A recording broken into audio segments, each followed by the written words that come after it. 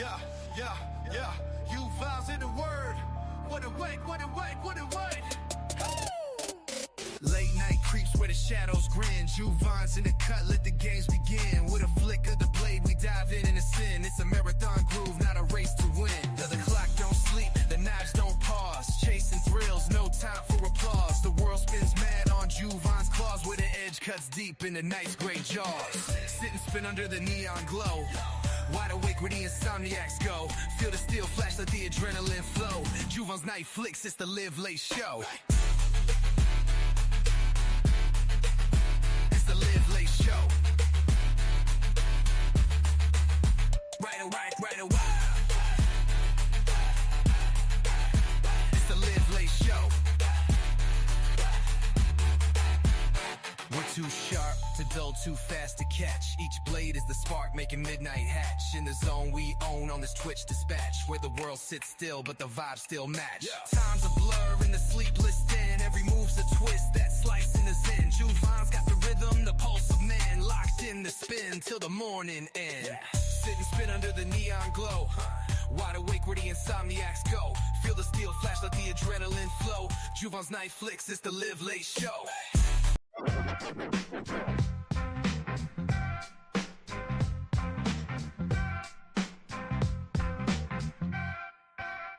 Insomniac, sit and spin, about to be live. Hanging with each other, talking shit about knives. We sit and we spin, and we vibe in the chat. We listen to Juvon just trying to describe where he's at. It is a good time, but who is this fool who talks about knives and EDC tools?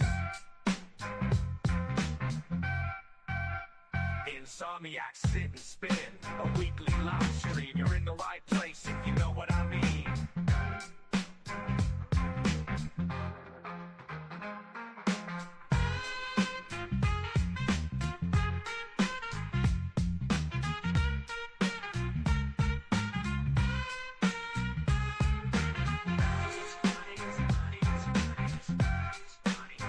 Insomniac, sit and spin, a weekly live stream. You're in the right place if you know what I mean. Play. Late night, patty whack, give a dog a bone. Grab a snack, sit right back and never be alone. It's time for Insomniac, sit and spin, a knife live stream and a gathering of friends. Insomniac, sit and spin is about to start, so come on in and do your part. Juvon's Night Flicks is the channel you seek for new knife reviews and a show every week. Fight.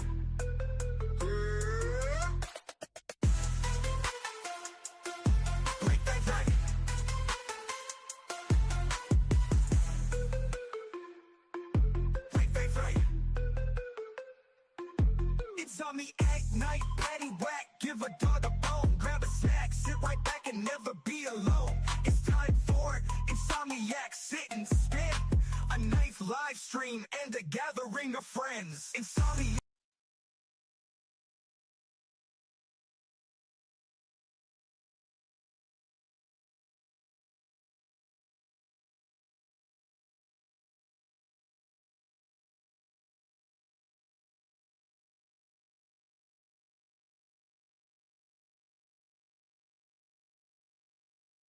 Kinder, Gibbo Shaky, me unscrabbly. Shaka-doobie, doubly shaka-doobie, pop swabble. What is up, guys? Welcome. Can y'all see me and hear me?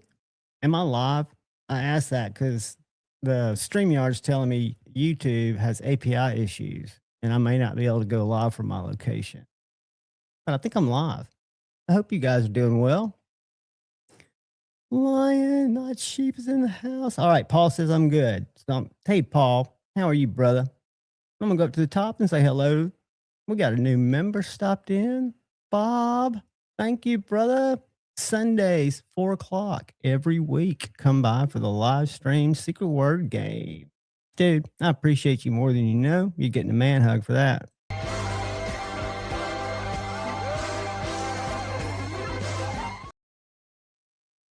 I appreciate you, man.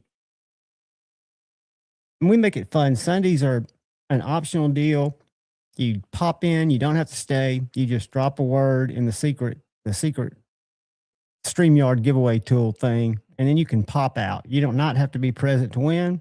It's just a thank you that I do for an hour on Sunday. It's just for that giveaway. What is up, Cat Scratch Nose? Hello, hello. Welcome to see you, brother. Marco Ye is in the house. Marco, what is up? My main man, Neil McKenzie, channel member. What's up, Neil? B Shady's in the house. Dude, good to see you. Always got the coolest carry on Instagram. If you're not following B Shady 22, follow him on Instagram. Joe is in the house. What is up, brother? Good to see you, man. And then my man, Paul Mills, channel member. What are you doing, buddy? Good to see you. I hope you're having a good week, my friend. It has been a interesting few days. Lion Night Sheep. What is up, buddy? Good to see you. This morning before I went to work, because on Mondays, Tuesdays, Thursdays, and Fridays, I work part-time at Knives and More. I'd work 4 hours down there from 2 to 6. And before I went in today, what's up, Cliff? Good to see you, man. Joe Isabella, my spiritual Sherpa, an amazing human being, fantastic artist, and channel member. What's up, Joe? Good to see you, brother. But so I was watching EDC. God, I can't think of. I always get his channel messed up because it's just acronyms, and I'm dyslexic and have ADHD. A disabled brother has a really cool channel, and he was doing a live stream this afternoon. Y'all might have been there. They were talking about Bark River, some of the stuff going on with Tuya, and just some other stuff. It was kind of interesting. I got engaged for a while, and then I went down to work, broke out because I had to get there. And I had this dude that came down to work today, and he was, I'll talk about him in a little while. You know, for me, working at Knives and More is great because it gives me a little bit of income. I still need to find a full-time job, but I'm looking at it as a social experiment, seeing how the real world translates to what I know to be true or what I feel to be true from what I learned from you guys on YouTube and the videos I watch and stuff like that. And it's really interesting that it doesn't cross over much. And we carry all the knives that people want. I'll probably go live from there on Thursday. And any of you that are traditional knife people, that are case knife people, it's kind of going to be focused on that. Just to give you an idea of this guy's exposure as a case knife guy. And I was never into case knives. I had a couple of side busters that I sold because they just, or didn't sell them. I gave them away because they came from Amazon. They weren't that well put together, but I found a couple over my time up there. And I've come to realize that the case buyer, there's a whole cult of personality that go with these little knives. And those are the people that fascinate and frustrate me and will eventually be the reason that I lose my job there. What is up, Sierra Rick? Good to see you, brother. But Sunday, he picked up, people reach out to him estate-wise and when they have collections to sell for whatever reason. And when we talk about collections, this was a collection that he purchased for over $20K. And they've been cataloging it for 3 days, Sunday, Monday, Tuesday. We started putting the rest of them out that are going to be, you know, that are cherries. Because a lot of these collectors, like a lot of us, not me, because I do carry and cut cardboard and stuff with everything I own. But a lot of people, case buyers especially, just buy them and put them in a safe. So these are like new knives. Again, they're not my jam, but they all have a little bit of history to them because they're all different. And it's funny. I had this guy today who stayed in there for almost 3 hours. And he was bouncing off between the other guy and me. The other guy's a lot more knowledgeable and has known this guy forever. This guy also owns like a Chris Reeve is his modern folder, but he's more of a slip joint guy. And he's the weirdest one because he's the one that wants it to be perfectly centered. He'll look at a case knife that's 40 years old and he'll be like looking down the blade and he's like, it's not quite centered. And I just want to look across and say, it's a fucking case. It's a Zippo, man. Of course it's not fucking centered. It's a fluke when they're centered, but it's a nice knife. What's the point? You know, it is what it is. I've never seen other case guys that are that type of guy. And this guy is just, so he also had 2 knives. This is me just kind of going off on him. I took a picture of him, but I can't show it because Tate's also in the picture because I thought it was just funny today. And I just took a picture of him because I was amused. But he wanted his case sharpened. So Tate, the guy that's part owner of the store, sharpens knives, and he does a really good job. So he brought the trapper or whatever he sharpened out to the guy. And the first thing the guy did in front of Tate was hold his arm out and saw that it wouldn't shave hair. And you could tell he was disappointed. And I'm about to just fucking laugh. I'm thinking it's a stainless steel case. Good luck getting to shave hair. And you can. I'm kidding. What's up, brother Henry? But so anyway, Tate took it back and got it sharp enough. But it's the kind of guy that he didn't mean anything by it. You know, he just is.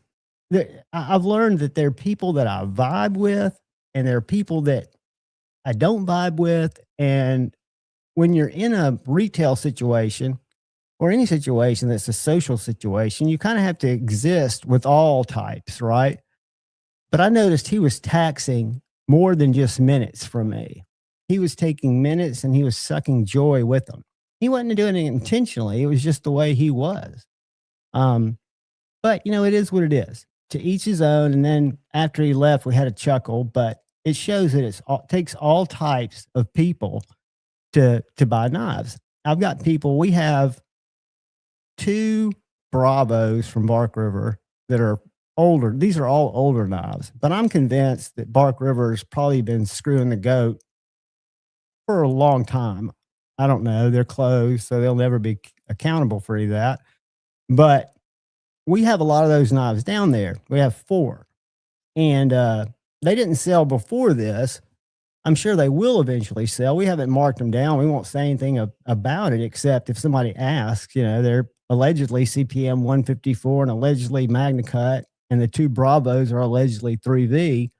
And it just brings me back to when I was at that live stream today, and I was just throwing some questions out to the chat. You know, I don't know how any of us, and when I went to work, I talked to both the guys that own it. And I was like, is there any chain of custody on steel purchases?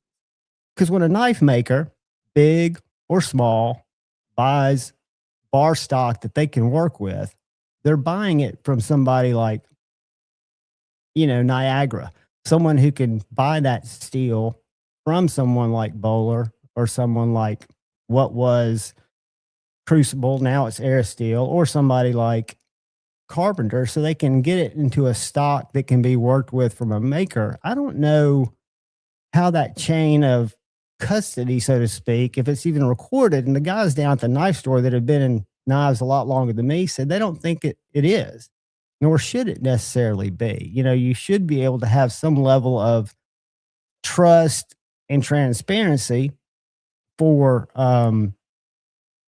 what you're buying, right? And what you're selling to your customers if you're a maker. Because Shane and I were talking about this afternoon, and, you know, Shane is buying from reputable people, but he said, John, it's my trust and others who use them. It's the only assurance that I have that I'm getting I said, yeah, but you're heat treating it. You're testing it. You know, you're seeing it throughout the process. You would see if something was funky. And he was like, yeah, that's true. If it was way off, you know, I would.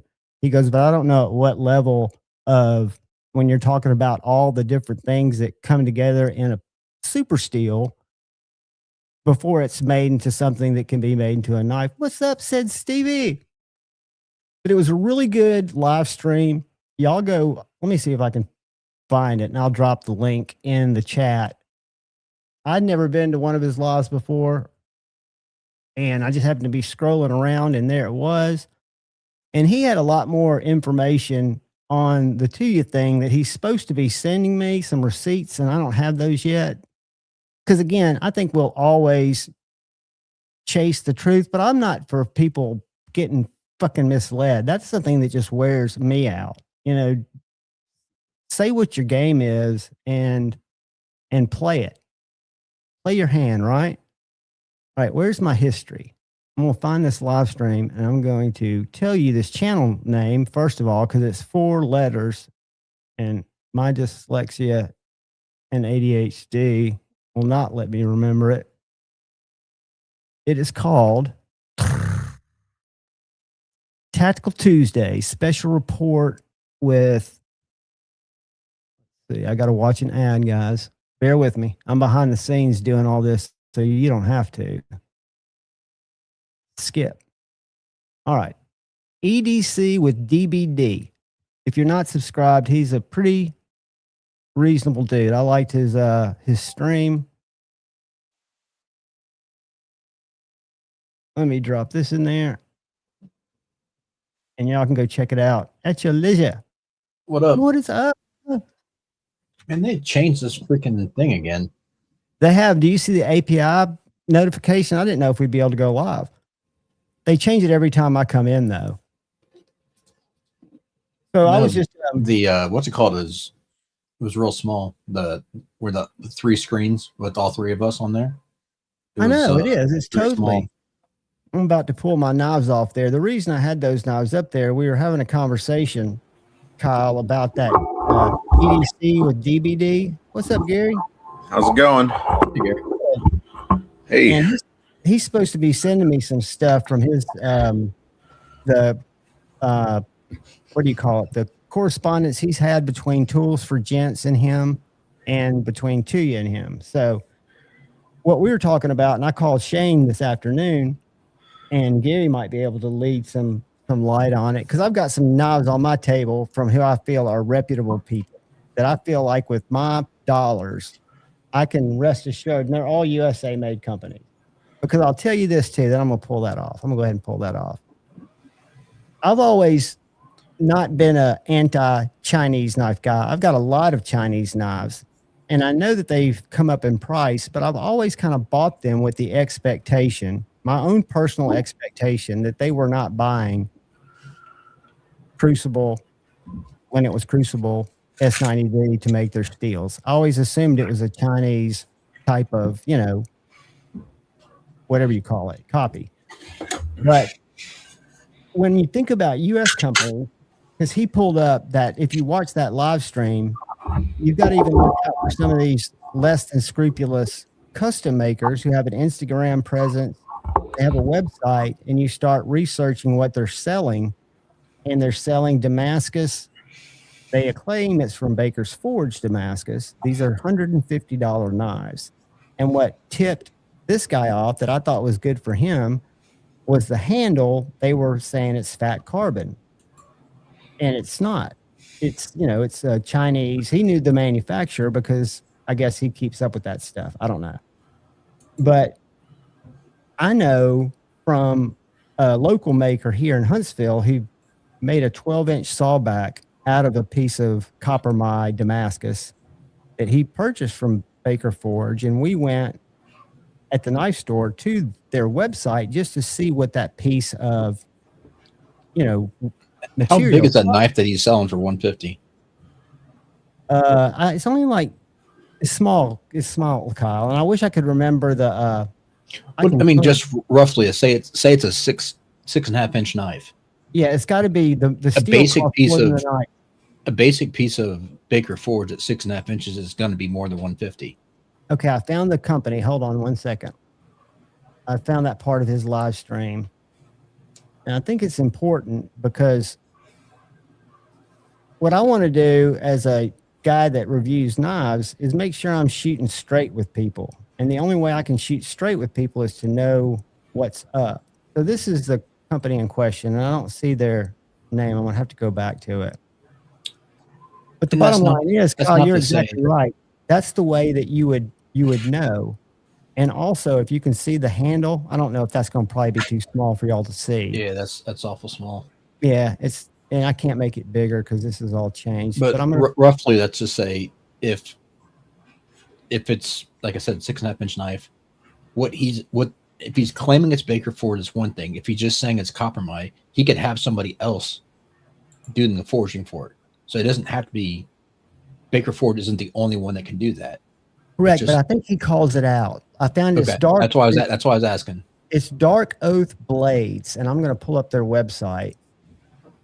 And again, this is just the reason I want to know is I've always been a Tuya fan, for one.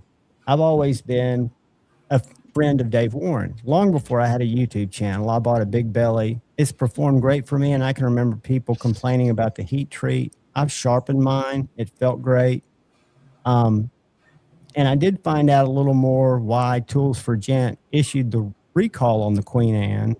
It's because they were having rolling issues, chipping issues, customer complaints, because I guess in Europe, if you buy a non-locking knife, you're using it more.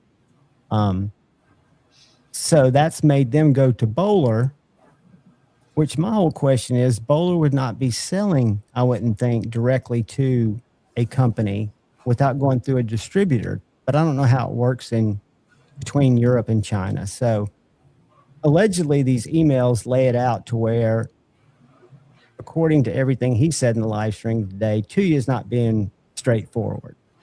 Well, that's Wait, also a Chinese company has not been straightforward.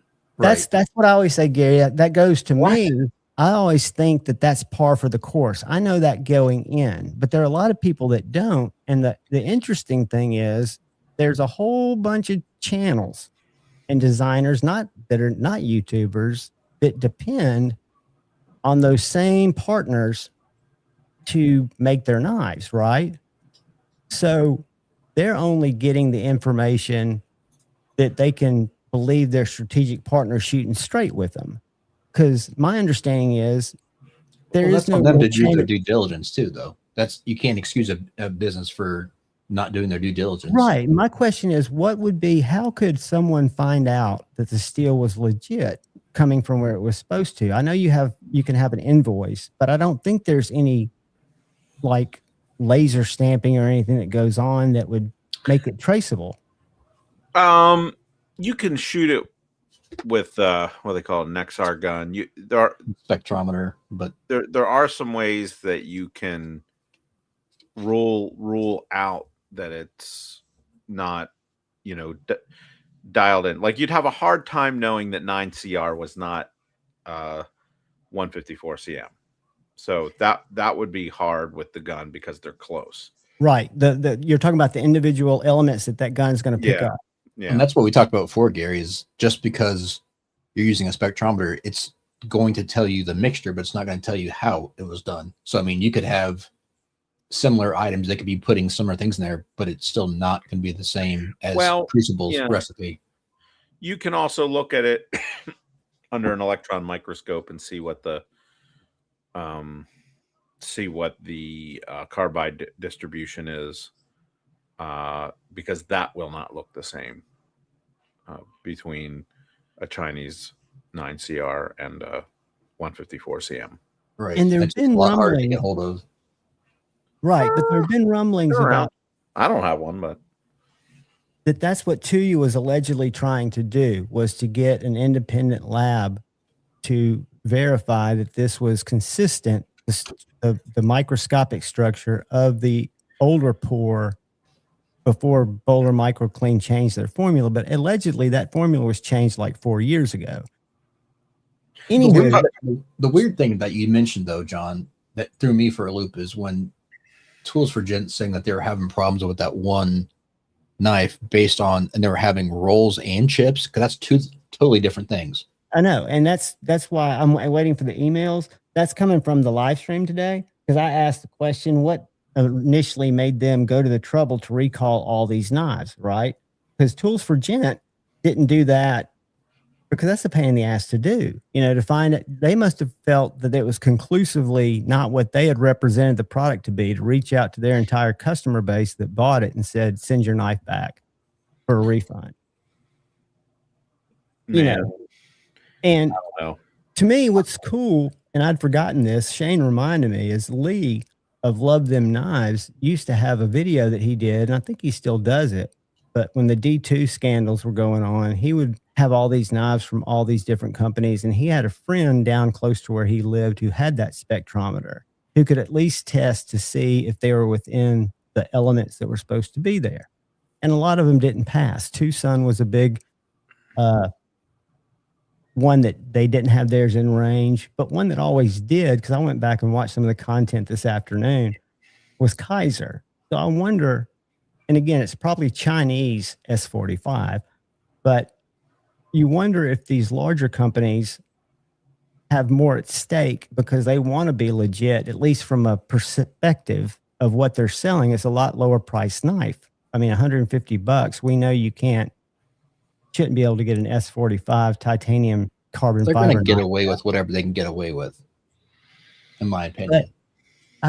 Right. But and again, I think it goes back to real world. Most people don't think about this. YouTube's small world thinks about it a lot. Is it a problem that most people are going to become aware of? Because everybody that I think is an enthusiast is really questioning what they're getting. And again, there are companies that you don't have to question. Gary's company, Shane's company, Spyderco, right. TRM, ProTech. Right.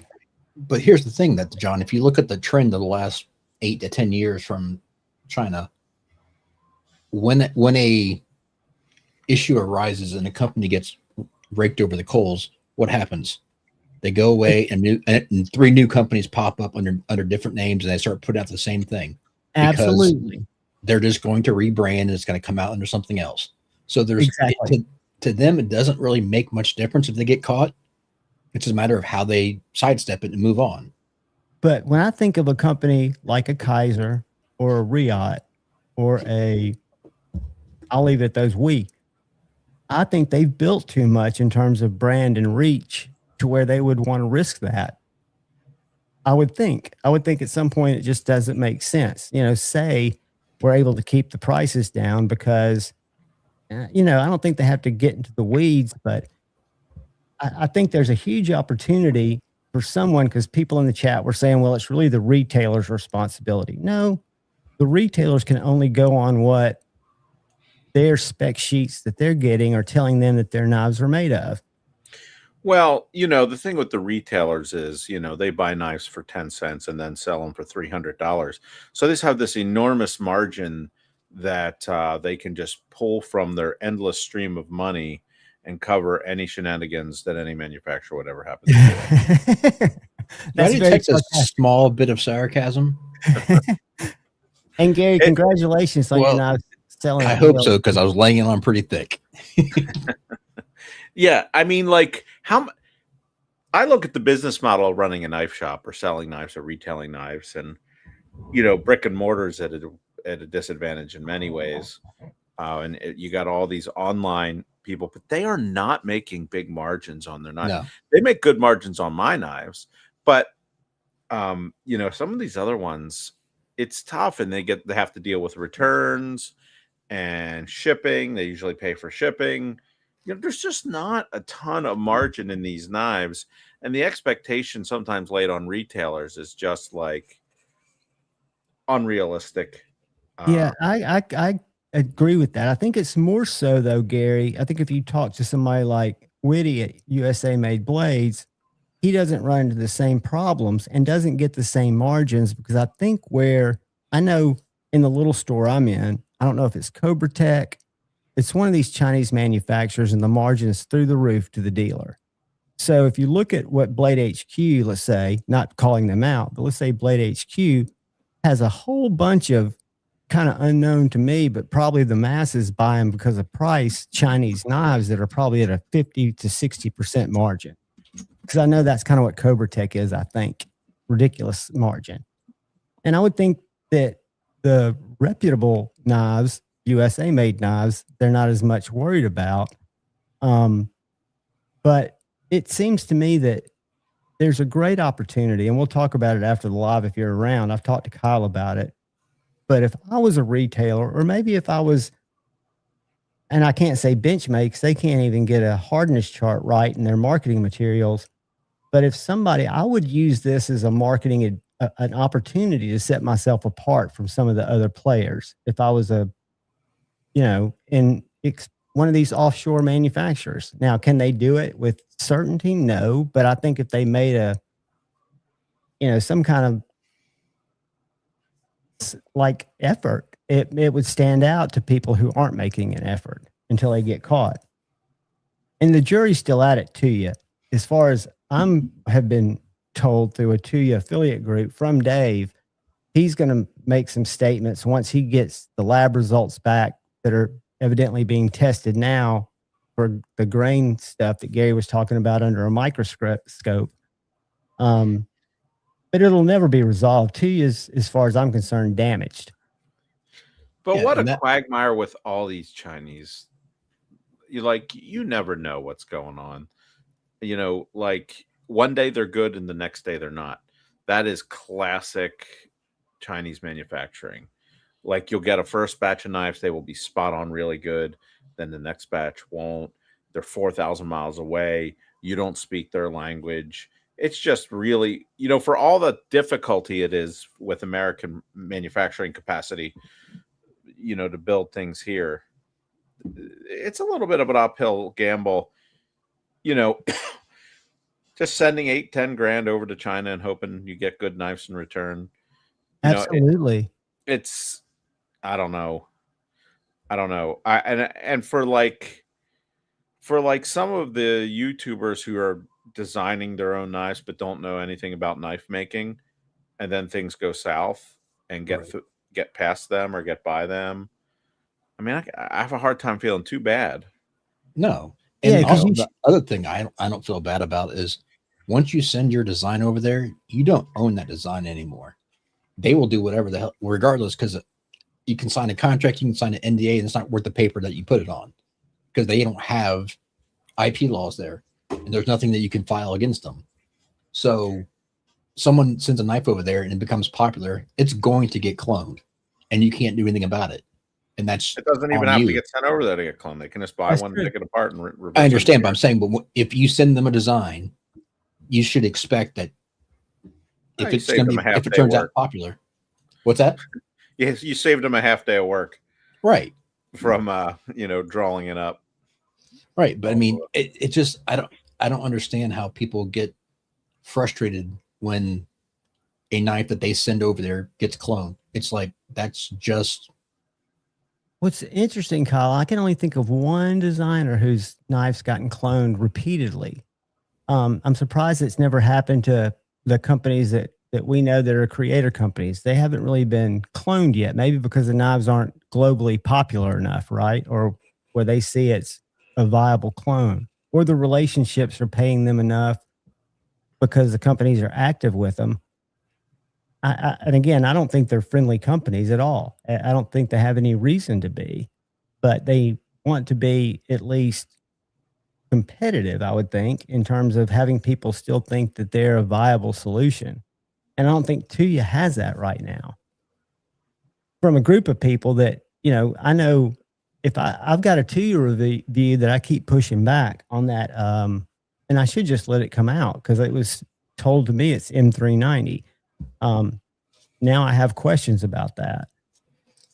It doesn't look like a knife you cut with, but where do I, and Shane said, I can't say allegedly, allegedly, if you can't really say allegedly on steels, you have to go with what the manufacturer tells you or what the marketing materials tell you, the spec sheets. That's why I think it's so interesting.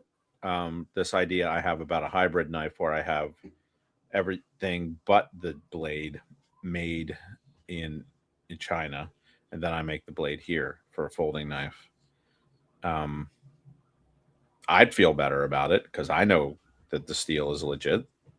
And the way I look at it is, if you want to buy a Chinese knife, go for it. I don't care. That's on you. I mean, if that's what you want to do and support it, fine. I have Chinese knives that I purchased. Do I trust the steel that comes in? No, but I buy it for a reason, whether it be a favorite designer or it's a buddy's knife who does an OEM or whatever. I'm supporting it for a reason, not because I'm thinking that I'm getting the end all be all of steels. And then most of the time they're not even going to be users. So it doesn't really matter. for us, we're not putting them through the use. I was going to ask you, Kyle, as many as you sharpen, because you sharpen some of our, like, we know Monterey Bay to me is one of my favorite Chinese made knives. I love the quality that they're able to produce and the price that they offer it for. Doesn't the steel feel pretty solid? Like if you sharpen some of that, It's decent. Yeah, I mean, I would say it on average it's competitive, if not maybe a little bit on the upper end of Chinese steels. It's still in comparison to like a custom heat treat or top of the line. It's so for instance, say like they do some now in S90. If I had to guess, it's 59 to 60 ish. So it's on a little bit lower end of production, but it's fine. It's not bad. It's done well. It raises the burr nicely. So I don't have qualms about that. So in comparison to a lot of M390 that comes out of China, it's totally different. Yeah, because M390 had always been, I always thought the argument was it's too soft. That's why it wouldn't burr up. And that started with, when I started in the community, it started with the Giant Mouse Ace Biblio. And my Ace Biblio burred great. Cat scratch, I haven't, but there's to me, there's a difference between Chinese manufacturers and clone companies, and I refuse to look at anything by Jaful or any of those clone brands. So whether they do it well or not, or whether they're supposedly their heat treat hits certain numbers, that's fine. It can hit a certain number, doesn't mean it's good though. So I mean, Gary can attest to that. You can hit numbers, but it's not the correct way to get there. Yeah, there's a few different ways you can get to those numbers. I just think that there's a great opportunity for you guys, and most of like the companies that I think about just off the top of my head: PRM, Medford, McNeese, Hendra, Protec, Benchmade,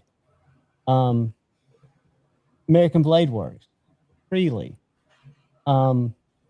Edgy, Jacob at Very Good Knife Company. Just to name a few. I think there are a lot of people who you really don't have to question as long as the people they're getting it from, which are probably all the same person, is reputable, and they are. They've got the chain of where they get it from, right? I just wonder, I think there are going to be people poking around looking for smoking guns because it's sensational. And I know somebody made a comment in the, I thought it was funny, in the chat today that, we need to get CRBX or whatever his name is with his little reflex meter on the case. That guy's a tool. I know he is, but there are going to be people that chase it. But here's the thing, John, and like you mentioned this before, in the grand scheme of things, we care about it because we're a small minority of nerds who think about this stuff. But the average person who goes on shops on Blade HQ or goes into a knife store could care less, and they're not going to go research this stuff. A fact. Absolutely. So even if it becomes a scandal, most of the people aren't going to care or aren't going to even pay attention. So, well, I feel terrible for Dave Warren, because I know it's really, even his emails were heated, and you can tell he was passionately, he wrote them before cooling down. But I don't think he's someone who in Kentucky would have, I don't know if he's ever been to China. I think he has been through their plant. But he ever suspected anything, except he thought he had a great business partner who was shooting straight with him. He went over there, saw it once, and thought everything was legit. It may be that it was legit. The whole purpose is now there's at least people in the community and in the groups talking about it. And I think it's making them nervous about all their relationships. Well, here's the thing too, John. It could have been legit, and they could have switched up at some point and not told them. Yeah, or just on a couple of batches because they didn't think they needed it. Who knows? Yeah, it's just it's unfortunate. And so what's the latest scan? I guess I came in a little after. This happened last week or so. Tuya knives, Chinese company. Is that what you're asking about? Yeah, yeah. Tool for Gents, the biggest European retailer of knives. Yeah, I know. They don't want to deal my product. I don't like them. Why not? They're not taking new dealers. Well, I don't think they sell a lot of my kind of small batch. I thought they did. I think they have Spartan. I mean, No, Spartan. they can't sell locking knives very well unless they're bougie because of the laws. But I think fixed blades are probably their number one. I found a different dealer. Heck with them. Well, I mean, your knives are priced right, and I know for a fact that you're getting steel that you're supposed to be getting. I don't doubt it because that's what attracted me to you in the first place. And I know that Lee and Marianne at TRM are getting the steel or less, and Marianne are getting their 20 CV and their Magna Cut to make their knives.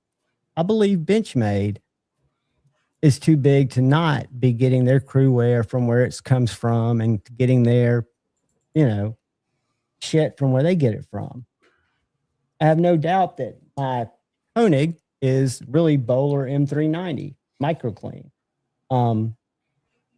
But I think there's just a great opportunity. If I was a maker that was not one of those well-known brands, I would want a system or a way that I could raise my hand and say, hey man, this is how and where my steel comes from. I'm as legit as the next guy. Judge me on my product and my heat treat or whatever. So the weird thing about Tools for Gents, John, is they're a huge operation, supposedly. I don't know anything about them as far as I haven't researched the numbers and what they sell, but they're a big operation. I don't discredit what they're saying about Tuya because I've always felt that way anyways. Sure. But the weird thing about them is they have a pretty good working relationship with Riot. So there could be some biasy there. And I don't know, their reasoning doesn't add up to why they're recalling over, unless they're saying it's inconsistent heat treating where they're getting rolls and chips, but typically you're not going to be that far across the board. Let me see if I can find it in the live, because it was just one question that was asked and then he answered. He said, I'm glad you asked that. And it was two things. What's up, everybody? By the way, sorry, I didn't greet everyone that came in. All right, let me share this. But Gary, what started all this is Tool for Gent, that large company, initiated a recall and brought the knives back that had been sold to refund the money. So they felt strongly enough about the data that they were getting, and their emails that back all this up that I'm allegedly waiting for. Hold on. Edges would roll, edges would chip. Okay, and this is he's the one that's been getting the email. Exploded it. Kane Moran. Here's the pen that erases scratches. See, I don't get premium either. Miranda, member of Cripple Crew Inc. What it do, my brother? How are you today? Yeah, DBD's And disabled. then that really exploded it. Talking to Tools for Gents has led me down a rabbit hole of emails and direct messages and on this exclusive model with Tuya, like they do with all of the manufacturers. They ask for traceable steel batch certificates. I'm told those don't exist. Because that's what I wrote down. It depends where you get them heat treated. Like if you go to Peter and get a heat treat, you can get your batch results. But Peters doesn't sell steel. They just heat treat it. They're just going to certify the heat treat, I think. Right. That's what I'm saying. But they're not going to say, okay, this was X, Y, but they're going to say, okay, because like, for instance, what's his name? Aries. When he does he includes what they give him as far as their heat treat and with all of his knives he sells. Because he's not doing the heat treat. So he's showing it as this is what Peter says. But as far as actually giving a batch from the actual steel distributor, I don't know that. See, I don't, and the guys at work didn't think that existed. We're So going to get away with this. And then I realized I rolled back just a hair to get. because they have been. That's why they thought they'd continue to get away with it. Beekeeper, Damn it! What? what it do? Hold on, I'm just. The reason, the biggest reason Mike Stewart pulled down the official statement from BR. Gosh dog it! I had it right there, and I missed the point where he said chipped and roll. Okay, what? When two big things tipped TFG off. The first of which, when they were working on this exclusive model with Tuya, like they do with all of the manufacturers. Okay, I'm going to give you some context. He might be talking the language wrong, but before they even entered into this collaboration, because it was, I guess, this dealer exclusive, that they were trying to get this, I guess, where your parts coming from stuff. So that's what he's talking to. Even he might not be using the right terminology. They asked for traceable steel batch certificates. And for over a year, Tuya refused to, and still hasn't, because And I'm supposed to be getting the emails that Tools for Gents actually said this. they can't. They wouldn't produce steel batch certificates. That was the first thing that tipped them off, because they get that from everybody they work with. TFG is a very reputable European retailer. They go through a lot of lengths to make sure that when they offer something, they're offering the best. And one of the first things they ask for is batch certificates. The second thing that tipped them off was real world use. They took a couple of Queen Anne's Revenge and were using them. Edges would roll, edges would chip, edges were not holding. They weren't holding bite after just a few cuts.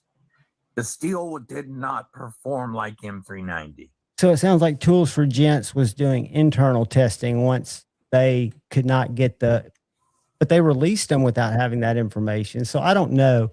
It's just well, here's one thing too that he's not considering: the fact if it's not holding bite, it could be just a burnt edge because they're mass producing them, throw them across the belt.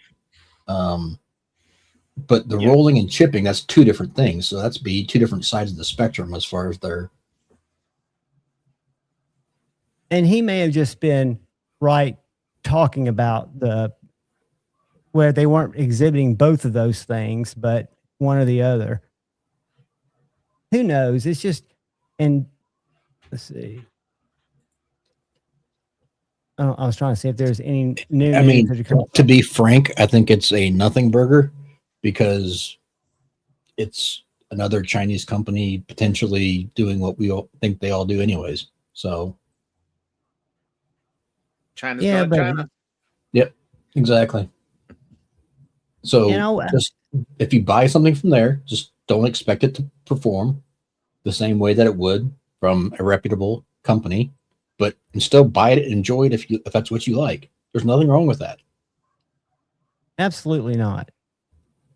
Absolutely not. And everyone has their reasons to buy certain things. Oh yeah, and I can tell you for a fact that 90% of the people that buy a whole lot of knives every month in Huntsville, Alabama they don't care. They don't ask.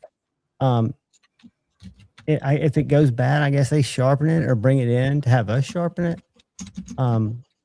Not really sure, but this right here, I was going to try to bring back to this because there are other companies like this. They brand themselves as USA made maker. And to me, they don't look like, and these are allegedly kit knives that are acid etched and done stuff. And then the handles are put on, but $100 for a mini Bowie. That one's just high carbon steel. Lava flow carbon fiber. The one that, let's see. That's hideous. Yeah. Mini Piercer 150. Yeah, just go.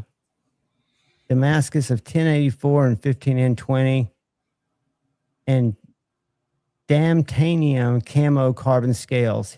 And he, that disabled Can you- EDC guy, says that's not can you what blow these that up? scales are. Is that not showing it?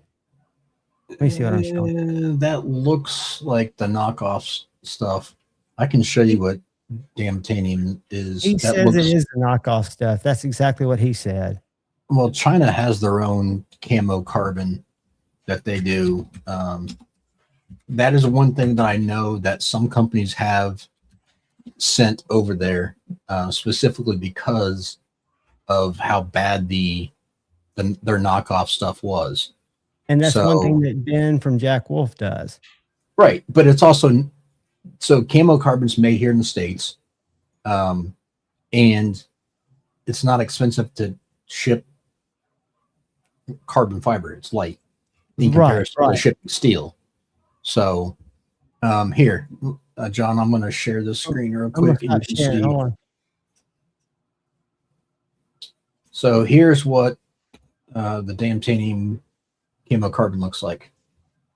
So that is much more. If you look at how dense that is as far as the colorations, there's not a lot of black voids in it like the one you just showed. Yeah, it looks like two different materials. Yeah. So again, misrepresenting stuff. Maybe the majority of the people wouldn't know the difference though. But just be careful when you're out there. And what I would say is buy from reputable people, because there are enough reputable companies to get any kind of knife you want, in my opinion, regardless of what the style is. There are good Especially people in the making fixed it. blade world. The fixed blade world, yeah. I mean, There's absolutely. a lot of choices.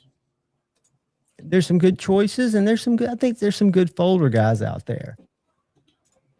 I don't like all their I think that the designs. folders is you're gonna, the premium is more significant in that world. Correct. John, here you go. So here's a piece of Kumai, 7.5 inches. Granted, it's 2.5 inches tall, so it's a little bit taller than what you would need for the fixed blades. I mean, for those fixed blades you were showing, but that's $200 for that piece. Right. The raw material is more expensive than what they're asking for the knife. Now, Right. the ones So- I'm seeing are not echoing what the live stream was calling out. And I might not be on the right page, because these are saying they're 15N and what was the other steel? 1084. So that's basic. That's basic Damascus. But they still heat treated. The test was 55 is what they HRC'd at. The guy that owned it sent it off. So, and if you read about them, he said, I think they're in Kentucky and they're doing it. And there's also a slip joint that they were telling me at work today is all over social media, and their ads for it. It's from a Kentucky maker, allegedly, but you cannot find said Kentucky maker anywhere if you Google them by the name. So they're, big companies out there selling stuff, which I guess they always have. I guess Made in America has always been the thing you wanted to go after. I just think it hurts everybody. Did I see our Rick here? I thought I saw him. Is Yep. he here? Yep. Dopey. I've got Sierra Rick's knife done. I was going to show it off to him if he's He's here. here. I'm going to pull you. I'm going to make you big. And Shane can say this too. Shane should be up here. Well, I'll just wait. Shane, get up here, and I'll wait till you get here, and I'll show it off. Oh, did Shane make this one? Yeah, it's one of the thugs. I'll just wait till he gets up here. Well, he So may hurry not up. come. He may be blowing me off. A No. lot changes for Shane. There he There is. he is. Up. We pulled him up at the same time. All right. There he is. I'm going to make you big. All right. There you go, Shane. Heck yeah.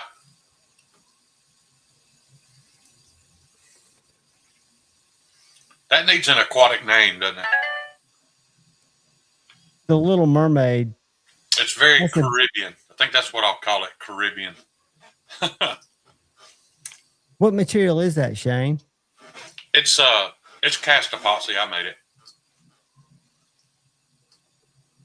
It turned out good though. Yeah.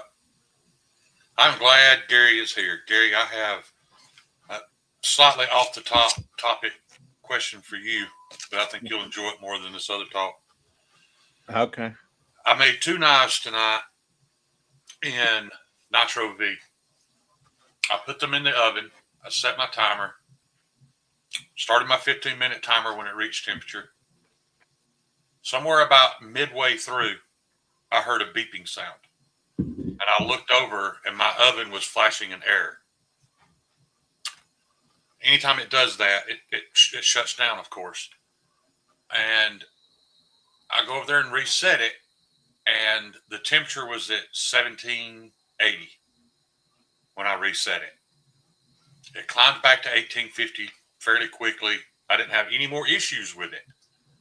I didn't know if I should add time. I've never had this happen before, so I didn't know what to do. So at the end of the 15-minute soak, I took it out and quenched it in my plates like I always do. But when I took it out of the foil packet, one of them looked exactly like it did when I put it in there. There's usually, the edges will turn a blue or a bronze, you know what I mean? That color that you get when a piece of metal is heat treated.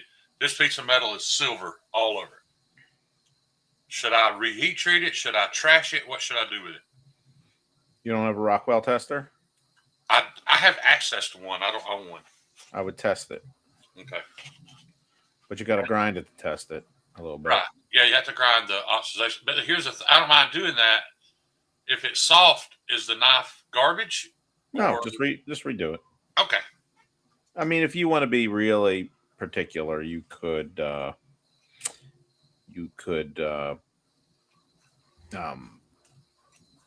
anneal it, but I don't think you need to do that. Just reheat treat it. Okay. It's just Nitro V after all. Right. I had a really good day, guys. I put in almost 9 You were 9 busy. hours. I got so much work done.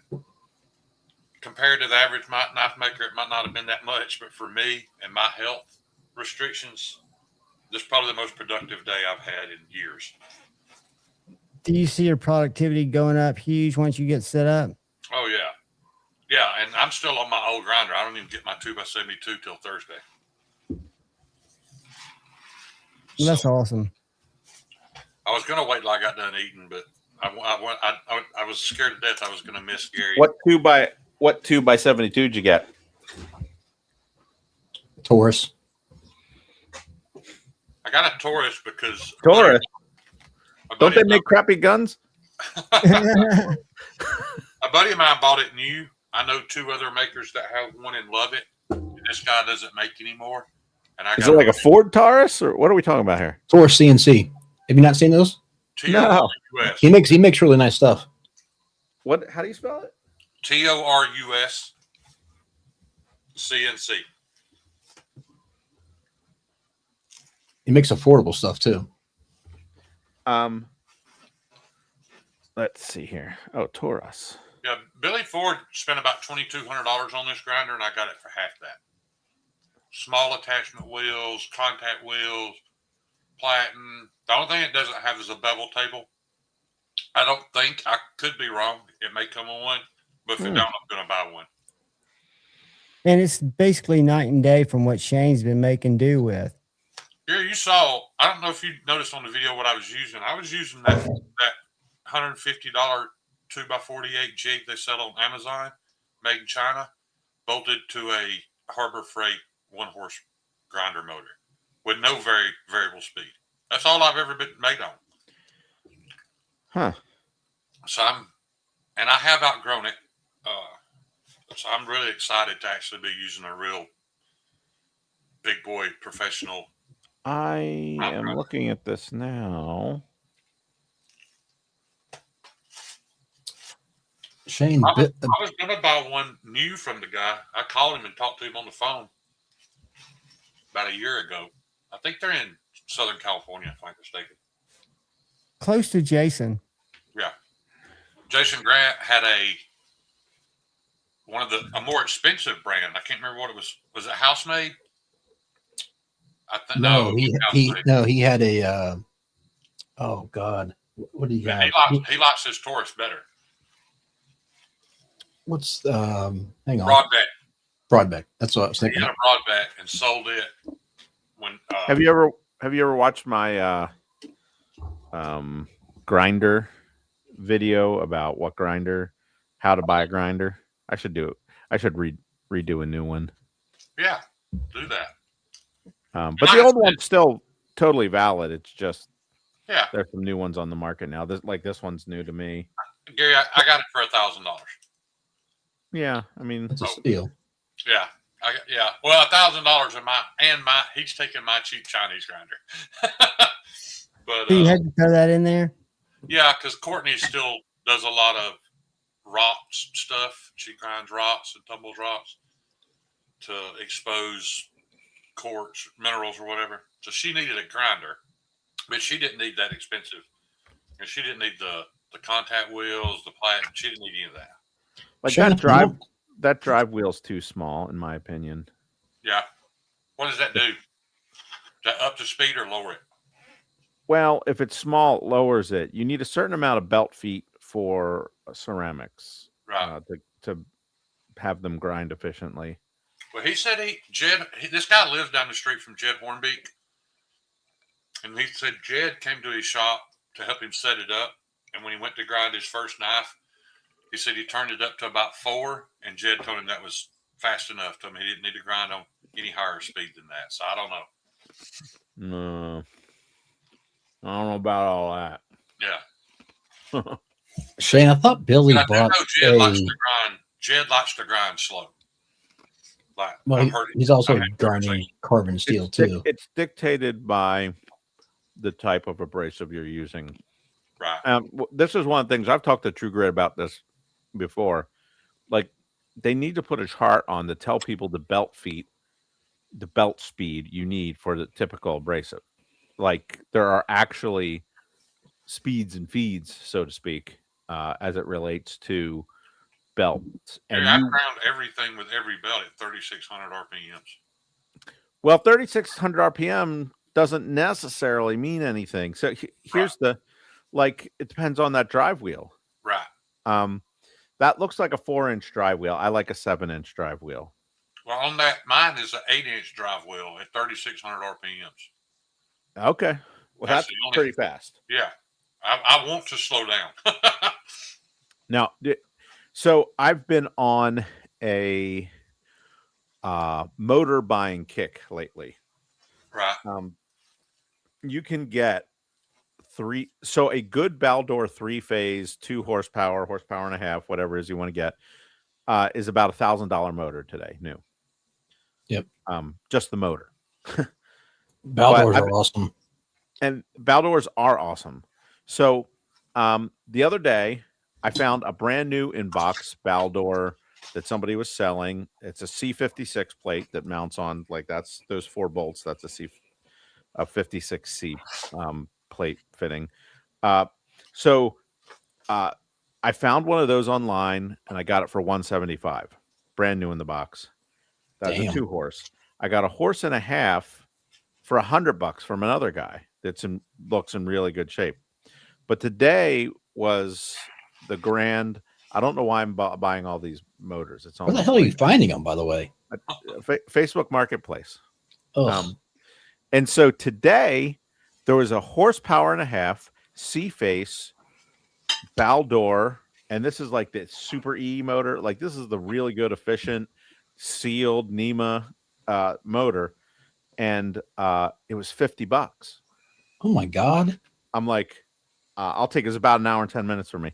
I was like, I'll take it. He's like, well, you just want one?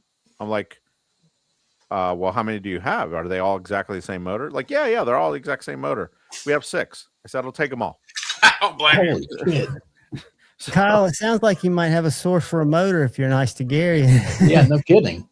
So now I have 6 Baldor motors. Oh, no, I have 8. The 2 others I bought and this. So I'm ready to get a grinder. Are they do they have access to spindles, or are they only one-sided, one-faced? Do they have access to spindle? Because some of the Baldors you can actually get the attachments for spindles to make them into a buffer. Oh no, it's just the standard Baldor C. Like that mount Okay. is a particular Yeah, mount. the C mount. The C mount, and the other side is sealed. Gotcha. Yeah, so they're fantastic motors. My They local will outlast you. My local pawn shop about a year ago had a Baldor 1.5 horse with spindles on both sides. It was set up as a polishing. It had the whole kit, like it was on the stand. It had the dust extraction on both sides, the whole thing. And they wanted $100 for it. And I should have just pulled the trigger, and I didn't. And I came back a week later and it was gone. I was like, damn it, why didn't I just buy it? I can't believe how expensive these motors got. Yeah. They used to be $5 or $6, but now they're $1,000. Yeah. What do you got there? I'll make you big for a second. That's Sharif Manganis's homestead. Oh, that's that Russian. In the Russian, I had to grind a 1/4 inch off each of these scales. They were so thick. It's the communist bloc Russian micarta with white ivory liners. Very nice. Still likes a little bit of work, but I'm waiting to find out if he wants a lanyard tube or if he wants me to leave it open. I'm sure he'll want a tube, but I hadn't heard that yet. Yeah. I was trying to find another one, Gary, and they're even like locally, they're hard to source for a decent price, at least around here. Buffer motor deal. Correct. Or They are hard to get. They are hard to get. And they don't come up much. And when they do, they're like asking top dollar. Yeah. You know what I'd really like with a buffer. Tom Crine used to make them. And I think Dozier made them, or Tom Crine made some for Dozier, one of those. But it's a buffer, but the head up at the top is just the 2 buffer wheels going out. And then the motor's down at the bottom, and there's a belt or chain or something that it runs on. And they're really nice because the motor's down low, and so you don't have that big motor in your way. Yeah. Okay. They're so really not take up as much space because you don't have to worry about the long arms and stuff. Yep, and then you can put whatever motor you want on them. You know, so all these. Go ahead. Yeah, sorry. The other thing that's expensive now that I can't find on Facebook Marketplace are the VFDs. You know, a good K-back 27D. That's the one you want because it'll take 110 or 220. Yep. And you get like 1.5 horsepower with 110, and you get 2 horsepower with 220. But you can hook it up either way, and it's great. And the other thing with the VFD, if you have like most of these motors, actually, I think they're all 1700 RPM. But with a VFD, you can double that, so they can be 3600 RPM. Right. And see, that's what I was trying to find. I was trying to find a motor that was at 1750 for the buffer versus the 3400 on most of them. Yeah, you don't want 3400 on the buffer. No, but that's what a lot of them are, though, unfortunately. If I do find that it's not fast enough, looking at that, I'm assuming you went to the website and looked at that grinder. Does it look like something I could change the drive wheel on? Oh, yeah. Yeah. Oh, yeah. Yeah. Okay. Those are simple. But if it's 30, if you say it's 8-inch, that's plenty. It looks like not wait a minute now. It's 8-inch on my cheap Chinese junk grinder, not on the Taurus. I don't have the Taurus in my possession yet. I won't have it until Thursday. That looks like a 4-inch wheel, which would be a little slow even with a 36. Yeah. But I think when you have a bigger wheel and run your motor slower, that's a smoother grinder than a smaller reel running it faster. Right. Maybe it's just in my head, but less chatter. Yeah, it's less noise. And they're both providing the same work, right? For under $100, probably. Yeah, the thing about this guy that owns Taurus, he's not a knife maker, but he's very new to the game, and literally every knife maker that he's dealt with, like they'll get it in and call him back, like, "Hey man, you should have did this. You should," and he instantly does it. Like he's very positive to feedback. Modify his equipment. Is that as good as buying one from people experienced in making knives? Maybe not, but everybody that I know that has one absolutely loves it and would recommend it. So, well, Shane, the I best way to told- get a grinder cheaper is to get the motor for $50. Rick, I've got a few little fixies. I'm not sure. Are you talking about the Thug, the little Warncliffe one? Shane, I thought Billy had purchased the I'll look for your answer in the chat. Y'all go ahead. the attachment for the. Is nobody talking, or did I lose volume? You lost volume. We're talking to you. Can you not hear us? Can you not hear us, Shane? Attachment. Take me to your leader. Is nobody talking, or did I lose volume? You lost volume. Jump out and jump back in. He can't hear us. I can't hear. I can't hear anything. Hey, Shane. Jump out and jump back in. He can't hear us. Oh, yeah, he's listening to us on the. So bigger wheel equals, bigger wheel equals more speed and less torque. Technically, but you need the right speed of the belt, regardless of the torque. Is that for the belt to work efficiently and also wear the best that you want it to wear? Because I assume all that stuff matters too, right? In terms of the speed. The primary working belt for knife making these days is ceramic. And the ceramic needs to be moving fast enough to re-break the abrasives as they're crashing into the steel. Okay. So, and every belt, the manufacturer has a belt speed that the belt should move. And so you need your grinder to be able to adjust to that speed. Attain that speed. Now, if he has a 36 RPM motor, if he runs it full out, he can probably, get it to the speed where he wants it. Torque's not really an issue. A 2 horsepower motor is like this big and that long. So, I mean, this is not like a Harbor Freight that goes. It'd be a hell of a lot better and cheaper for him just to spend the $100 and get a 7-inch drive wheel and be done with it. I just like I just feel like it's smoother, like so it's not,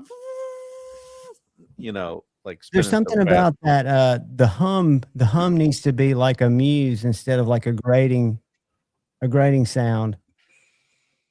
Yeah.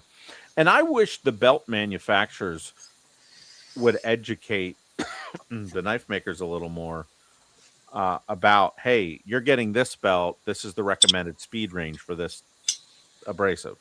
You're getting this belt. This is the recommended speed range for that abrasive. They just don't.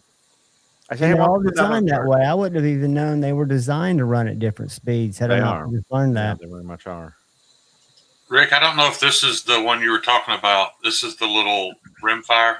Let me make you big for a second. It's chiseled round. It's smaller than the Thug. I think, is that it, Rick? That's the only thing I make smaller than the Thug. But, John, why you got me big?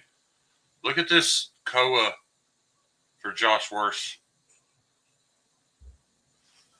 Homestead. That is a beefy ass. Bugsy has a question. Gary, do abrasives last longer if you run them slower? That's beautiful, Shane. No. They last the best when they're running at the recommended speed for the particular abrasive.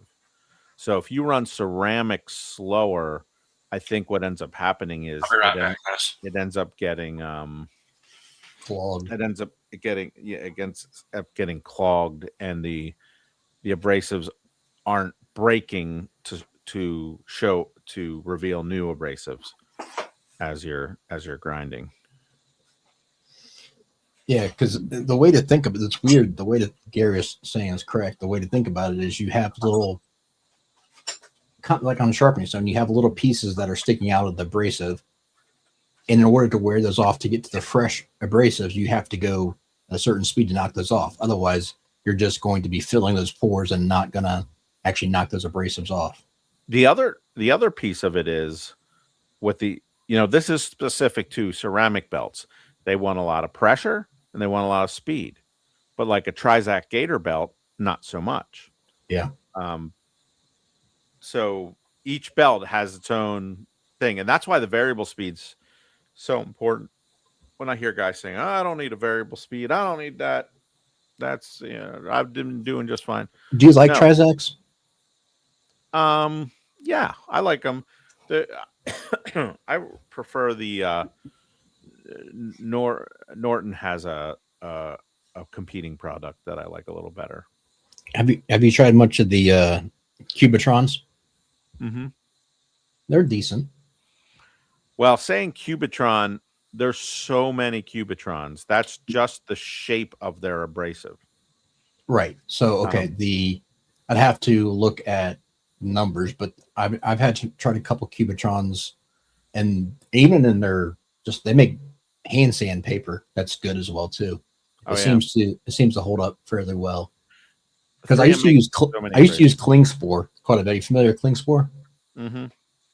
I used to use their stuff for woodworking, and they always had decent abrasives. For hand sanding for knives and whatnot, I like Rhino Wet. Yep. For hand sanding. Hey Gary, Todd Carr has a question. Don't they list belt speed on the back of the belt, a rating or some kind, or do the manufacturers keep that information for their site generally? I don't think it's normally on the back of the belt, but I can't say that I've read every word on the back of my belts every time. But I don't think it's on there. And when I talk to the belt companies, they're like, "Oh, it's obvious. Everybody should know that." I'm like, "No." That's true. You can't gatekeep knowledge. I mean, if you know what you designed it for. I think it's just a little bit of ignorance. Like they just don't realize, people don't know. Yeah. They Gary, have you tried Fuji-Star for hand I don't sanding? think so. I've had good luck with it, and I've found a place where I can buy it relatively inexpensive, and they also sell it in singles, so you don't have to commit to a 20 or 50 pack. So I can go through. I can get 10 of each grit that I want to go through and work through that versus spending all the money to. When it comes to grinding knives, I basically grind with like a 50 or 60 to put to do most of the work, and then I go to like, depending on the steel, like a harder steel, I'll need a 120 and then a 265 or 240, and that's it. And then a Scotch Brite. So I'm not going through a big progression. Like I was talking about hand sanding, but what's that? Yeah. Well, I'm hand sanding scale materials well too, and then also some blades. But the blades I'm doing are pretty much for personal use. But you're getting work out of your hand sanding that some people can't get out of belt sanding. So give yourself credit. I know you wish you had a belt that would do it. Rick, there's one rimfire left for sale, by the way. This one right here. Gary, I'm not showing the knife off because it's a special product that's not been released yet, but I'll show part of it. There's one of the ones I've been hand sanding. I don't know if you can see that. I'm gonna make it big. The flat, I got pretty much a full mirror on that. That's cool. Are you gonna hand sand and mirror finish Ryan Ellis's S90V kitchen knife, right? Now, whatever you do, don't use that knife because you're going to scratch it all up. You can kiss my ass, Shane. I'm not mirror edging. It's like a 6-inch blade. It won't be that bad. So here's the thing. Have you settled on the companies that you get your braces from based on how they perform? I mean, I'm sure you've gone through a lot in your career. Yes. In fact, I did a video on a bunch of belts grinding Rex 121 on my YouTube.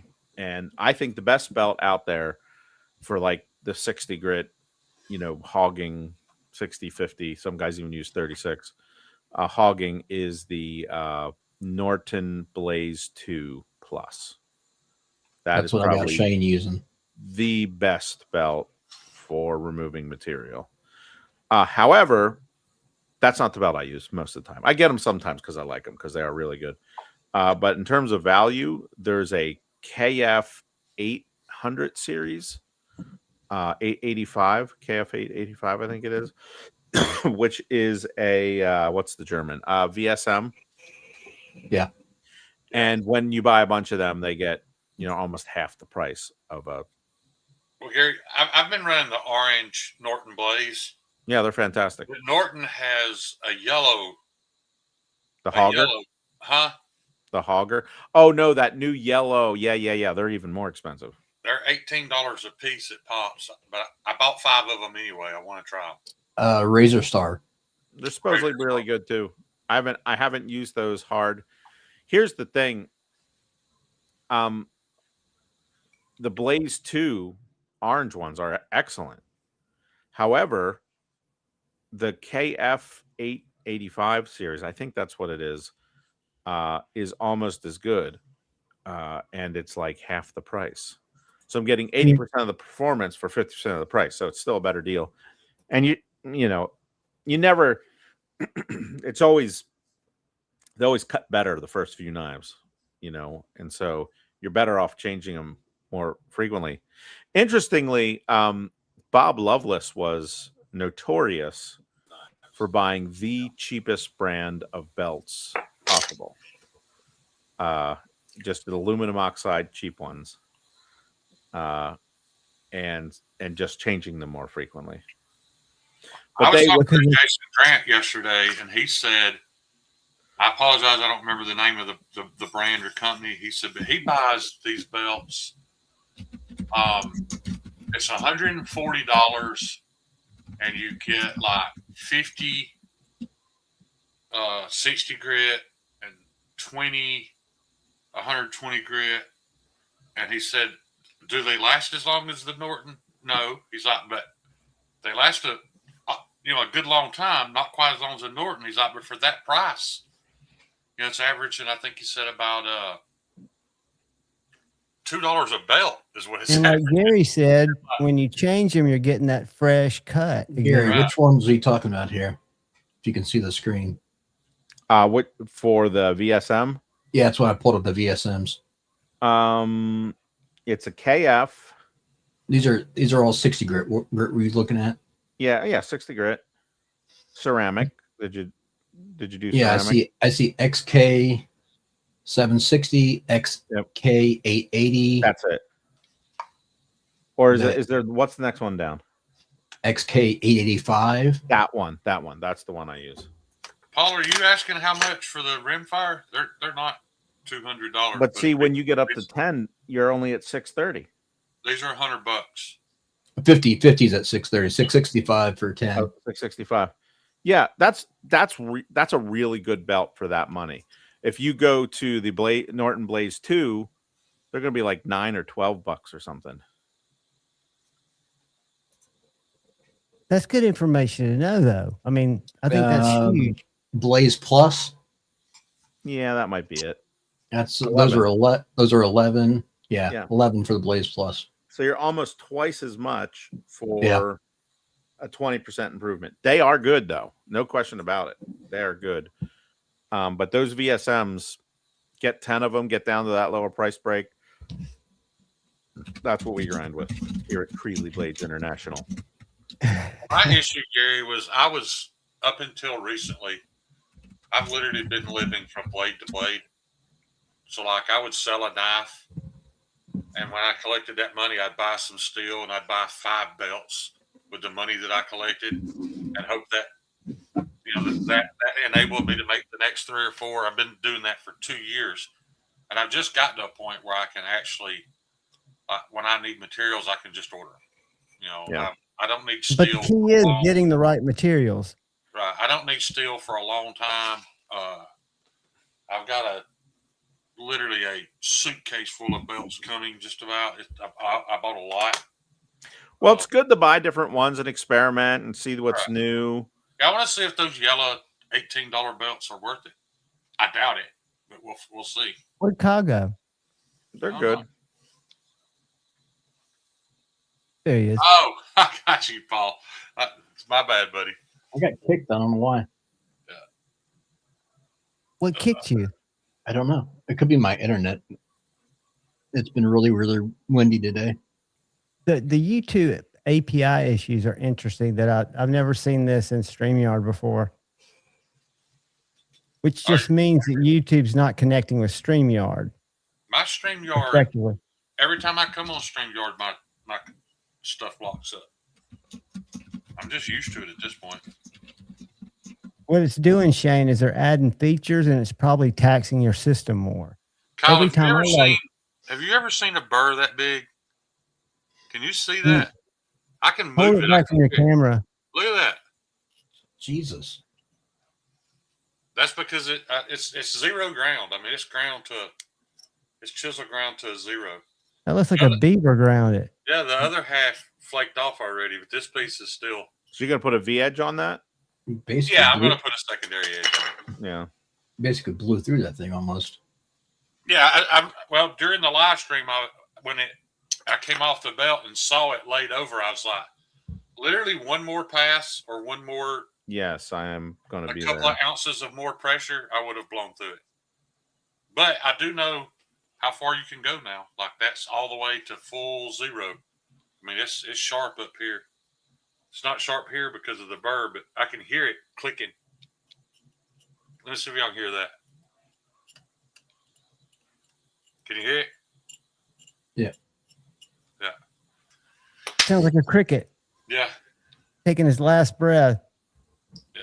But yeah, I'm going to put a. Bugsy's going to be at the. Bugsy, you and Gary need to bump into each other. You need to bring him a couple of shrimp. Cook up some of those fancy shrimp you got. You go to Bugsy's house, he'll serve you a $5,000 shrimp cocktail. Bugsy, you got a link if you want to jump on. I know you're doing 100 other things. But man, I learned some lessons with this koa.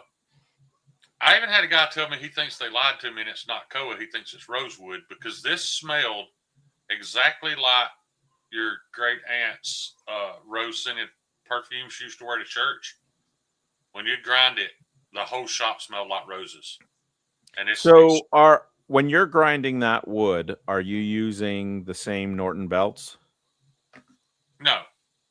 Well, it's a Norton, but no, I'm not sure what brand it is. I don't remember what the 220 I ordered are. But you shape it with 60, right? Actually, I shaped it with a Norton 36. or that. Yeah, they were very thick, so I had a lot to remove. So, pro tip there, get cheapy aluminum oxide. Well, anytime I'm doing stuff like that, I'm using previously used belts anyway. Well, don't do that either. Well, use a brand new, cheapity cheap aluminum oxide. Okay. Because what ends up happening is you clog them. Right. No matter what. Yeah. So, and they're hard to unclog. I don't know, Drew, but I'm telling you, I've never smelled anything that strong. Like it would knock you down, the smell of roses. And as soon as this stuff hits your nose, the second it makes contact, it sets your sinuses on fire. Yeah, there are some folks that wear respirators when they do that. So Shane gets a lot of grief. I've been wearing an N95 mask when I grind it. Yeah, something. But Big Doug apparently was watching today and messaged me asking for my address, and he's going to send me a respirator. I bought one, but it's horrible. I can't use it. Tell him why, Shane. Your head is like 3 times the size of an average person's head. That's because the one that I got fogs up because it's a full face mask respirator, and it fogs up. And then this dust gets on it, and I can't see. So I got those RZ. They work pretty good. That's what I use. And they're comfortable, relatively. And they're easy on and off, too. It is a bit of a struggle to wear a respirator and dip at the same time. That's the problem. You gotta make the health call. And that's Gary, like are you familiar with like fitted hats, like the sizing on fitted hats? Sort of. So like most people are like a 7, 7.25, 7.5, whatever. Shane's like a 9 3/4. Hey, His look, his head my is head like is the also size. enormous, and I can't get hats that fit.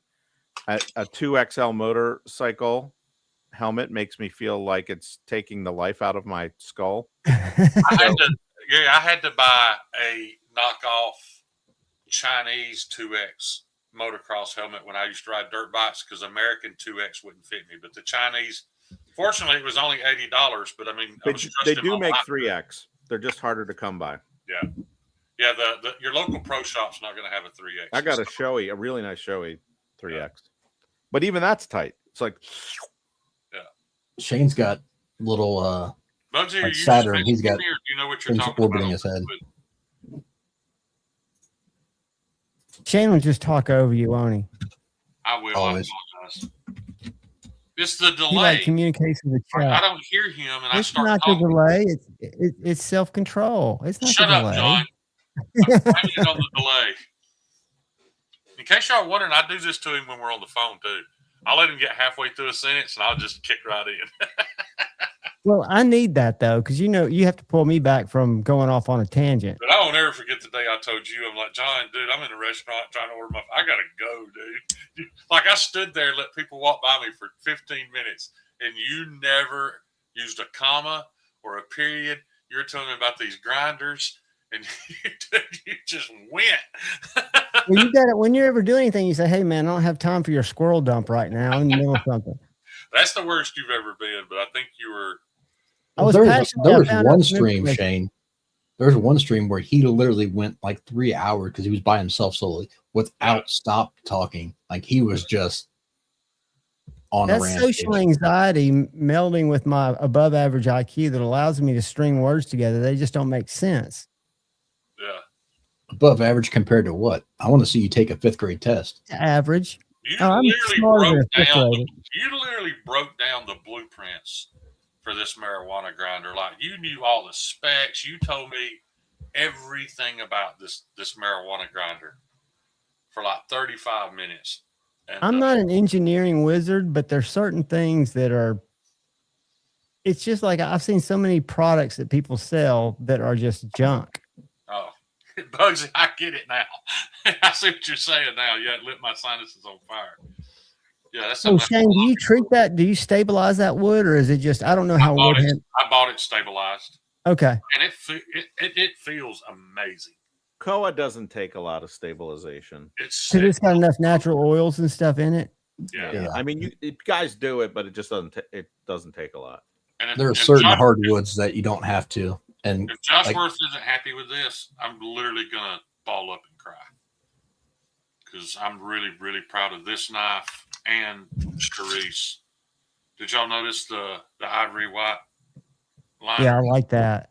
He asked for ivory, and I couldn't believe I actually had enough ivory white G10 liner to do that. So, and like I said, there's still some. I still got a little touch-up work to do. The liners are a little. You can see still a little dirty on the bottom. Mm-hmm. I'm waiting on him to find out if I need to put the brass lanyard tubes in. Terry, I've instigated a new rule. So from now on, when Shane's on the phone talking to me and he interrupts me, I'm just hanging up on him. By the way, Terry, if you saw the picture earlier, this was light colored. The bolt butter turned it this way, and it's twice as beautiful as it was since I've added the bolt butter. I did a video that goes live at 9 tonight where I did a scale swap on my frame lock Neutron 2. And this was the driest Python mic I'd seen. And I've got a little nerd that's got the same Python. I just love it when it's rich, when it's got hand oil on it. But I used, when I was doing the scale swap, just a little bit of Terry's bolt butter, and it just pre-aged it, pre-patinaed it. And it looks, I've got a before and after, and I did it on camera. Since Terry mentioned it, we're going to do it right now. I have some Python Mako scales. Do you really? I think so. Where did I put this? I do have them around.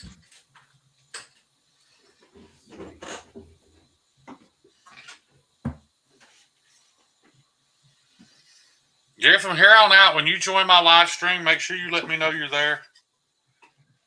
Because now I'm afraid you're sitting there quietly judging me. He'll help you and tell you what you need And my constructive procedure. criticism. I'd rather know you're there. Look at that shine, y'all. So he can just outwardly judge you. They'll I just would make rather you Gary nervous. outwardly judge me because now I'm worried that Gary's watching, not saying anything, and thinking, "What is Just that taking idiot? notes. Yeah, what is that idiot doing?" But hey, man, I'm open, Gary. I've only been doing this 2 years with nobody taught me anything really. So I will do that right after the live, dude. I keep forgetting that, and I appreciate it, dude. I will.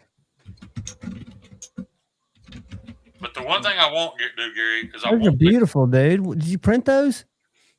No, these are actually micarta, machine micarta. It's the same stuff from the same place, I would imagine. The one thing I won't do, or one advice I won't take from you is I'm not taking the hump out of that thug. DM me a price on those, Gary. I will buy those from you. I love those. What's up, Real Sharif? Mangana Steel? Kamicarta. Kamicarta. This is from Current. No, he's talking about this. This is from Russia. Oh, okay. This is that's Kamicarta then. Kami Blot Russian micarta. It's beautiful, man. The camera's not picking it up. But Made with the tears of comrades. Yeah. Sharif, I put Terry's bolt butter on it, and look how it darkened it up, man. It is gorgeous. Well, what do you hear my Instagram post that I put that knife on Instagram? Oh, I can't play it because we're on YouTube. Never mind. I actually found a cool Russian rap song to play, to play in the Instagram video. You know, and there's certain countries of origin. I don't know why they're not necessarily friendly countries, but I believe that they're kind of doing the same type of work that we do, even though a lot of them depend on Chinese parts. I've seen some nice stuff come out of Russia. Right. Yeah. And I think anybody can do it if they have a craft for it and they want to do it. There was a guy behind me at the New York Custom Knife Show, and I didn't get his name. He had like Rex 121 Damascus, really well, fine finished, good fit and finished knives. $300, $400, $500, but for what it was, is really good. He didn't speak a lot of English, so it was like talking to him through the phone. Was he Russian? Yeah, he was Russian. Only fixed blades? I think it was mostly fixed blades, if not. There's a Russian maker who does some really good stuff at a fair price point for custom folders. Uldanov. He does like his base level stuff comes in like at 700 for folders, and he's on par with, like, I would say his base level stuff is better than any mid-level Shiro. I make you very fine knife for. Yeah, he makes nice stuff. $50. Yeah. I think it's and click very nice click. Sorry. No. I was spent too much time in Eastern Europe. I don't know why when I think of Eastern Europe, or I'm trying to think of other countries. I don't know why. Yeah, and China I think just has always been sus, and they kind of burned through a lot of stuff with the early D2, making it kind of a thing that people hated. I thought you were talking about their civilians. Did they burn through like 20 million of them too? I don't know anything about that. Yeah, they committed genocide on like 20 million of their. Mao, closer to 40. Oh, 40 million. But y'all keep buying them. It's all good. Well, and what I was going to say to Gary, nice and this is something I would think if you wanted to do the little project you were talking about with the folder, it would probably be best for you just to get it with like a D2 blade, so in the design that you want, and then you'll have the CAD drawing to flip that in, right? Because you've designed the tolerances for the blade you want. But Gary, do this. Make sure when you design the CAD, the blade you have them design is not your design, because they'll just make it and sell it if you send it to them. So just do a boring basic blade that will fit in that handle the exact same. And then pull the blades. My blade, that's flattery. I mean, like, whatever. Like they could see. Here's the thing with that: they could copy it anyway. They could take my blade and a good scan. Like you could take any blade from any manufacturer, and a good scanner could scan that, put it in it, and CNC it the next day.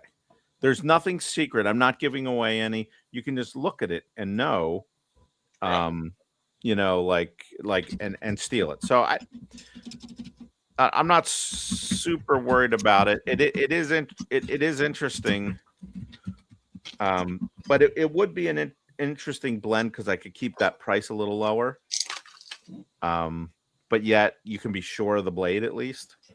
And that's honestly, what anybody wants to know. Their mechanisms are fine. They're They're fine. better than Benchmade. I'll tell you this: the clutch lock that Kaiser puts out makes a Benchmade feel like a knife that's 20 years its predecessor. I hate to say this, but he's right. That Kaiser clutch lock, it just works better. Well, that's why I'm excited about you having a handle made and putting your blade on it. I wish you could do it all in the United States, but I understand why you can't, because you're also trying to offer people a premium steel, a premium heat treat, premium geometry, and at a value. At a value. So I get it. Well, to be honest with you, you know, step 2 of my plan, that's step 1 of my plan. But step 2 of the plan is to, once I have these knives going and I have a supply chain, is to take that handle and let some machine shops reverse engineer it. Right. And tell me, how much would it cost you to make me these? Okay, if I bought 500, if I bought 1,000, if I bought 5,000, like where could you get my price on these? And you know, I might be able to work with an American machine shop. Gary, could you do something if you had it in CAD? Could you do something just like send it to send, cut, send, and bang it out that way?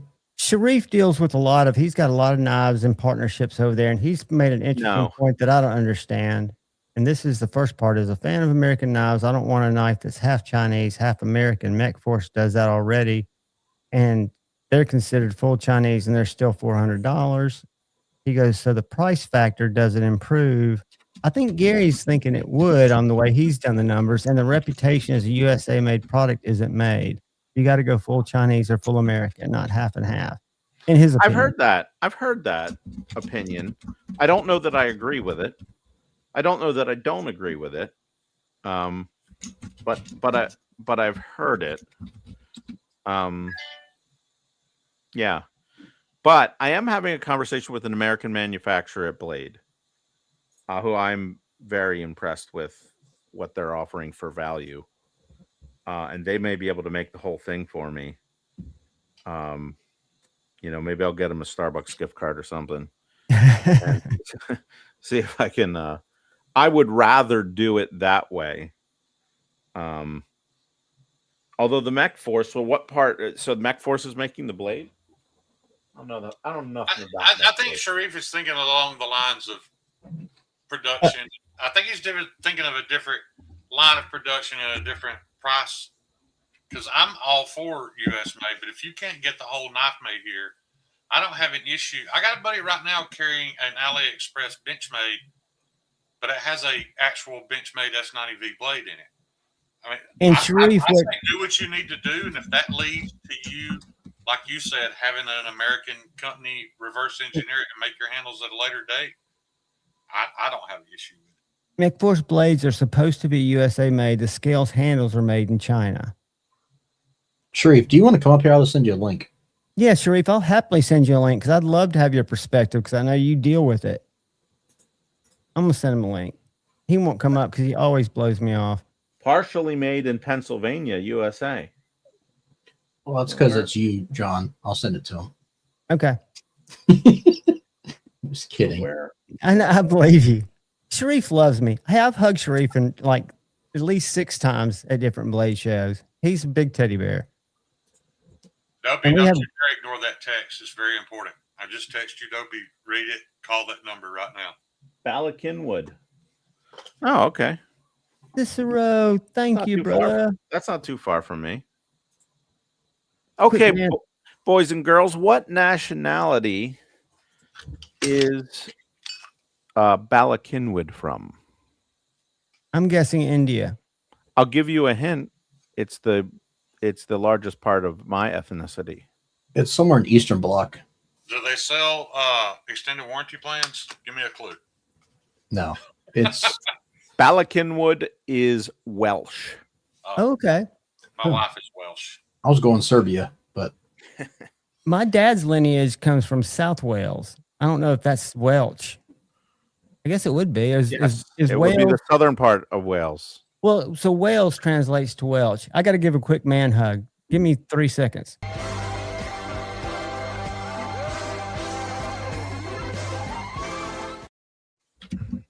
Five successful laps around. Completely off the topic. But not only did I have a great day at work today, my goatee has grown back, and my fitment for my dental piece came in the mail today. So, more good news for Shane. You're living your best life. I want to introduce you, Gary. Attaboy. What up, Sharif? A great friend of mine. This is Sharif Manganis. He's responsible for designing probably the biggest. How long have you kept them in stock? Oh, which ones? The Aurelia? Yeah. I mean, the Aurelias have only been out for about a year. But when they drop, how long are they? They're scarce. Oh, yeah. No, I've been selling out in under 2 minutes pretty consistently. Really cool guy. And I'm curious on your take, because you work with, do you mind saying the OEMs you work with pretty tightly? Yeah, I've worked with in China. Well, I've been working with Chinese factories for the better part of,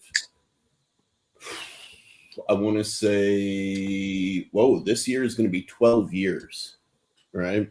And USA factories as well, but predominantly USA or Chinese factories for my businesses that I've been working with, or businesses that I've been making, both as a drone manufacturer and now as a knife like OEMer. In both cases, I have significantly explored going over to USA-based manufacturing. And with the drone stuff towards the end, I was all USA-based manufacturing, but with knives, it's significantly more challenging from a price point perspective. Kyle is very aware of that from our recent conversations.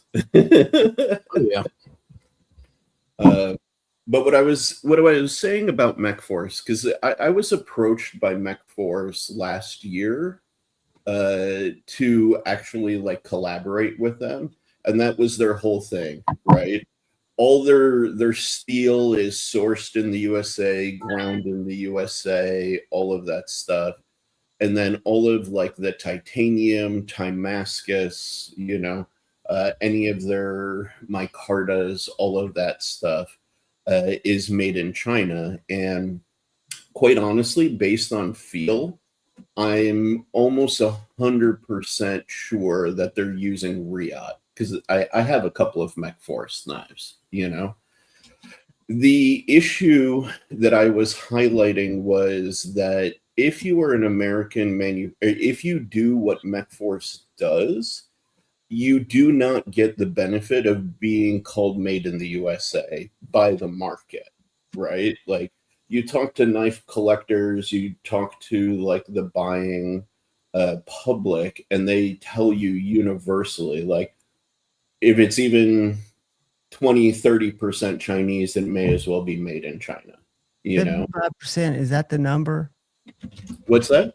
The guys at Knives and More told me they thought 75% had to be considered. Is that just no? bogus? It's got to be almost 100%. Very close to 100. I'm not talking about from like a like a legal designation side. I'm talking from a pure customer perception side, right? And that's the thing, right? Like, if you're making a knife and you're marketing it to people who are pro-American customers, and like are making the deliberate choice to buy something that is made in America, because ethically they disagree with China, or they want to support American businesses, or what have you, right?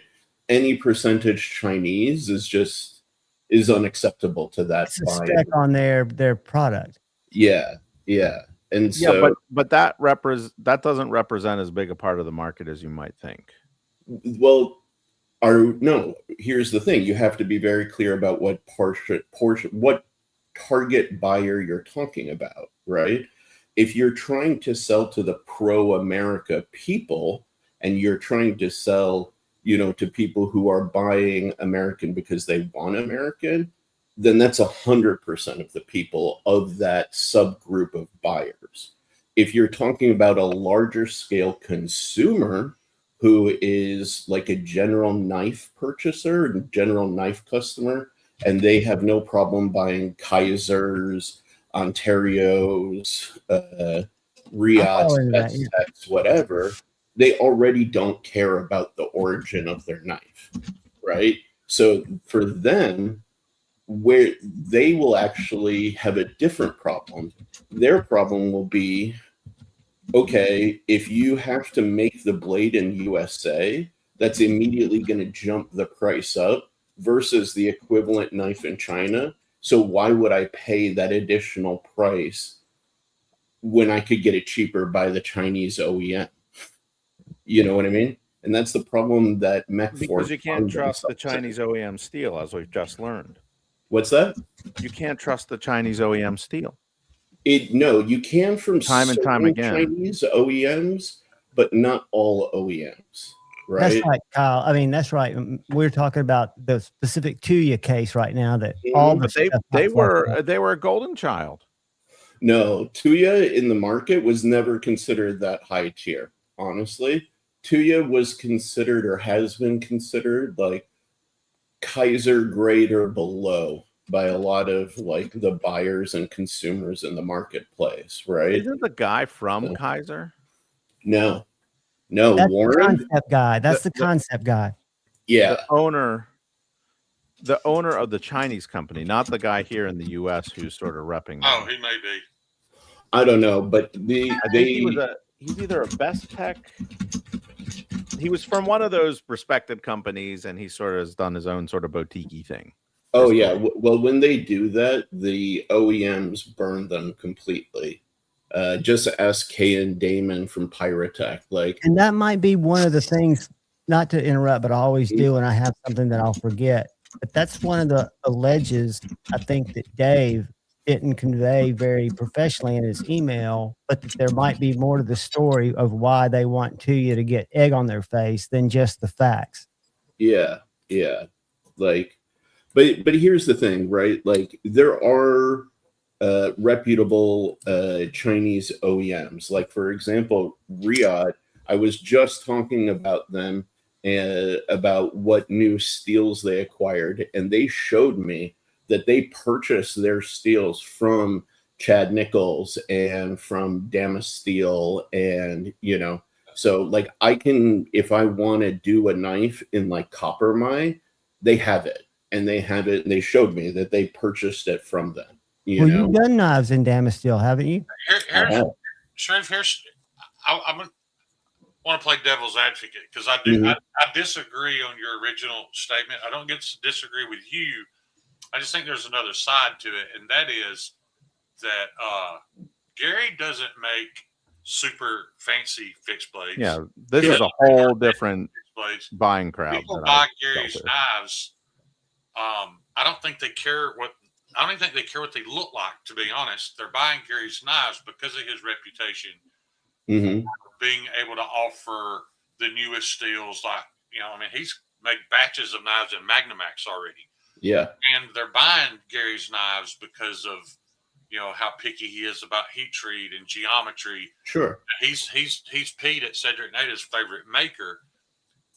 I think if he was a new folder designer / maker, I think you're 100% right. I think he's got a value prop.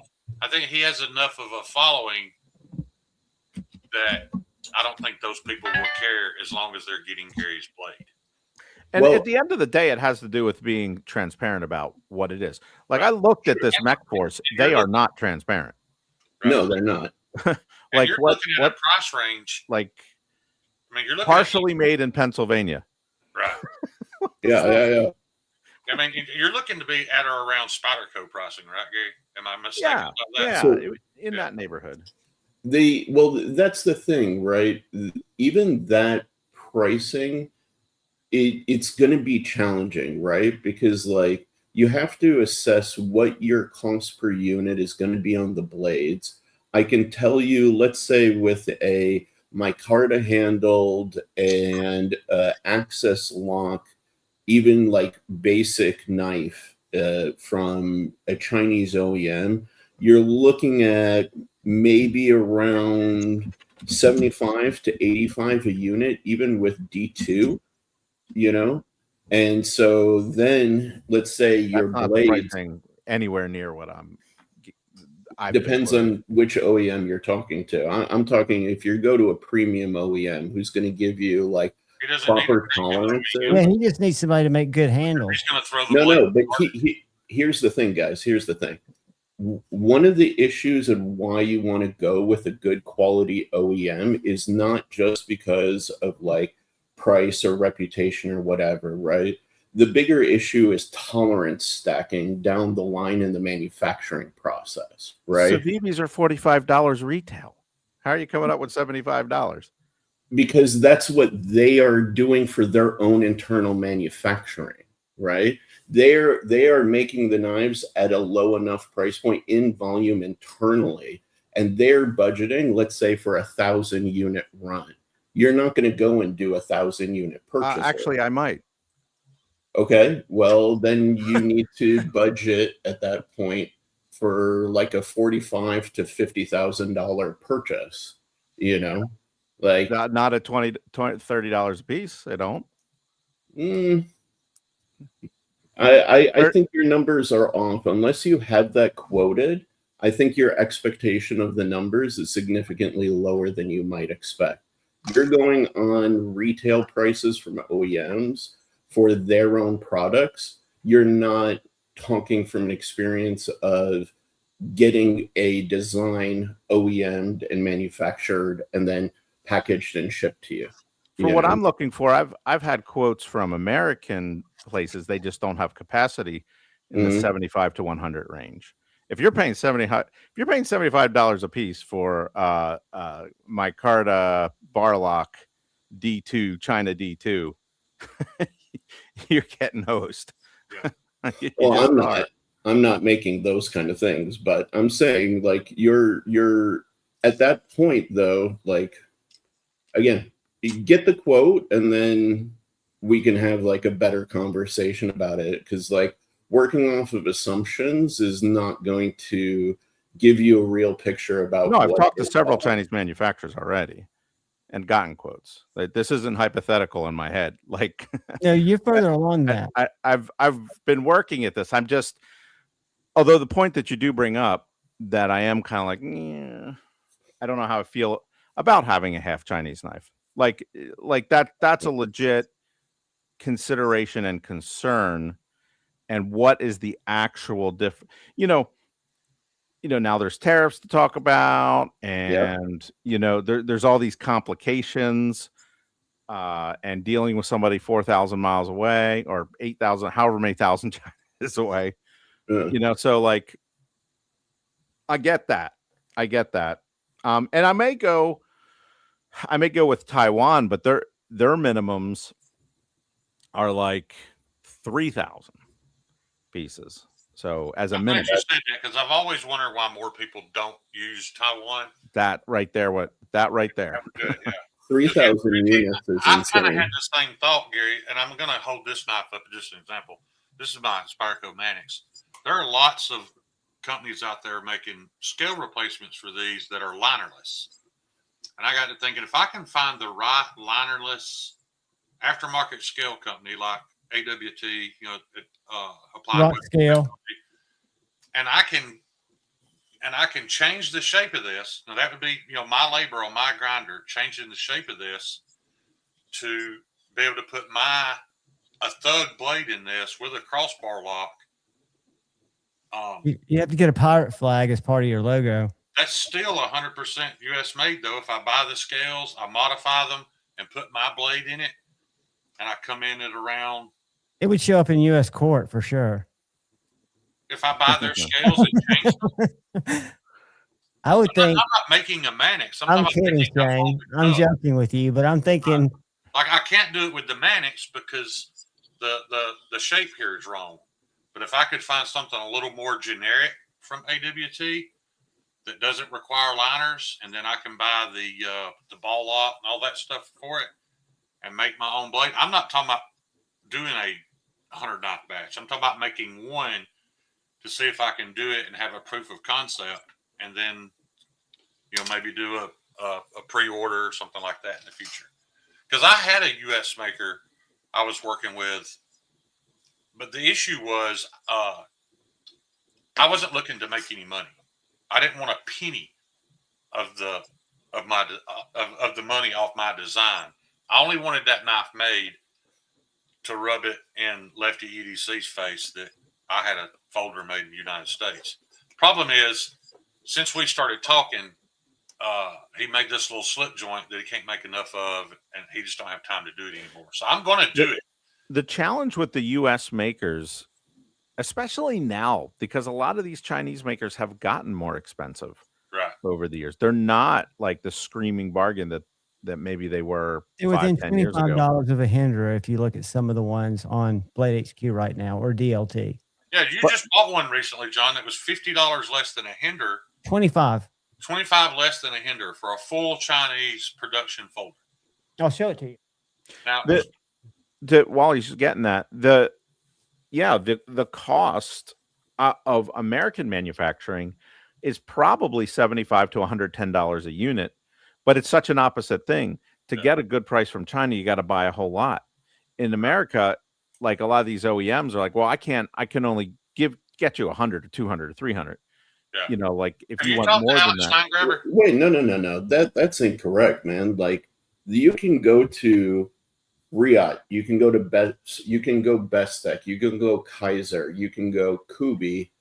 A lot of them will tell you 300 minimum order, and if you have a relationship with them, you can even get that down to 100 unit orders. How do I know this? I literally just paid for a 100 unit order for Rail. I don't think you heard me. What I'm saying is the Chinese will do more. They want to do more. The American companies want to do less. Like they don't want 1,000 knife order. Yeah, they don't have the capacity. So I think you heard the opposite of what I just said. Okay, sorry, I misheard you then. Yeah, but I don't think you would have a hard time, Gary, getting a liner. I mean, that's literally stamped out on a press.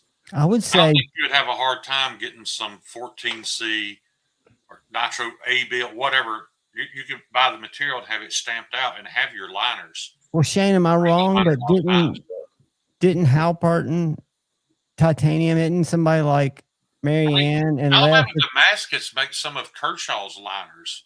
I was standing there watching them water jet them. So they have a capacity to. And you don't need water jet because you've got a laser, but I don't think it would be all that difficult. I would think TRM could bring it together just with the. Because then you can turn around and CAD the handles.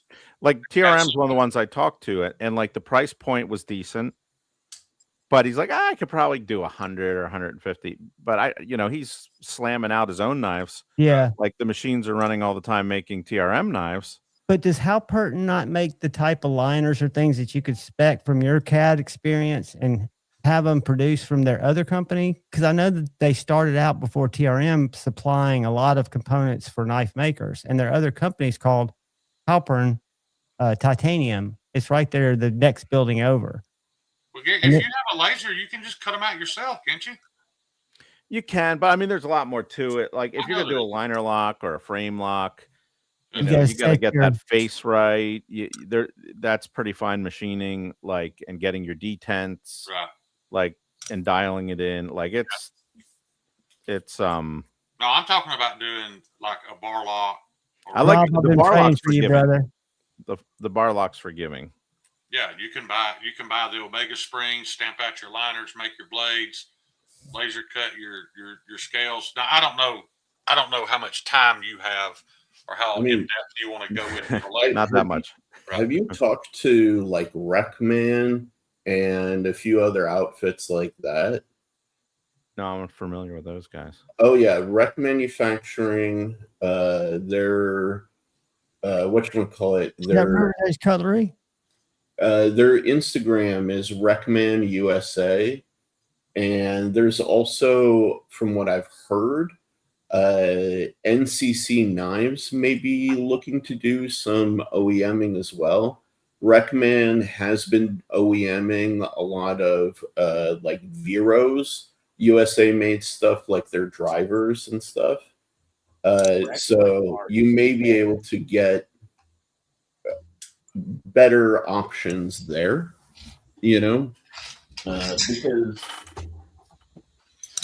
That would take out your quandary of, do you want it to be partially, if you can, you know. yeah, it solves a big issue, because like that, to me, the you know, the idea of going to China and then doing the blades in USA is, you know, to save money. But I think if you made, even if you made like a $300 or below USA made knife, like there's nothing in the market that really is like that, you know. So that, like, yeah, with the exception of ABW, right? TRM. And well, no, TRM's pushing up in price, aren't they? Not in G10. They're like under 3. Okay, but I mean, like with titanium, yeah, I guess if you're, yeah. I specifically put G10 scales on it to make the point, Sharif, because they're like, where is Wreckman? Where's Wreckman based? I think they're, I don't know conclusively, but I think maybe like Tennessee or somewhere in the South. Ohio. Oh, there you go. Ohio. There they are. But yeah, like this guy, this is a mech force, you know? And for all intents and purposes, this feels like a Riot made knife. The fact that the blade is USA made, like, is inconsequential. Like, how much is it? This was like close to 400. Okay, that's titanium, right? Full titanium. Titanium, Damascus, backspacer, and pivot collars, and M390, which I don't care for, but do they order them, Sharif? Do they order them with D2 blades and throw the blades away, or do they just order the knife assembly? Honestly, they were kind of sketchy in their communication, so I didn't follow up with them to find more intimate details about their business model and how they work it. But you know, for all I know, they could be getting the whatchamacallit, the titanium just made without blades and sent to them as pieces, you know. Dobie, that is one. While we're face to face, yeah. I don't have any brass tubing at the moment. That's actually a brass rivet for a Kydex holster. I thought that was one of Grateful Panic's ear spacers. I've been using those some, but if you would rather have a smaller diameter in brass, you know, because these are brass, I can order a stick and it just take your knife a few days longer to get it. Oh, dude, take all the time. But also with these, Sharif, yeah, there's a slight, you know, they stick out. So if you don't want that, just tell me. Go with the brass tube, the brass, and then, dude, just tell me what it costs to order it, and I'll send you the money for it. It'll literally be $3 or $4 off Amazon. I'm not worried about it. I need some anyway. I usually stock it. I'm just out. Yeah, dude, I'm not in a rush, man. Like I told you, I was really proud of how the polish I got on these brass pins. Yeah, dude, it looks great. You can't feel them. Like, that's there's awesome. no transition. Have you ever flared tubes, Shane? I've not. I've thought about it. I've never even flared pins. Like all my pins are just epoxied in. It's a nice touch, and it's a nice look. You know, you get a countersink, right? and you countersink both sides, and you put the tube in, then you get flaring dies on an arbor press. Yeah. I've actually got an arbor press that was just given to me.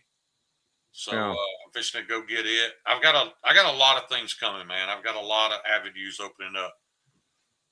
The nice thing about it is it then becomes a mechanical connection Right. as well as the glue connection. Right. I So like it's that idea. cool. I didn't even realize I reached through a 10-ton press to turn the lights on every time I walked in the shop and didn't even realize we had a press. So I could start doing pressed pins. You know, It's a good thing you didn't learn with the crushed arm. it's true. Well, it's mechanical. It's not power. So, Sharif, have you seen this $400 knife before from my buddy Mihaz at Mr. Designs? I've seen it. I like Mr. I don't get the prices though, if I'm honest. I don't. This one uses a special kind of lock, and you can't really see it here because of my lighting, but it comes up over, it like has a second lockup point.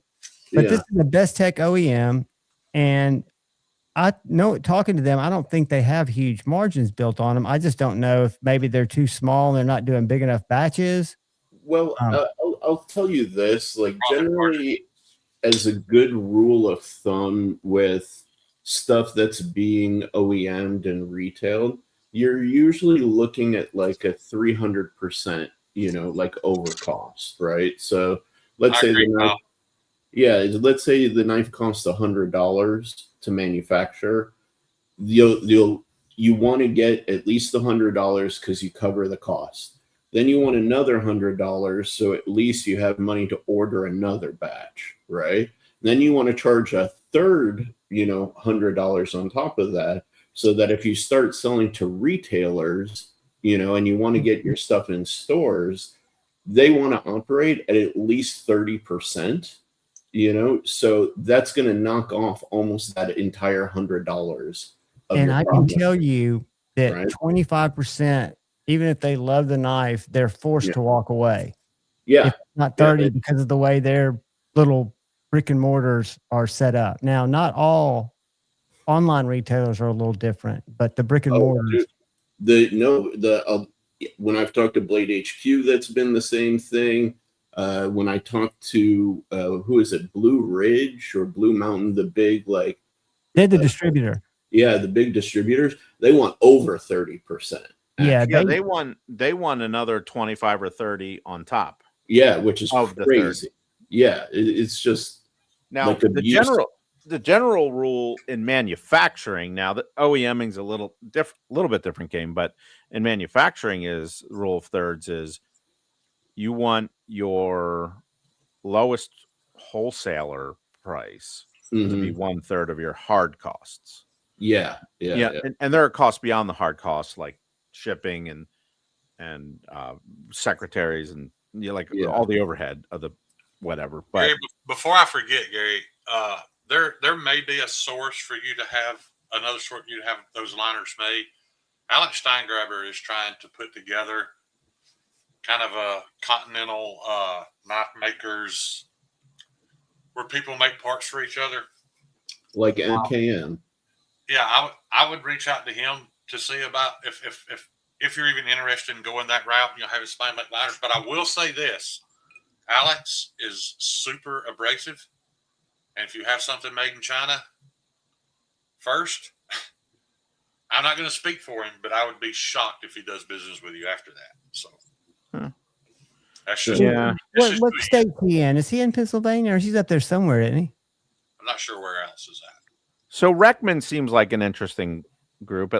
It looks like they did some work for Survive Knives, actually. Yeah. Sin Cut Sand would be worth looking into. That's Alex is in New York. Thanks, Kyle. Sin Cut Sand is kind of a on the rise, online service. Oh, I've used them for years. They're decent. I got mostly cutting from them, but now they're more and more and more and more. Right. Hey, Gary, Bugsy's saying, have you thought about what steels you're planning on using in your folder, or do you have a folder steel planned? I would prefer to put Magnamax in it. Right. Do you think Magnamax is going to be available soon? Yes. S90V would be another one I'd consider. XHP maybe. Just higher edge retention stainlesses, generally speaking, because I think that works well in a and that's folder. what people really want. Yeah. Like genuine. Especially Gary's people. I didn't have a clue who Gary Creeley was, but I've heard his name 1,000 times because I watched Cedric Nada. And anytime a new steel comes out, he's going to test it from Spyderco, and he's going to test it from Gary. And Erica's always has Creeley's.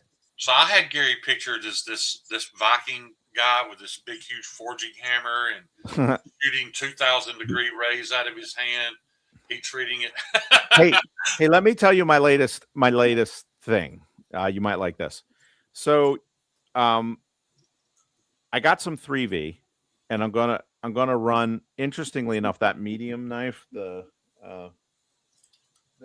I don't know where it is, but the medium, I'm gonna run it in 3V, and I'm gonna run it in 8670, and that one will be a cheaper version, obviously, because it's a cheaper steel.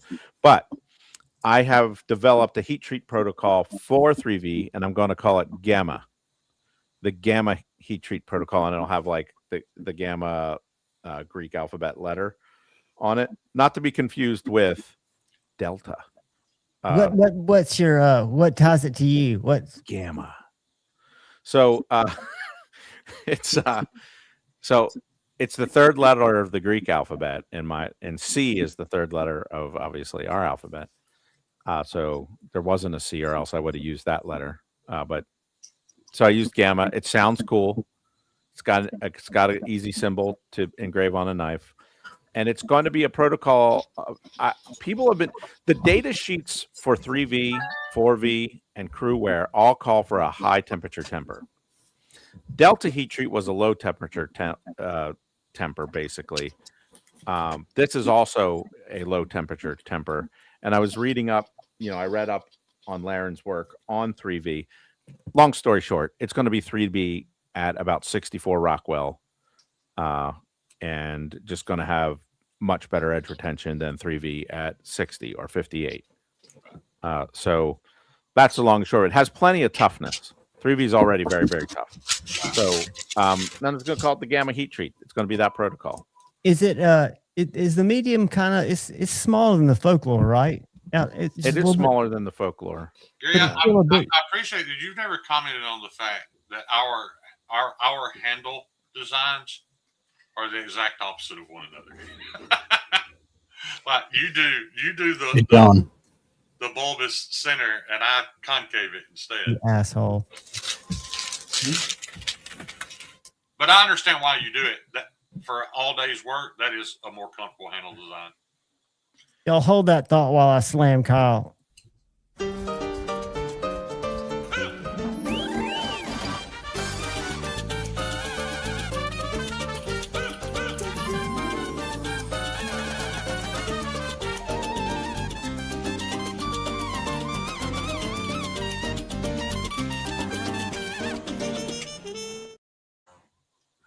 Instead of him running by the little girl, he ran past us. He went dark to go to Taco Bell and just leave us hanging. Where'd Gary go? My camera decided to aim at the ceiling. I was hoping you hadn't gotten. Is it one of those that follows you around? It is, but now I got to aim it, and it's not easy to do. Come back here. Come back here. All right. There you go. I found you. Up here. All right, hold on. I hosed Gary. I'm sorry, buddy. No, I don't know why. It just did it on its own.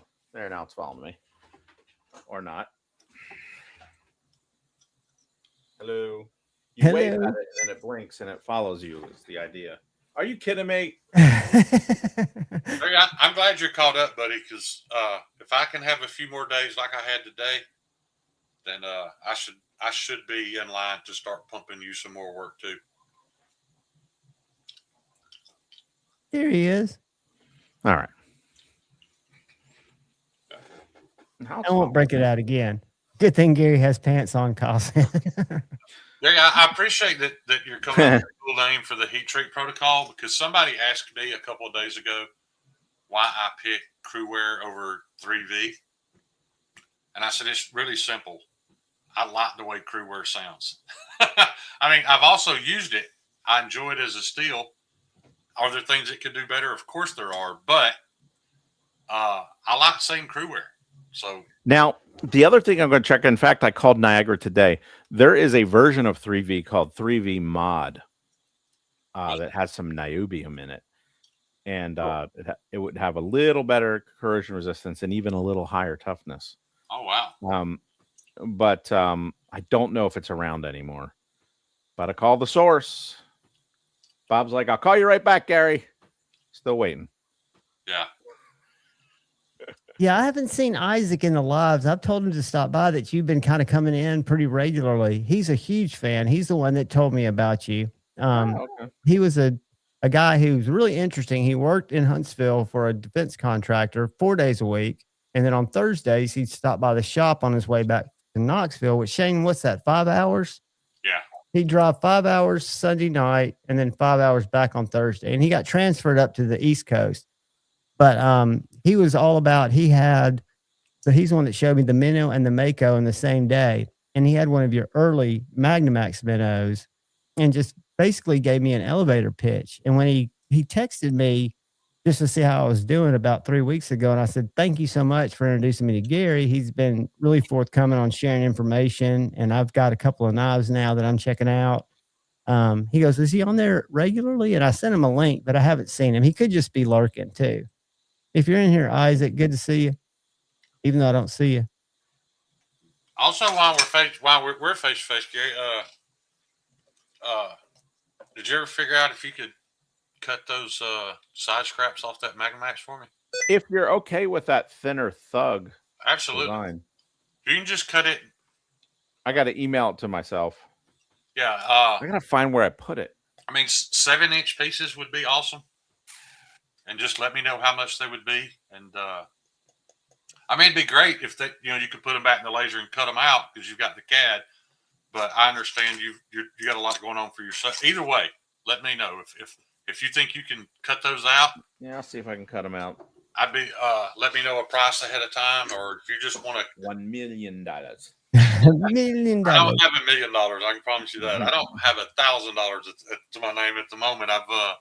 I have spent more on my knife making this month than I have since I started. I've been spending a lot of money on lately steel. Yeah, I've got a bunch of steel. Steel. That's what. For me, I have a bunch of steel. Are you trying to buy steel while it's still available, Gary? Is that how are you trying to? I'm just trying to make knives. Oh, really? So you're just trying to stay in? I'm just trying to keep, I made those Magnamax Magna Cut minnows, and I'm running out of them. Yeah. Knife Center just bought 40. DLT bought 40. Yeah. I would be very interested in the future, though, in you let me know how much on a sheet. You could cut me out 10 off that sheet. If you don't have the extra steel, I get it. But I understand at some point I'm trying to buy a sheet and do it. Yeah, the sheet's the way to go. I know. The sheet is the way to go. I don't have any operating capital. Yeah, well, tell me about it. Yeah. I'm doing this on a disability check, Gary. I'm disabled, and yeah, it's very capital intensive to make knives. It is. Whether you're OEMing them or whether you're making them. At the same time, though, Gary, I don't think most people get to experience what I have, and most people will never know the feeling of their buddies buying knives. These guys in the chat that have bought knives from me and had no idea that when they paid for that knife, that's the only reason I got to make the next one. You know what I mean? So I thank them all the time because, everybody that purchases one, that opens the door for the next. Now it opens the door for the next 2 or 3. Hopefully one day, that'll get even better. But it's been a very humbling experience having these guys help me along. Yeah. I don't know. I could make I could make minnows out of Damas steel, but it'd be pretty hard, and they'd be so dang expensive. I don't think anybody would buy them. Because at the end of the day, it's just going to perform like CPM 154. Right. Dopey, did that work out for you, buddy?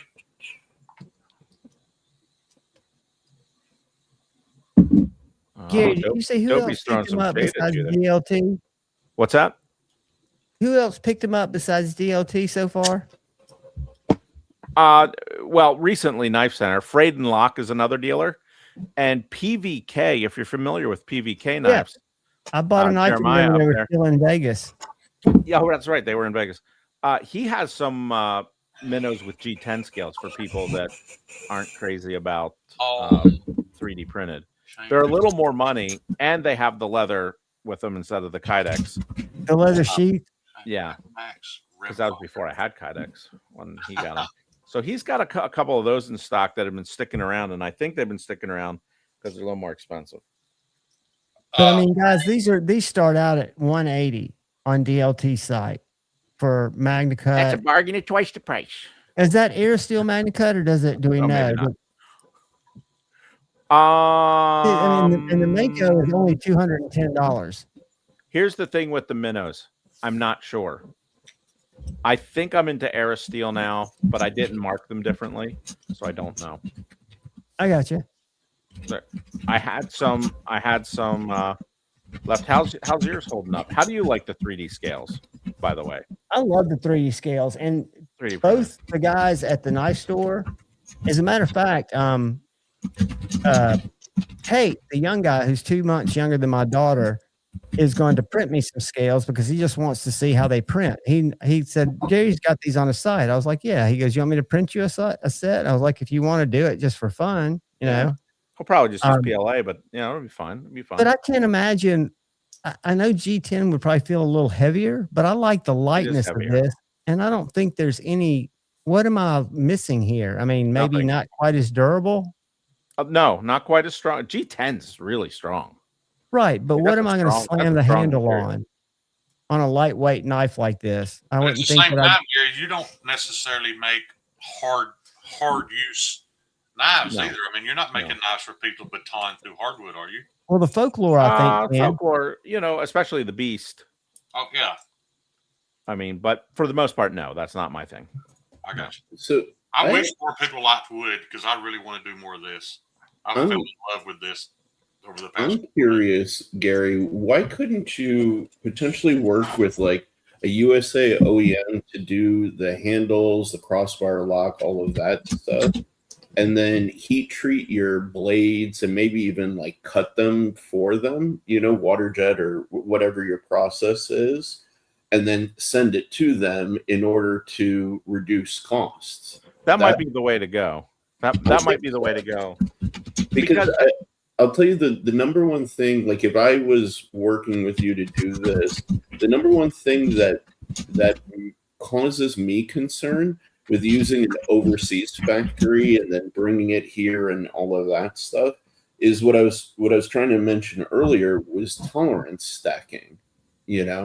When you start getting like multiple parts and having to make sure that all of those things are aligned, it's a lot easier to do all when it's all in-house.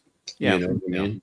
So if you're getting stuff from, this place, and then you're now going to spend more time in order for you to make adjustments to accommodate that, I think your failure rate is going to go up, or has the potential to go up, and then that is something you have to learn the hard way. He may have a point. Yeah. And so that will then factor into your price because, let's say, like I'll give you my own personal experience with Kaiser. I had roughly somewhere between an 8 or 9% failure rate on what they OEM for me, which is why I don't use them anymore. My failure rate from Riot, for example, now is under 1%, So for me, like that is something that I obsess over. And so the more you have to do things in different places and end up combining them in the end product, you increase the risk of that like exponentially, Yeah, So, yeah, it is. It's just a thought. Yeah, it's just a thought. If I can find, and the reality is, maybe the best way to get some decent pricing. Well, it's hard to go to like a non-knife machine shop. yeah, I wouldn't want to do that personally. You Yeah, need that somebody comes with who its own has set of challenges. you need somebody who has a sensitivity to the industry and the needs for the industry. Well, I am interested in this Reckman. Yeah, you company. should definitely reach out to them. Yeah, I mean that's if they have some capacity and could get me. Some of the guys doing this that are like really after the OEM work are pretty pricey. Like Yeah. for what they're doing. Oh, believe me, I was quoted for a fixed blade by a USA OEM to be just over $200 a unit without sheath, without packaging, and with micarta scales and magnet. How big? 7.2 inches. And what steel? Magna-cut with about an 8-inch hollow, but it was going to be a CNC done hollow. It wasn't even going to be hand ground, but still over $200. That's over insane. $200 For how many units? 100 unit order. 100 unit. Yeah. Even at 300 units, the price only dropped to just under 180.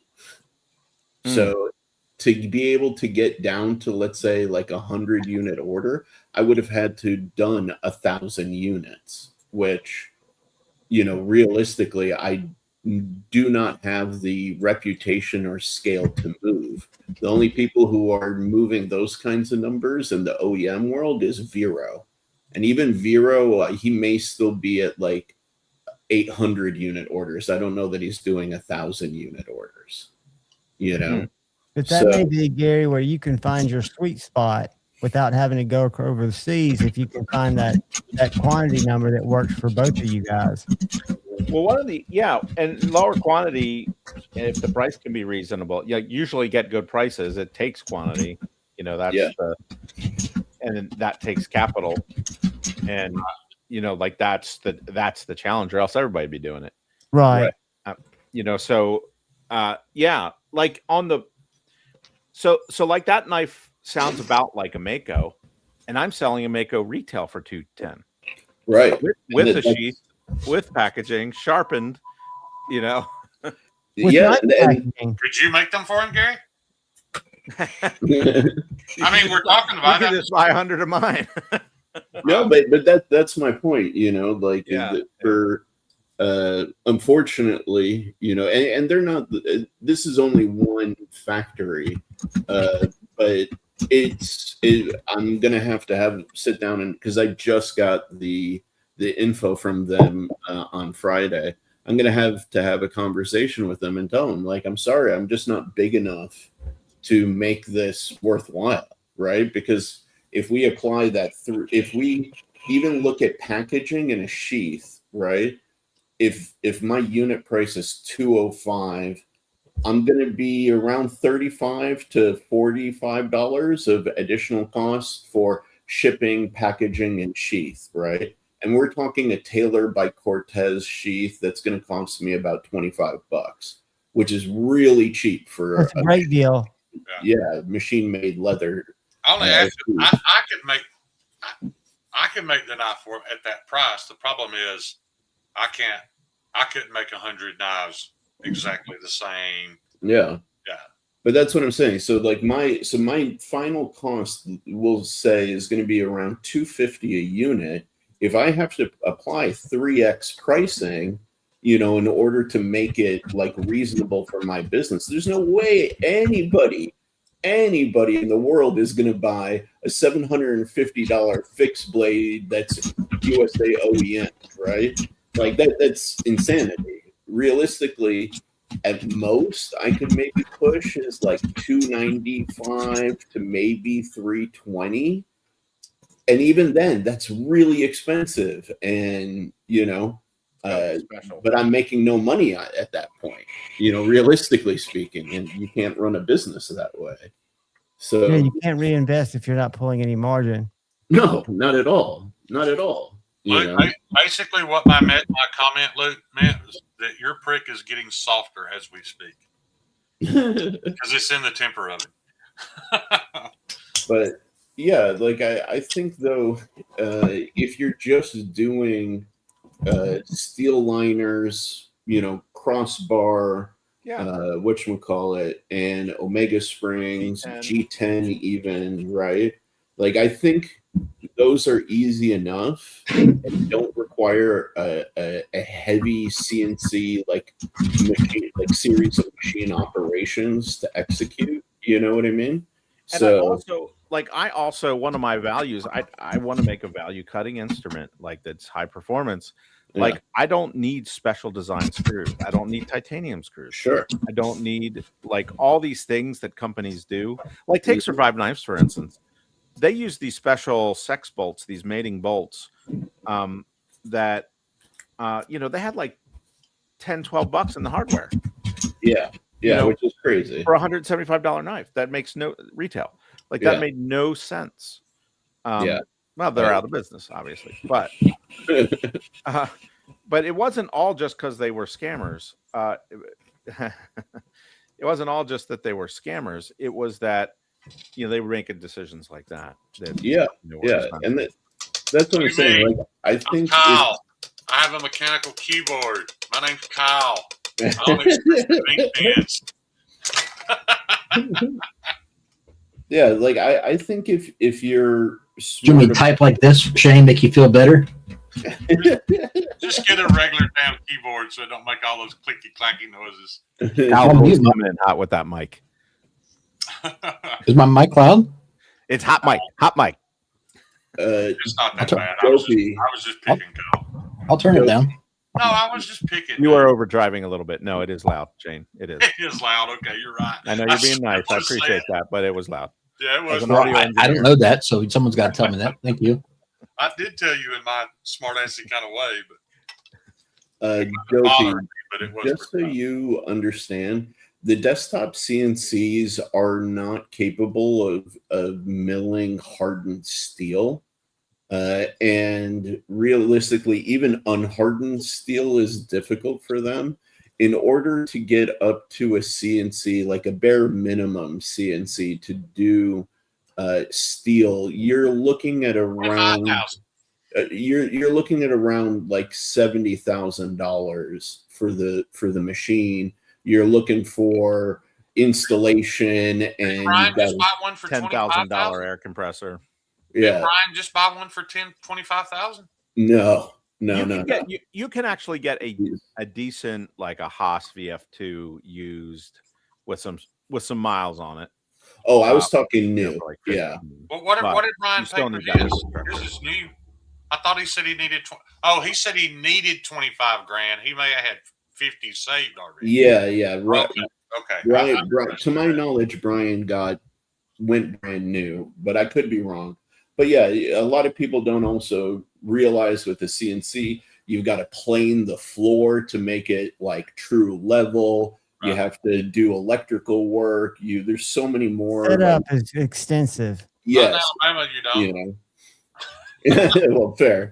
But no, yeah. Like, you just put some wire nuts on some extension cords. Shim it with MacBooks. Getting into a CNC is not easy, but then also if you are not like a trained machinist, the learning curve is also incredibly steep as well. So like that's how Michael Martin at ABW has gotten by, and how he's grown so fast. Was he worked for Black Hawk Knives when they were in the United States, so he's got knife making experience. But he was also their CNC repair guy. So he's bought CNC machines that were broken and rebuilt them and built his business off of that. Yeah. Not all of us can do that. So he had a niche that fit his talent. And one of the things with machinery and tools, I love tools. There's nothing I like more than buying new tools. That's just a fun day. But, you know, from a business point of view, you have to ask yourself, you know, how much time, like, does it make sense for me to do this in house? Or should I have somebody who already has the tools do it at a Shane. house? Right. Exactly. Josh That's Force here. something that a lot of people who are not in the world of making, they don't fully understand. That is a constant decision you have to make. Like, is this worth my time, or is my time better served in other places to get to this end result? Right. Because like you only have so much personal capacity to do things. So you want to be as efficient as possible. What did I you got say, this Kyle? laser, and this was a bit of a, you know, a big purchase for me. It was around 20 grand. Yeah. All in. And but that has been worth it because I could be waiting weeks sometimes for laser shops. Yeah. The other thing about laser shops is they're not as aggressive with nesting as I am. Mm-hmm. And then I can like squeeze little other designs in, like, and I get more out of the steel, and the steel's so expensive now. Yeah. So What did you say, Kyle? Were you I just- speaking to me? Yeah, I just texted you, but Josh Worth's here if you want to show him the knife.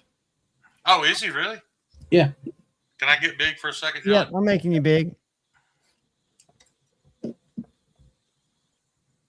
you go. That wood turned out beautiful. It's way prettier after I sanded into it. Now, it's not exact from one side to the other, but it's got a lot more character after I sanded into it. And these brass pins, dude, you cannot feel them at all. That's because you got so much dirt on your fingers. I go, Yeah, no, you that's- wash your hands. that won't come off with soap and water. My goal was to make Kyle not have to do any hand sanding on this. So I really showed out on this one, man. I love this thing. This is in temporarily. I've got to glue those in, and when I get that done, your prick is in the oven tempering right now, so they should be out within the next few days, Josh. Yeah, I learned something about this wood though. It's very noxious. It will set your sinuses on fire, and it makes the entire. I don't know how big Meathead shop is. It's enormous, but it makes the whole shop smell like a bed of roses. It smells like roses when you grind it. I want something that smells like coconuts. You know what coconuts smell like? Like cocaine. Like ladies lying in the sun, baby. Like when I was in 9th grade. Shane, Magnamax Rimfire, Shane. I'm down to get one or so. That's from Paul. Oh, that's completely dependent on if me and Gary can make something happen. And the whole point to the rimfire, this isn't a fancy knife, dude. I made this knife to be a $100 entry level chisel ground. Now, would I be willing to do it in a better steel? Yes, but it can't be $100 for that. So we'll see.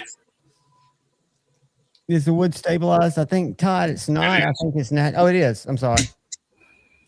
See, I'm not a good representative for your product, Shane, because you're not a good communicator of what your shit is. So I got these 8-inch chef's knives in Magnamax. I want to get 2 done for the Lehigh Valley show. I only have kind of like Friday to do that. And I want to get 2 hunters done and 2, but I got to grind them from scratch. And on the chef's knives, I got to make the handles from scratch, which is not something I do too often. I usually use G10 or print them, or like CNC, G10 CNC. So, but nonetheless, those aren't ready yet. So I have to do it the old-fashioned way. One other thing, and I'll let this go. Josh, you said you wanted the handles scalloped, possibly. Please don't make me ruin these handles. I just don't think the scallop grooves in it would do it justice, and I think it would ruin the look. And you're not going to get that layer exposure like you do with layered G10. I will do it, but I'm very happy with how this thing looks and feels. So let me know, but I hope not. Good deal. Thank you, sir. That is gorgeous, dude. It's weird. Gary, do you have those days where you get in the shop and everything just kind of flows? I mean, I did set myself on fire today. On camera. That was freaking hilarious. On camera, I set myself on fire.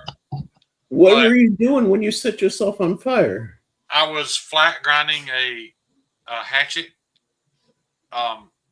It had the heat treat scale on it, so I had it flat on my platen, my lay flat platen, removing all the scale. Mm. And as I'm holding it like this, it's throwing the sparks into my armpit, and I didn't realize it until my shirt caught on fire. It burnt me pretty good. I got a spot. Do you know a timestamp? And then you start doing a little happy dance. And I Oh, started you'll find dancing it. around, beating my armpit, trying to put myself He out. was, he was smoking. But Hey, besides the humorous part, I've never left the shop as happy with product as I did today. So You saw that, Gary. Mm-hmm. Rob, I hope y'all are doing okay, buddy. I've been praying for you. And Mama. Yeah. If y'all are on your way back, I think that's good news. Cheeto Fishy Dough. thank you, Cheeto. What's up, Cheeto? And as soon as I get caught up, Cheeto has a bird and trout design. It's not the same as the bird and trout I made for Crispy, but he has a bird and trout design. What I'm going to do is I'm going to get his done, finished, so he can start showing it. And there should be, after Cheeto gets his, there'll be 4 of those available. So cool little Cheeto designed bird and trout in S90V. So be on the lookout for those guys. Hey, Shane, when you talk to Sierra, Rick, y'all might have to message me, man. I'm lost. Make that 2 rimfires, Paul. I don't know what's going on, but send an email. Shane that can't remember shit. yeah, just text me. Unless you're all talking about the Magnamax ones, and I don't even know if that's a thing yet. So 3 days ago. Where's your live from today? Why aren't they? there's 2 of them. It was the first one. John, I'll find it I while you do guys are have doing this. a Pro Cut rimfire available right now for $100. Kyle, I want to watch him on fire. I'm gonna go find it. Hang on. Okay, cool. You know, ordering knives is a funny thing.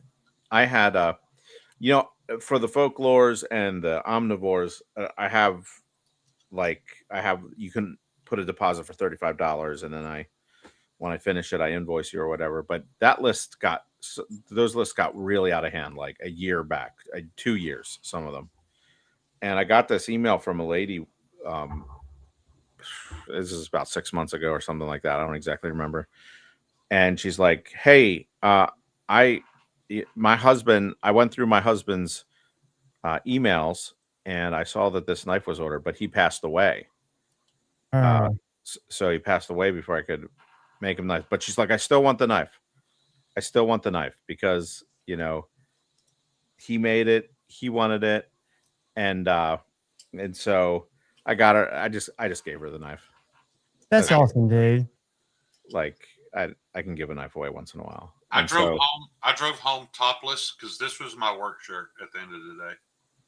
And on that note, if I die in my sleep of like ricin poisoning, you guys can blame Sharif Manganis for that communist micarta he made me grind today.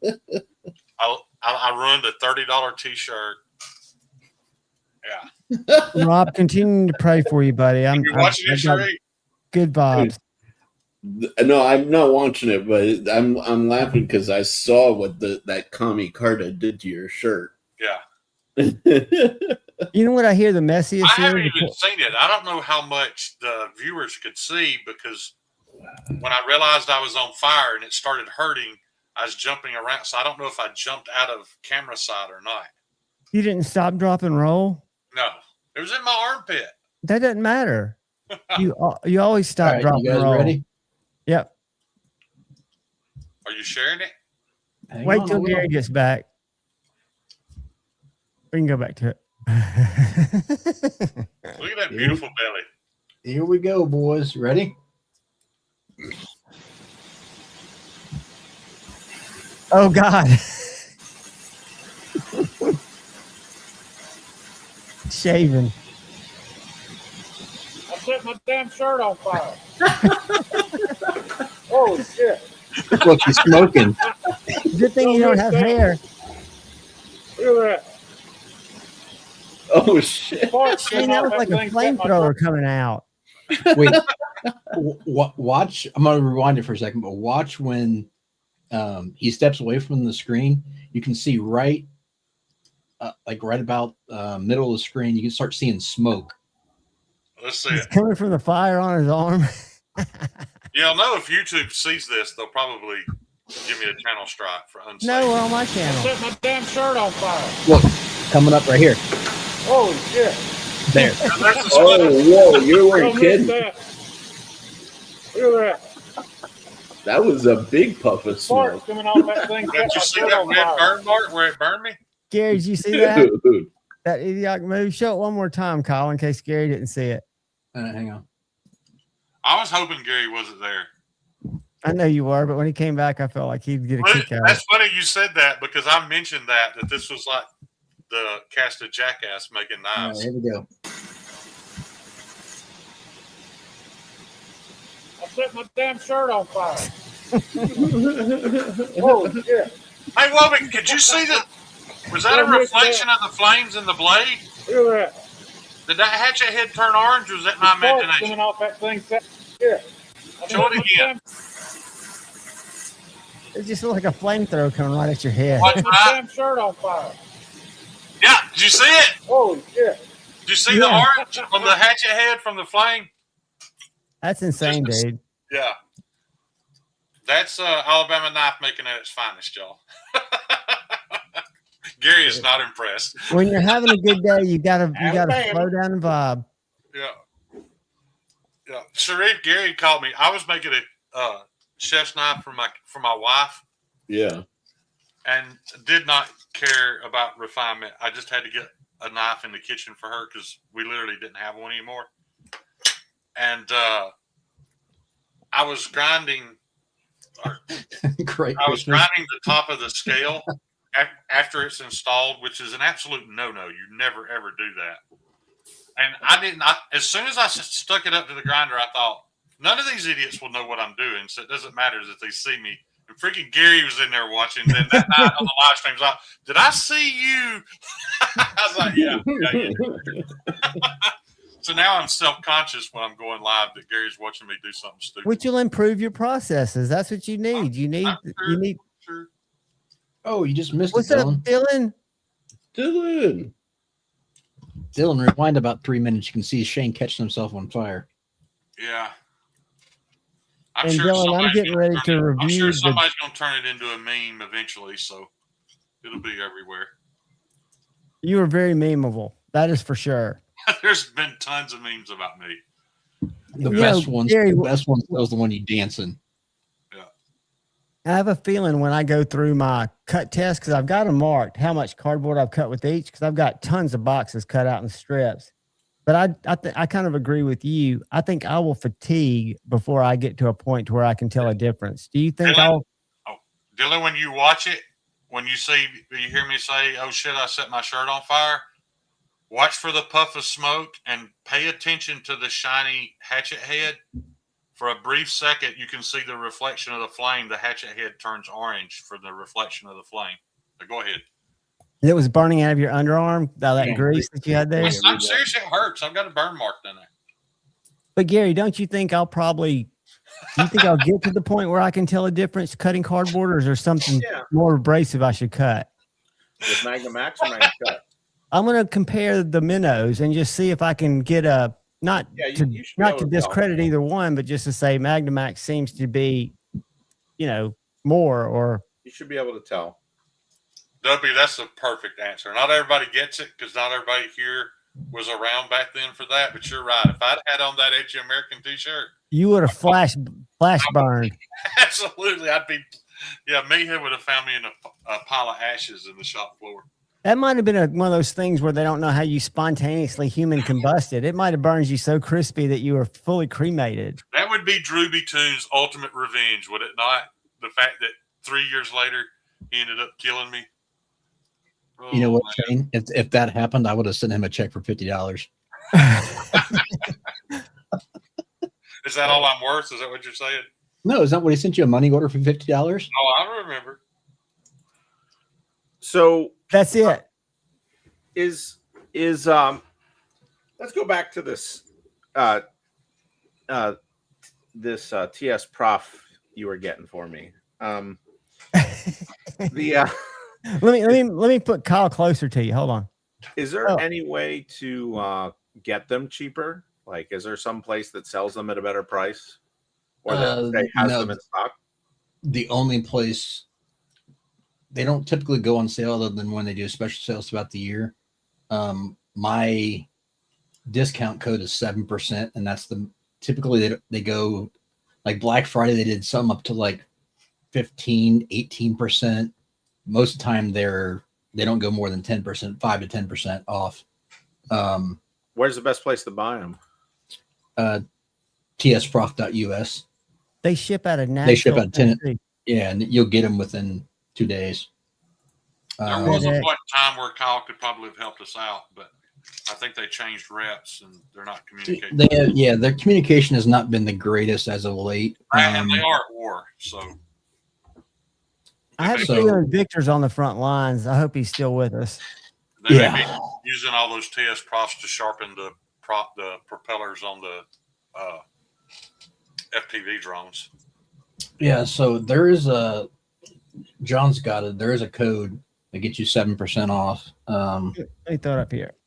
I think and I'll get it, Gary. If not, I got it. I can pull it up. But so, which one should I get? Depends what you want to do. If you want to, like, if you want creme de la creme knives. Well, yeah, but you're going to sharpen. Let me ask you this. So, if you're doing it for shits and giggles and not trying to make money off of it because you have your one with the motor, then I would suggest something in the middle of the road like a Cadet. If you want to do it where you get all the bells and whistles, then the KO3 or the K4. What is a bell and a whistle? Okay, so like the one that's on my desk, this is, let me move this back. This is the KO3. This is the full-fledged big bad boy. It can do. See, I just thought it was a robot. Well, my clamps on this side, but it can take clamps all the way out to here, so you can do 13, 14-inch knife, no problem on here. This one has Doesn't your angle change because you still have the center pivot point? No, because so when this rotates, it also accounts for going the direction, so it changes as well. So your angle will stay the same. These are the updated clamps. These are John. How about Cheetos comment? I'm not in the comments. Let me get over there. Hold on. Boom. Oh. I'm not. These are the quick clamps. The KO4, or sorry, the K4. The big thing about that is, so this center piece here actually will detach. So, like if you're in the middle working on something, you could detach it, pull it up, look at it, inspect it, make sure it's correct, attach it back, and it not lose zero. So that is, I guess for some people, that's a huge thing. For me, I'm content with what I've got, but it's also much better balance than a Pioneer. It's also more weighty. Yeah. So this one, if you see, Gary, this right here, this part here, that's your digital angle finder. It's built in. So when you sit it down, let me take this back because I'm not. Does the Cadet have that? No. So this is the KO3. The KO3 and K4 have that. So when I put this down on, if I were to rest it here on the clamps, I can zero this out. So no matter what I do, if I change stones and it's a different thickness, I can just literally hit this button and readjust it without having to go through a whole bunch of rigmarole. But Gary, on any of them, they make the little axis cube that you can, regardless if it's the clamps that move, which are like the, I think the Cadet and the Blitz, or if it's the main arm that move, you can still get accurate readings. But I think Kyle, since it stays on the arm, and I think Kyle, if I'm not mistaken, they sell that extended arm with the little axis cube for some of the other models. No. So they don't. I have a cube for $20 on Amazon, like Todd's saying. I've got one right here. Yeah, you can it's get different. Yeah, it's an angle cube, but it's different. The thing about this one is it's built in. You can get this arm, John, but it only comes in the 8mm, which fits the KO3 and the K4. Gotcha. 6mm rod is the Pioneer and the Cadet. John, So- that wasn't the Cheeto comment I was talking about. I was talking about the LED running lights one. I saw that one. I had that one first. Yeah. No, but having the angle cube on here, it's a convenience factor. Like I said, a lot of these things, as you go up the range, it's more convenience factors. You can get the same sharpness. With, And the difference is too, I don't know, let me turn this sideways so you can see it. But these are pretty big pieces of kit. I mean, and they're heavy too. This whole thing probably weighs close to 10, 12 pounds.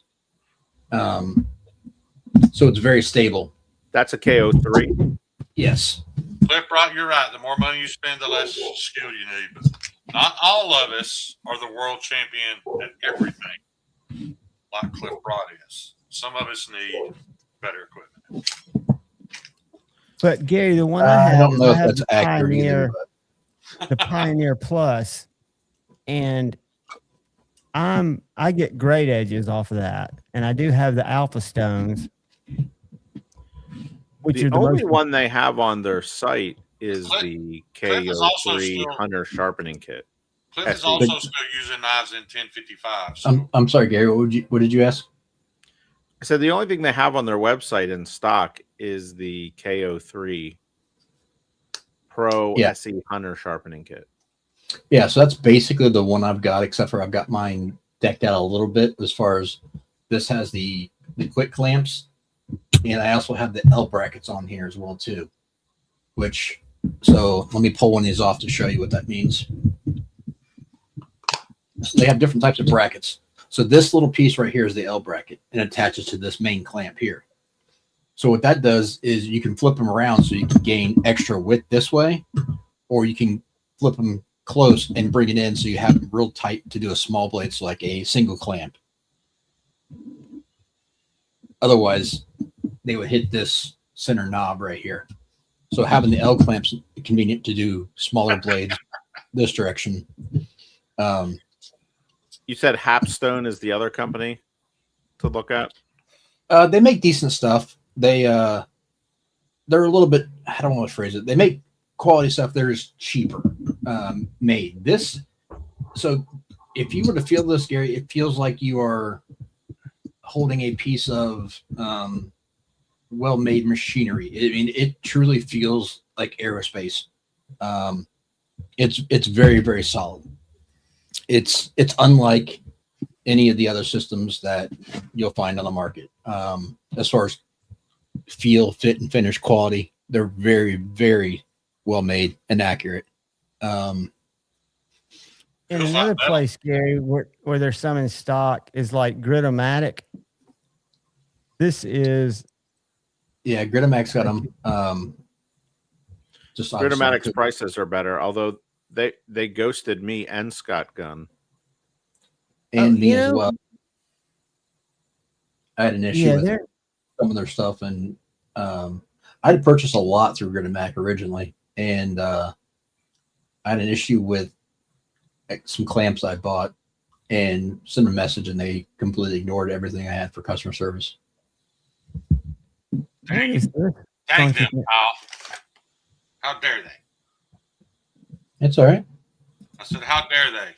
That was So the it's like a first system I had. here, but it doesn't have the same base. If you were Cliff Bright, Kyle, you could just sharpen with a piece of sheetrock. You wouldn't need all that crap. Gary, what did you just say about If I- which one that didn't have the same base? The KO3 Expert Knife Sharpener. It's a different tool. So the differences on the variations are depending upon like what accessories are included. So some of them had the bigger base, some of them don't have the bigger base. But you can buy those. Let's go.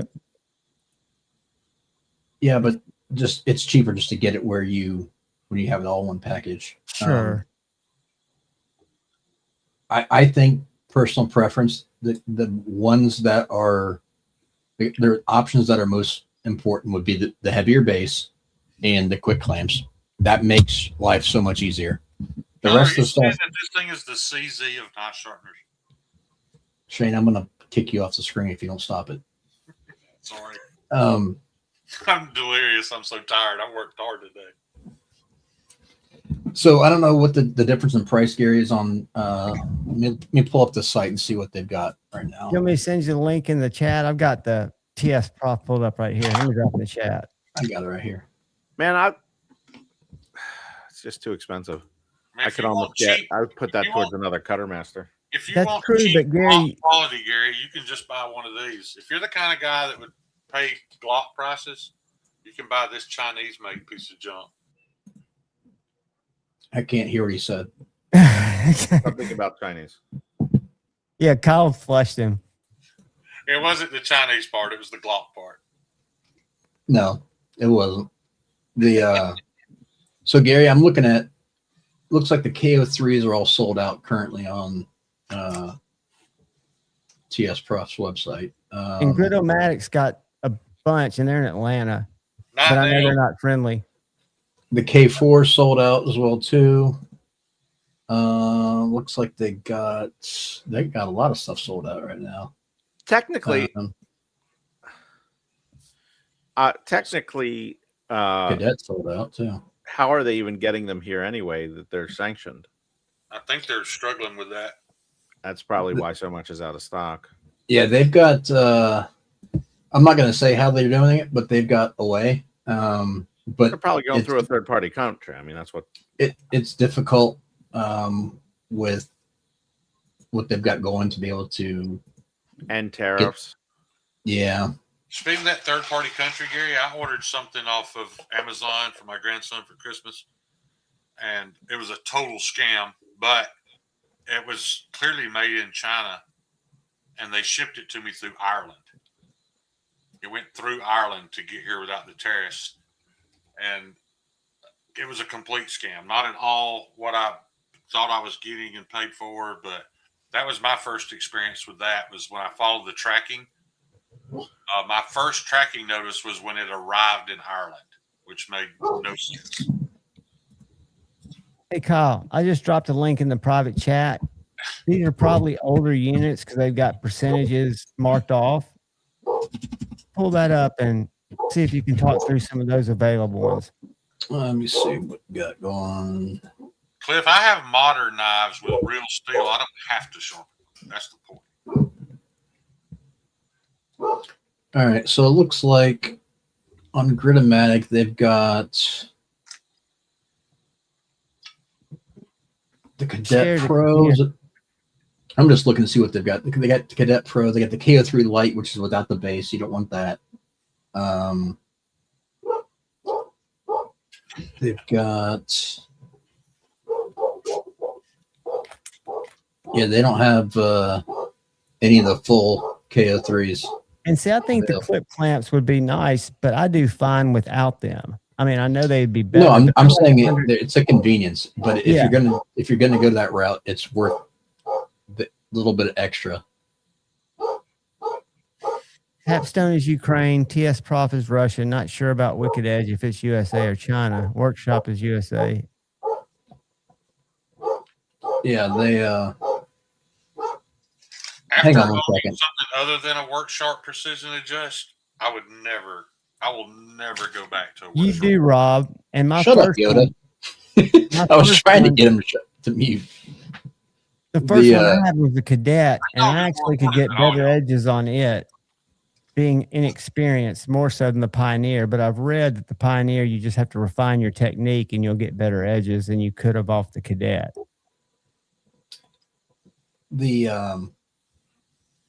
Gary, I'd wait. I wouldn't get that. I'd wait till they get stock back, honestly.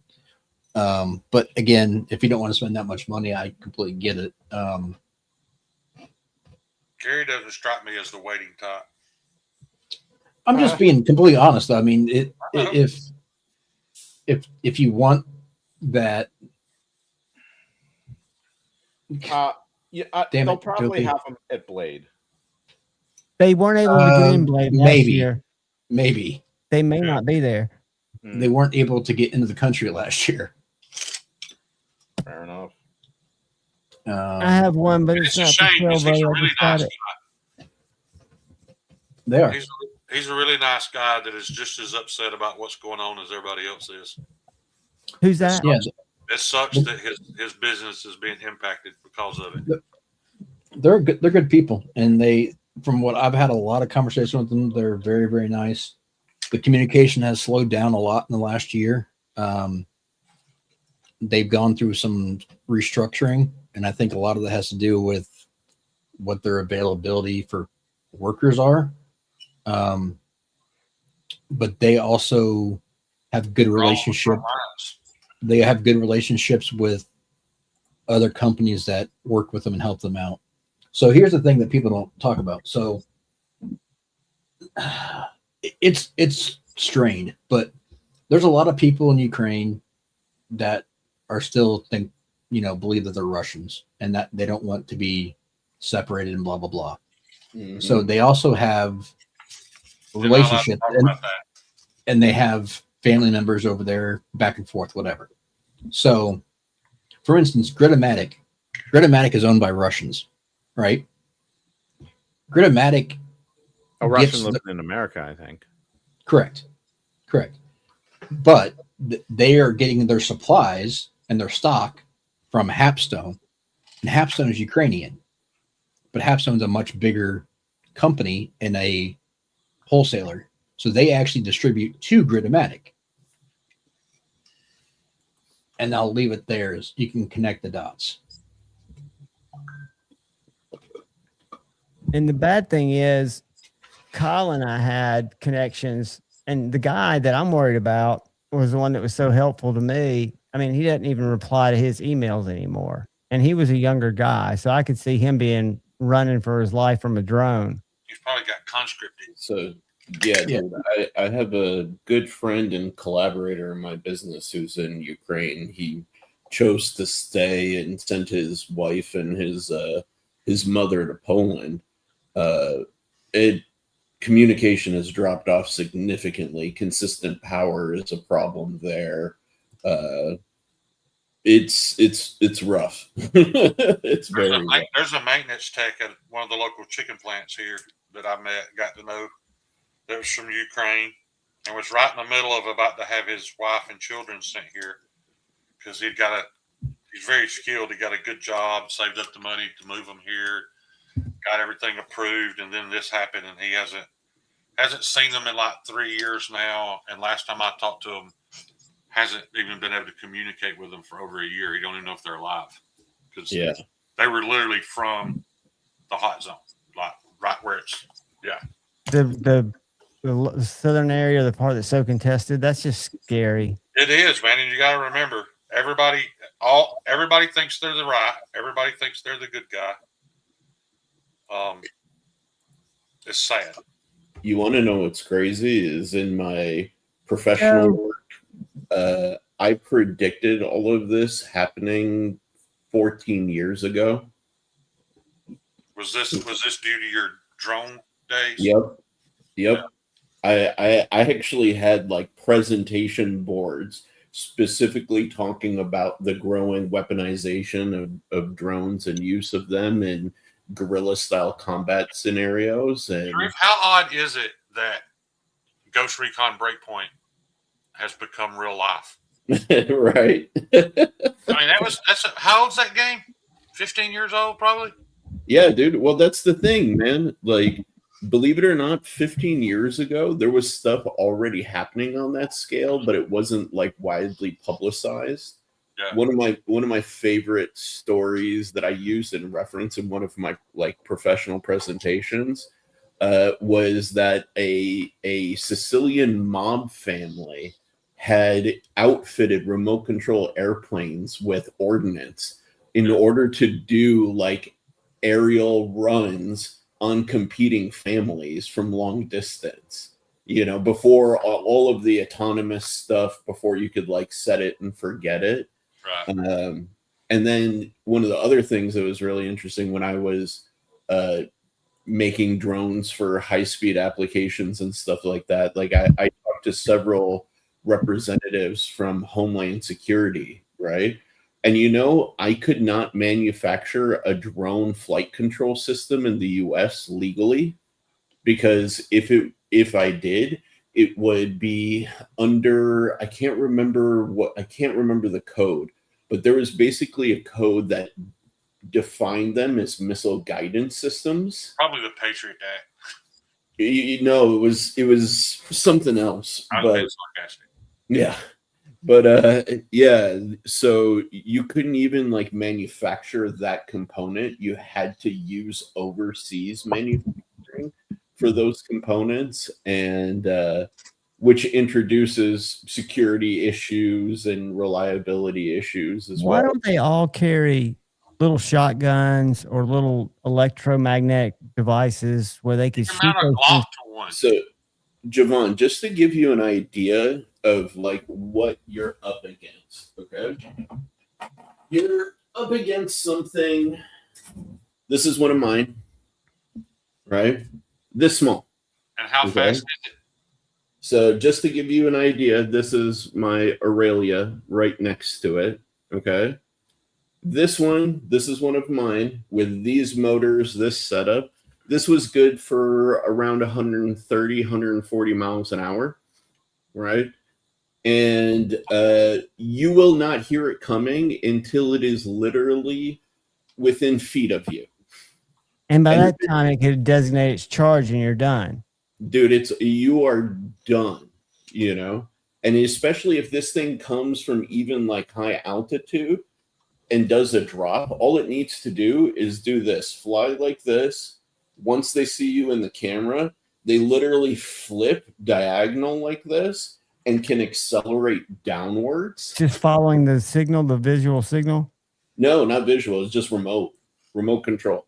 But I mean, when they see them, is it just following that target or is it driven at that point? It's driven. Usually it's driven. Like really good video game players sitting in a bunker. Yeah. With an Xbox controller. Yeah, it's two sticks and the screen. And you're wearing goggles and all of this stuff, and you've got like long range radios and stuff. But dude, like you can average, let's say, 120 miles an hour at about this angle, and then again, you see the target, you do this, you full stick it, and you're now going 140 miles an hour down to your target. Like there's no way to avoid it. Yeah, makes sense. The videos I've seen of the guys running around and there's got one chasing them, that finally gets close enough to him, which seems like it's going slow enough where you could shoot it. Yeah, that may be a chase thing, but like I'll show you. These aren't the ones flying into trucks. Well, I don't think I know because I watch a lot of Funker 530, which is all like GoPro footage from over there. Those guys are at a point now where they're toying with them. Like they'll come in and let them see that they're there and chase them around because you're watching video of them controlling it. Yeah, it's like they're playing a video game. They're laughing, cutting up. They'll wait till they dive into a ditch and then drop in, or wait till they run into cover and get 2 or 3 guys instead of one. Exactly. They are toying with those people with those drones. Dude, and the damage they do, like if you watch Funker, you will literally see body parts flying through the air. Dude, it's horrendous. Javon, share my screen real quick, and I'll show you like your average. I don't see you got one up to share. I got it. Oh, okay. So this is what your average highly skilled like drone pilot can do. I gotta run that.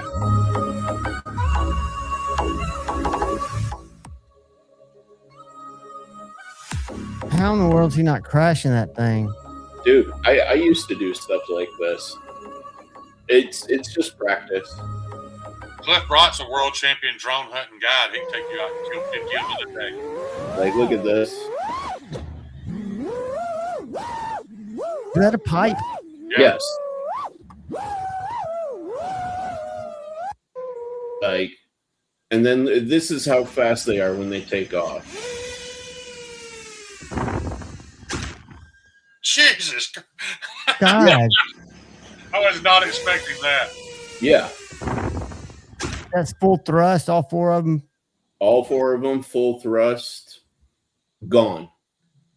And So- some of those drones they're using are dragging like fiber optic cable for like a mile and a half. Yeah. A mile and a half of fiber optic cable is dragging behind it, so Yeah. that the Russians can't use The EMPs and stuff yeah, like that. so they Yeah. can't block the signal. Yeah. Not to change the is the subject. future. It is the future of warfare. There's no But doubt. have you seen what's walking around the streets of Atlanta? That's the scary part. Is when they're being used on the battlefield is scary. Them being used for that T word is way scarier, dude. Yeah. So, okay, not to give anybody like an existential crisis, but back when I did my presentations on this stuff, the most scary scenario is when, so right now, like individual devices are not bad. Like you can kind of manage and protect against them.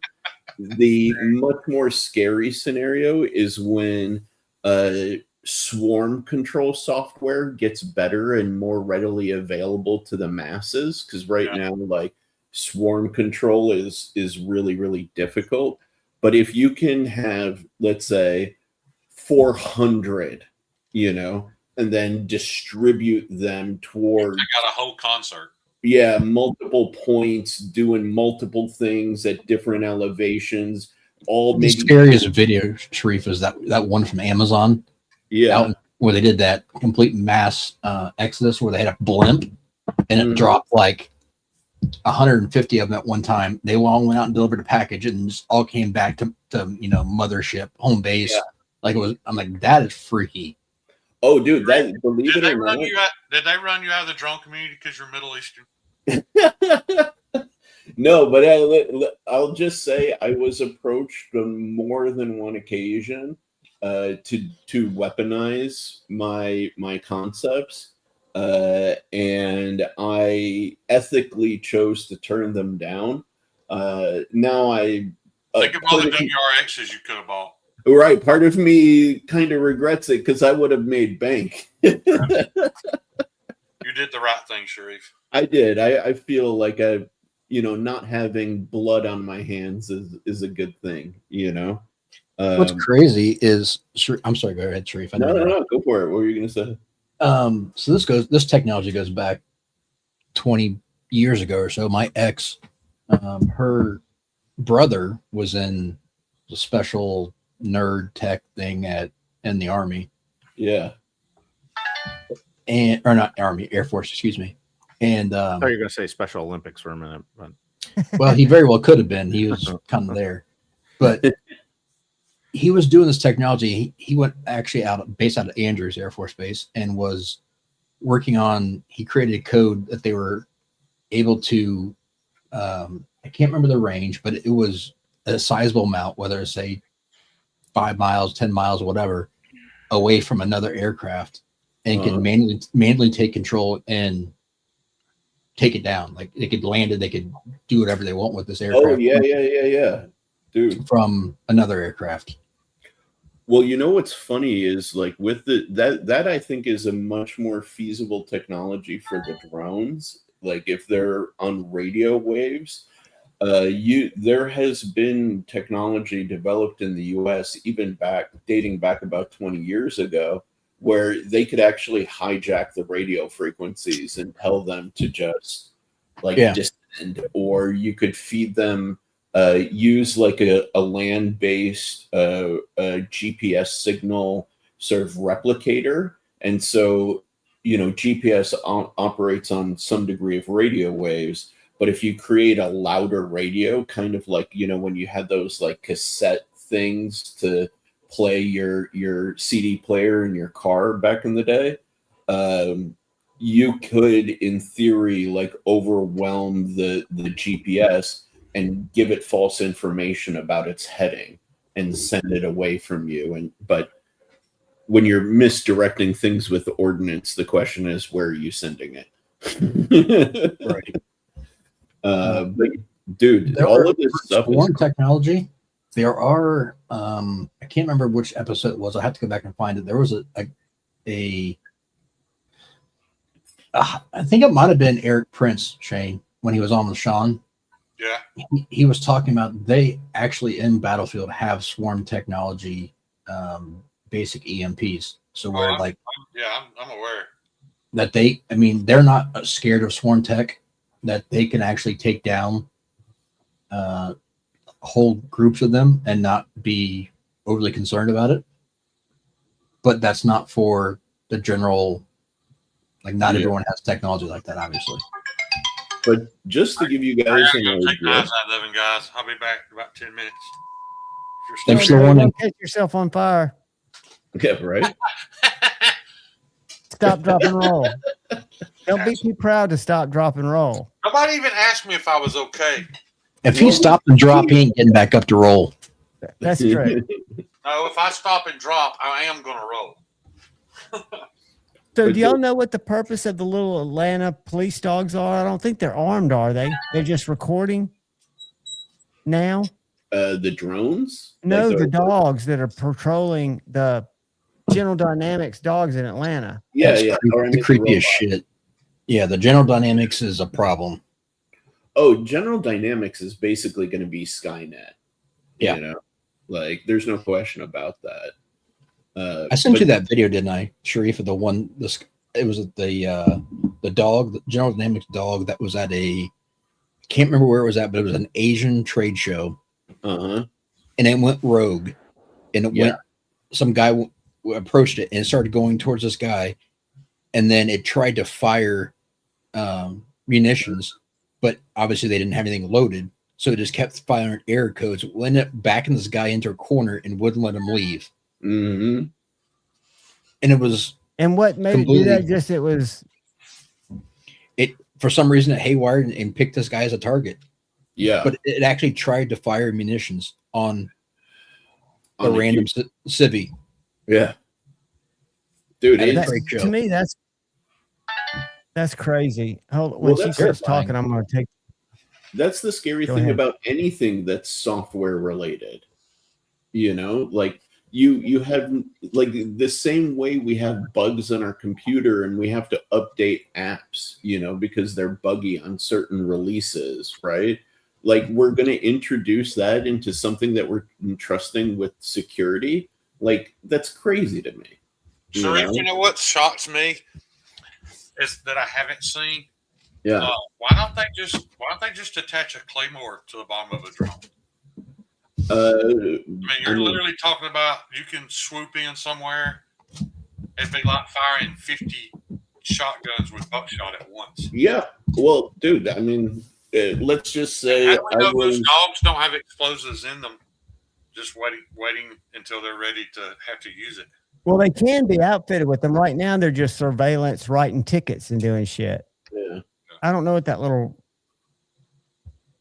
The spinny thing is a laser range finder that it's using to map the environment. So it's actually generating like a point cloud of data points where the laser is bouncing off surfaces, and that's creating essentially like a real-time 3D model of the space. Where does the T-1000 fit in all this? We need to get one of those for Derek for Seeing Eye Dog. There you go. Exactly.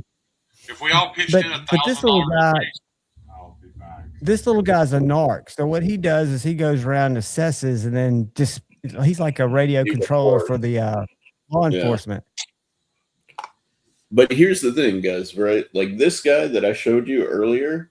So when I built this, right, and using USA made carbon fiber and all of that stuff, right? Like this costs me about $300 to build. Now you can make them even cheaper.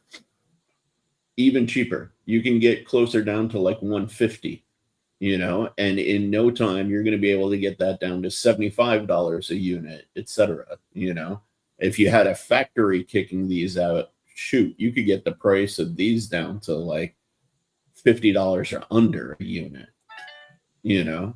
So, and isn't Ukraine using commercial like DJIs and retrofitting them?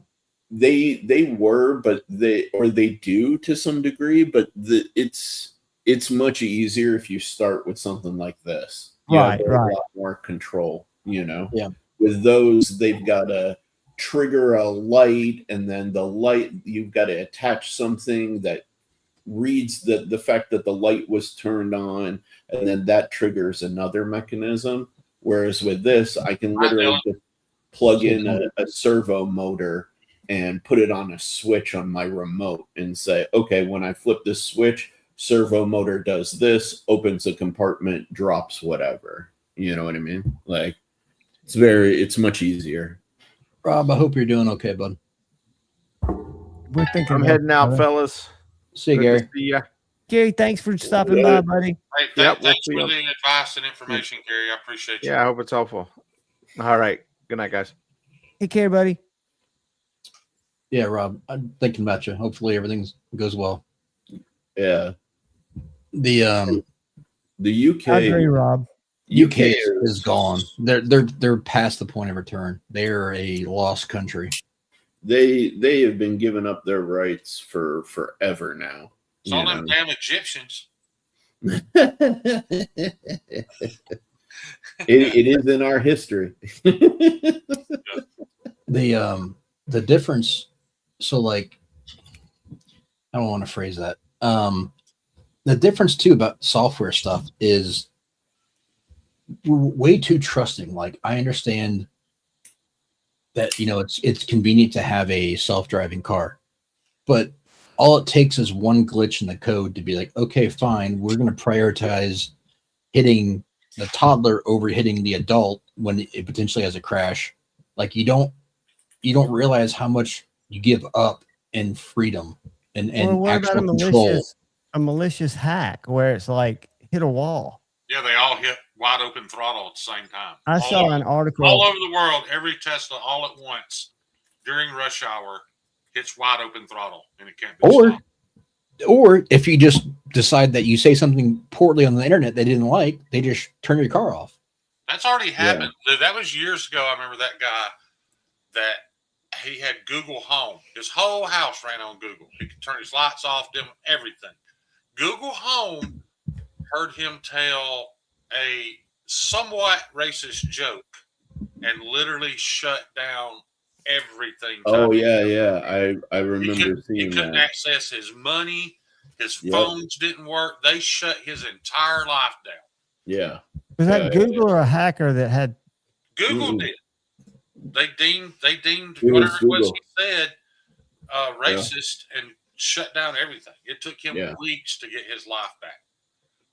I don't condone that, but he has a right to say That's it. not a Google. That's why there's not one of those things. Yeah, and he should be able to sue them for not. They shouldn't be able to listen. I mean, but that's what you do when you give You're up your rights agreeing to a every time you corporation. download that stuff, you're telling it can listen. Yeah. you are, but it's, When you turned your phone on, you told it could listen. You didn't read it. you have to give it permissions on Apple. You can tell it not to.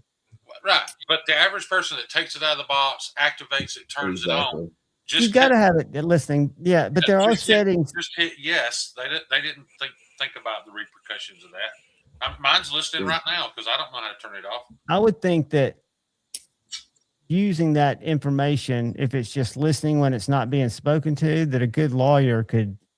No, that's been going on for a long time because it's that was what screwed us under George Bush Jr. is the Patriot Act gave them so much freedom to spy on you that was the worst thing that happened out of that entire why tragedy. did Trump reverse that? Nobody's ever going to reverse it. I don't think that can Nobody voluntarily gives up power.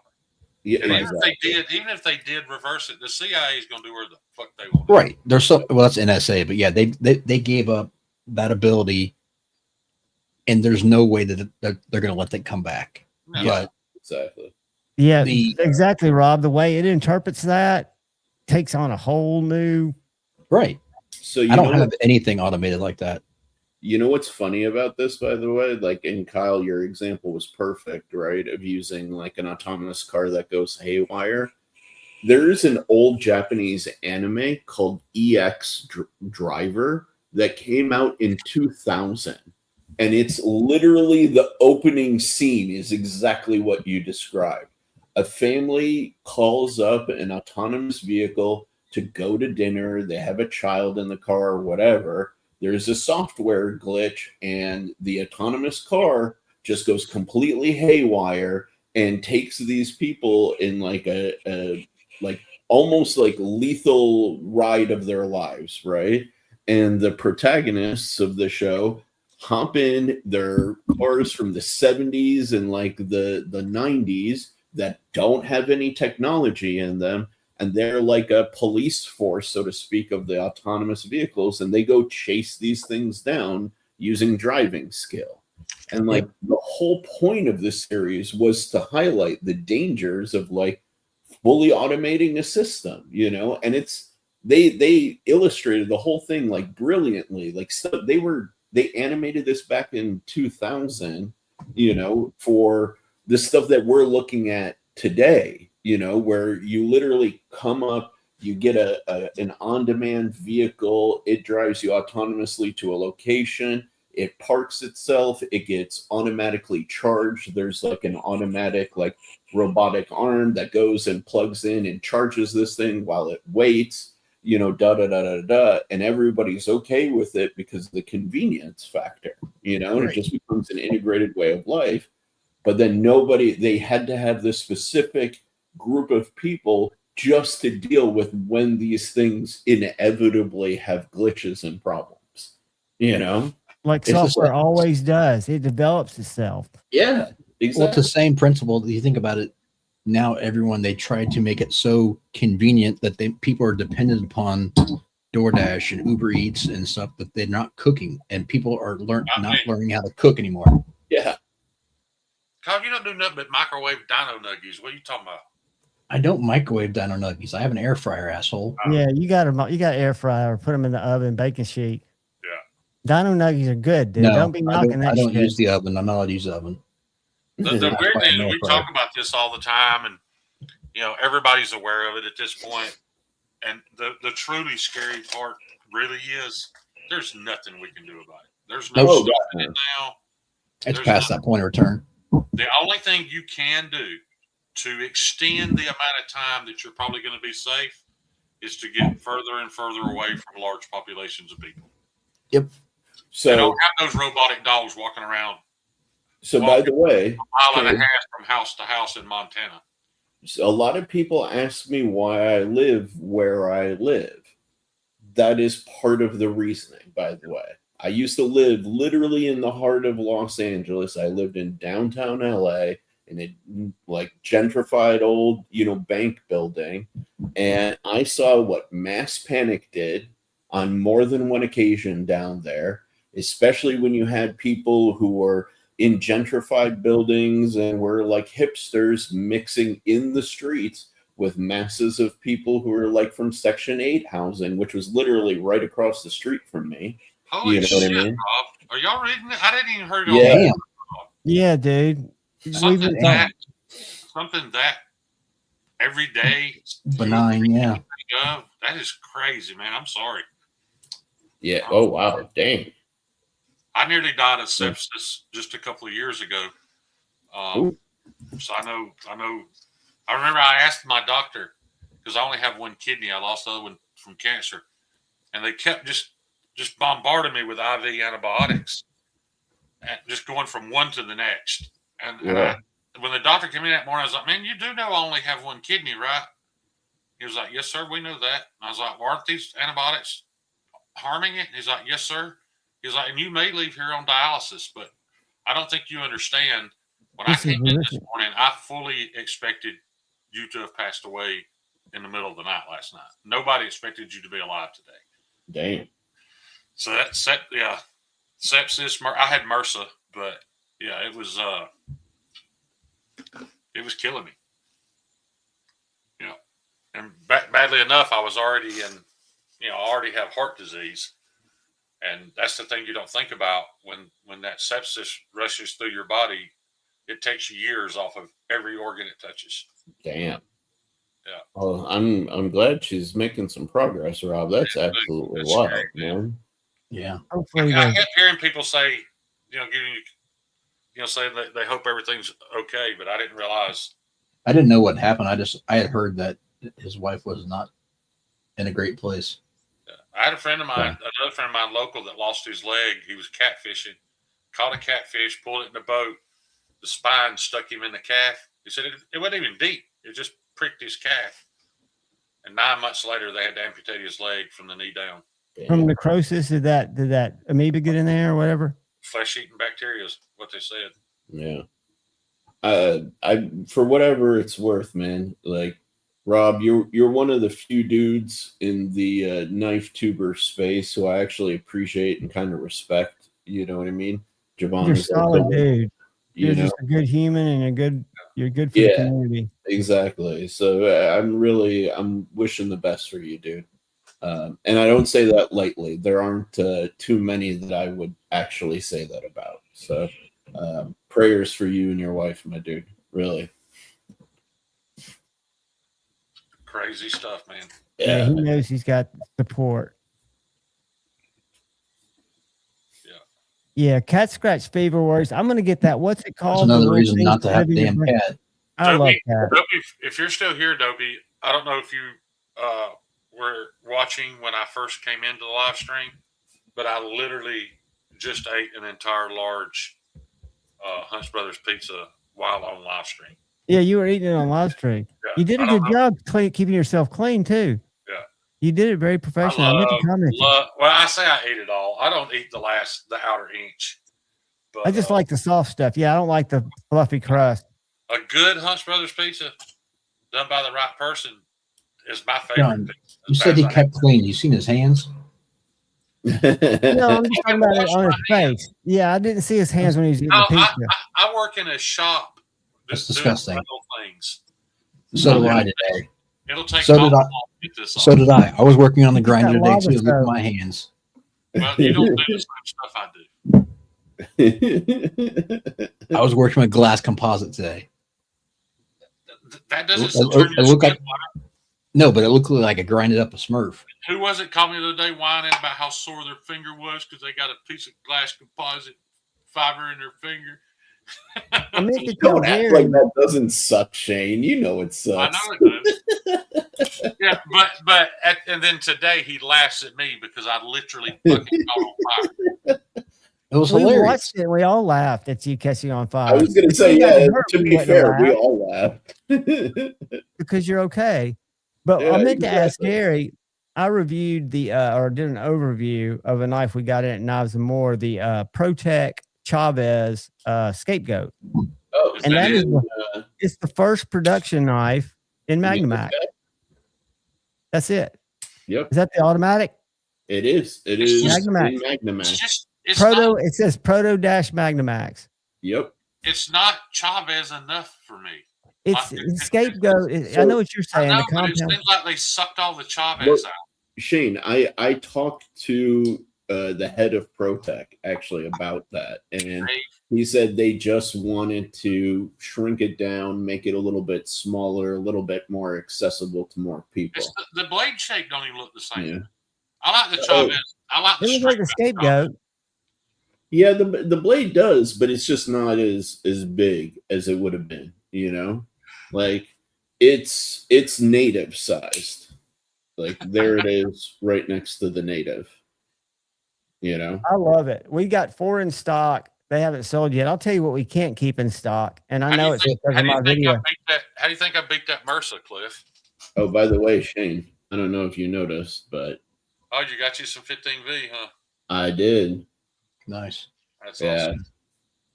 Last one at my local store, so I had to snag it and experience it. You know what I mean? I feel bad that I don't own any anymore, but then I keep reminding myself I have a Rex 121. It's now, good, I get it. 15V is right up there in the edge retention, and it is tougher. So, hey, Shane. I guess if you were going to pick one, that's a Chavez scapegoat. So it didn't look very Chavez-y either. Yeah, I like the Chavezes with the straight backs. Yeah. Player. You know what you don't see? Well, you see it on this one, but the ProTech, there's no skull clip anywhere to be found. Yeah, that's dumb. Well, I mean, it's ProTech. They wouldn't do the no, I know. Chavez, though. Yeah. But I'll tell you what, though. I'm not as impressed with Magnamax as I wanted to be. Because I've been using K390, Maximet and now 15V, and the Magnamax is nice, but I don't know, maybe it's their heat treat, you know. I just Does it just not feel as aggressive as Rex? no, like it definitely, like, I'll tell you what, Nothing feels. I haven't experienced any steel that feels as aggressive when sharpened as any of the Rexes. 45, 76, one. Those are my Yeah. absolute favorite. Does that have to do with carbide density to why it's so more toothy? Rex 45 is the sharpest steel that you can get out of a Spyderco. A close second is 15V. My Rex 45 is scarier than my Rex 121. It just, as soon as your thumbprint touches it, you can feel the skin getting off. See, for me, so I've never had any of the Rex steels, but now you guys are making me want to try some. Oh my God, Sharif. For me, Maximet, ZDP 189 and 15V are the most impressive. This Magnamax feels around on par with like S90V, and again, that could be like the heat treat. It could be a burn edge too, honestly. Yeah, it may be. There's a lot of factors of what could be, but it's not giving me that same like, holy crap, this is life-changing bite and all of that stuff. It's good, but it didn't, like, I immediately felt the difference. Just get you a lightweight Mannix and Rex 45 and some AWT scales. You'll have less than 250 in it. Yeah. I love mine. Sharif, just use that up a little bit and then just send it to me, and then we'll see if we can figure out if it's just factory or not. Dude, yeah, I'd be happy to. I actually, there's a few knives I want to send you. I want to send you this guy to lay back the edge and put a really aggressive, like what you did with the A100 and stuff, like, and the Aurelia Protos. Thanks, Ryan. I can't wait to get Kyle my Emerson. I love Cheeto to death, and I'm not bad than his age, but I'm curious to see what it'll be like. Oh, dude, what Kyle can do with an Emerson's 154, like my full size A100 is still stupid sharp. It's sharp. It just I've sharpened a lot of Spydercos, and I'm not joking. Rex 45 puts up the nastiest edge of any Spyderco I've ever sharpened. It is hands down disgusting. Can y'all see that? Yeah. What is that? Look for the FRN handle. I sent this to Derek today. This is our. Derek can't see. But this is our 15V. He blew it up and he was able to see, asshole. But look, that's a little native. That's a Maximet. Or here's a Yojimbo little guy. The Yojimbo is. These are two old 80s models. That's the dumbest knife Spyderco ever made. The Yojimbo was only cool because it was hollow ground. And then they made that micro thing flat ground. That's just dumb. That's as ugly as that knife Crispy bought for me, that first batch of knives I did. The ones up top were a PM3. There's a PM3 and a Native 5. There's the Native 5 right there. And the PM3 is right next to it.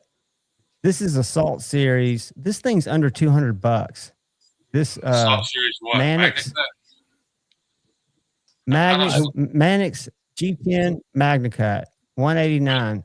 I just don't want MagnaCut from Spyderco.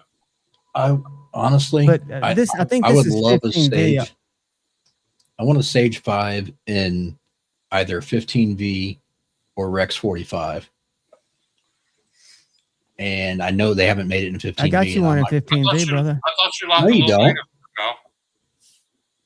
You don't have a Sage That's 5 it in right 15V. there. Sage 5, it's a Native 5. A Native 5. Native 5. I'm sorry. You're right. Yeah, they haven't made a Stage 5. Oh, Lord, motherfucker. Native, I don't want a little native, Shane. Could you scale swap? Could you use blade literally swap had or my native phone 5? out. I literally had my phone out fixing to text John to tell him to We were ring that about to buy it. native up, to ring that little native up, and I was going to pay for it and have him ship it to you. So thanks for saving me my money. You did. I was looking at it, but then I looked at the price. I'm like, they're too overpriced for what they are, and I'd rather get a Sage. The price wasn't the issue. If you wanted it, I was going to get it for you. Well, I appreciate that, but no, that when I started looking at it, I'm like, for the price point, I'd rather have a Sage 5. Okay, I understand. Real quick, does anybody know where I can find anything in Rex 45 in stock? Dude, I see Manix lightweights in Rex 45 with the white scales on a secondary. They were only like $130 brand new. They were 140 for the regular one, and coated blades were 147. You can find them on the secondary typically for 120 to 140. They don't go much below what they sold for new, but you can find them. They pop up. I would get the coated. Here's I mean, if anybody has a native in Rex 45, that would be my go-to, because like I treat natives kind of like a meal team, you know. Don't I have what? I thought you had more than one Manixes in. I got one in 15V and I got one in Rex 45. Oh, okay. I don't remember if they made a Shaman in Rex 45, Paul. They made one in Rex 76. They did. Yeah. They made one in. They made a Shaman in Rex 45. Did they? Okay. Yeah. They made a Rex 76 one. I've not seen it test anywhere near that, Rob. But I've seen it in the 62 to 63 range, but I've not seen it go above that. Oh, I don't think you'll see production Magna Cut go above 63. I mean, and realistically speaking, for production, like 62.5 is kind of like one of the sweet spots. Yeah. Like doing Magna Cut in production between 62 and 63 HRC is like doing 154 and 59 to 60 HRC, or you know what I mean? Like, yeah, kind of like the base standard. Anything above that, you're getting into more specialized sort of territory. Sharif, ask Kyle what he thinks of CPM 154 at 64. Well, that's not fair, Shane. Why? Because that temper, we know that probably was not 64. Hey, Kyle. That was probably closer to 67. Is 121 not as desirable as Rex 45? What's that? Is Rex 121 not as desirable? It's more desirable, and it's fucking outrageously high. It's $500 for a Rex. Well, I just found one. I found Sage 5 on Amazon for $247. That's thanks. Don't buy that, Sharif. You know that's fake. Yeah, that's suspicious. That's not fake. It's fake. It's from the Spyderco store. That knife is $450 from Spyderco. Yeah. No, that can't be real. They jumped their prices huge. All right, let's go right here. Rex 121 is more desirable technically because it's not going to be produced anymore. But I like Rex 45 better as far as the edge it takes. I'm not saying it's going to last anywhere near as long as Rex 121. I'm just saying as far as the edge. It is more What aggressive. you prefer, yeah. I'd be willing to bet there's one on Blade Binge. Look and see, John. I will in just a second. I hate Blade Binge. On Amazon, John. We don't do that. We're in the Spyderco store, Shane. Don't matter. It does matter. It does matter. It absolutely does matter. Systems, there's no telling who that's coming from. No, not if you're dealing with Spyderco or Benchmade. They are very, very, and I don't see that knife in here, so you're probably right. Yeah. Did you check the box, John? You ain't getting no Rex 121 for $240. They don't exist. They were when they came out. Yeah, first came out. Yeah, I got mine. And I know mine was legit because it's got 016V on. Well, that's what I'm saying. If they're still in stock, search all Spyderco. I'm gonna go Rex. Oh, so by the way, Javon, I looked at that listing. If you look at the seller is called Onkata, and they are fake. Fake and gay. Well, I mean, why does it list to visit the Spyderco store? Is that just Fake a and gay. link? Because people like you will fall for it. Told you it was fake. I mean, if it was originally 281.04, let's look at the price history. No, the original price is not 280. The original, like if you go to Blade HQ right now, that's a $400+ knife. Right. But Correct. when it first and they came had out, a big price increase. when it first came out, the G10 was $299, and now it's And this price is 281.04 originally. I bought Justin's lightweight for $250. That's what they were new. Right. My butthole clenched paying that for a lightweight. And then I let it sit there for 3 Well, months. here's a lightweight that's more expensive than the G10. That doesn't make sense. The FRNs were $250 and the G10s were $299 originally. Everybody take a moment to remind John that I was right. I'm not saying you're wrong. You were? I'm just saying it's under the Spyderco store. I don't know how that works. But Sharif said it's a different seller.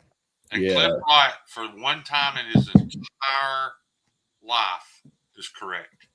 I've got a Rex 45 Bradford 3 that I'm not super connected to, but it's a fixie. I hated that knife. That's I don't trust. You know what you saw what I did to it, didn't you? I put the contour handles on it. That thing was horrible. But I don't trust Bradford on their. I am. Go to Blade Bean, see if they got a Rex 45 Manix 2 lightweight.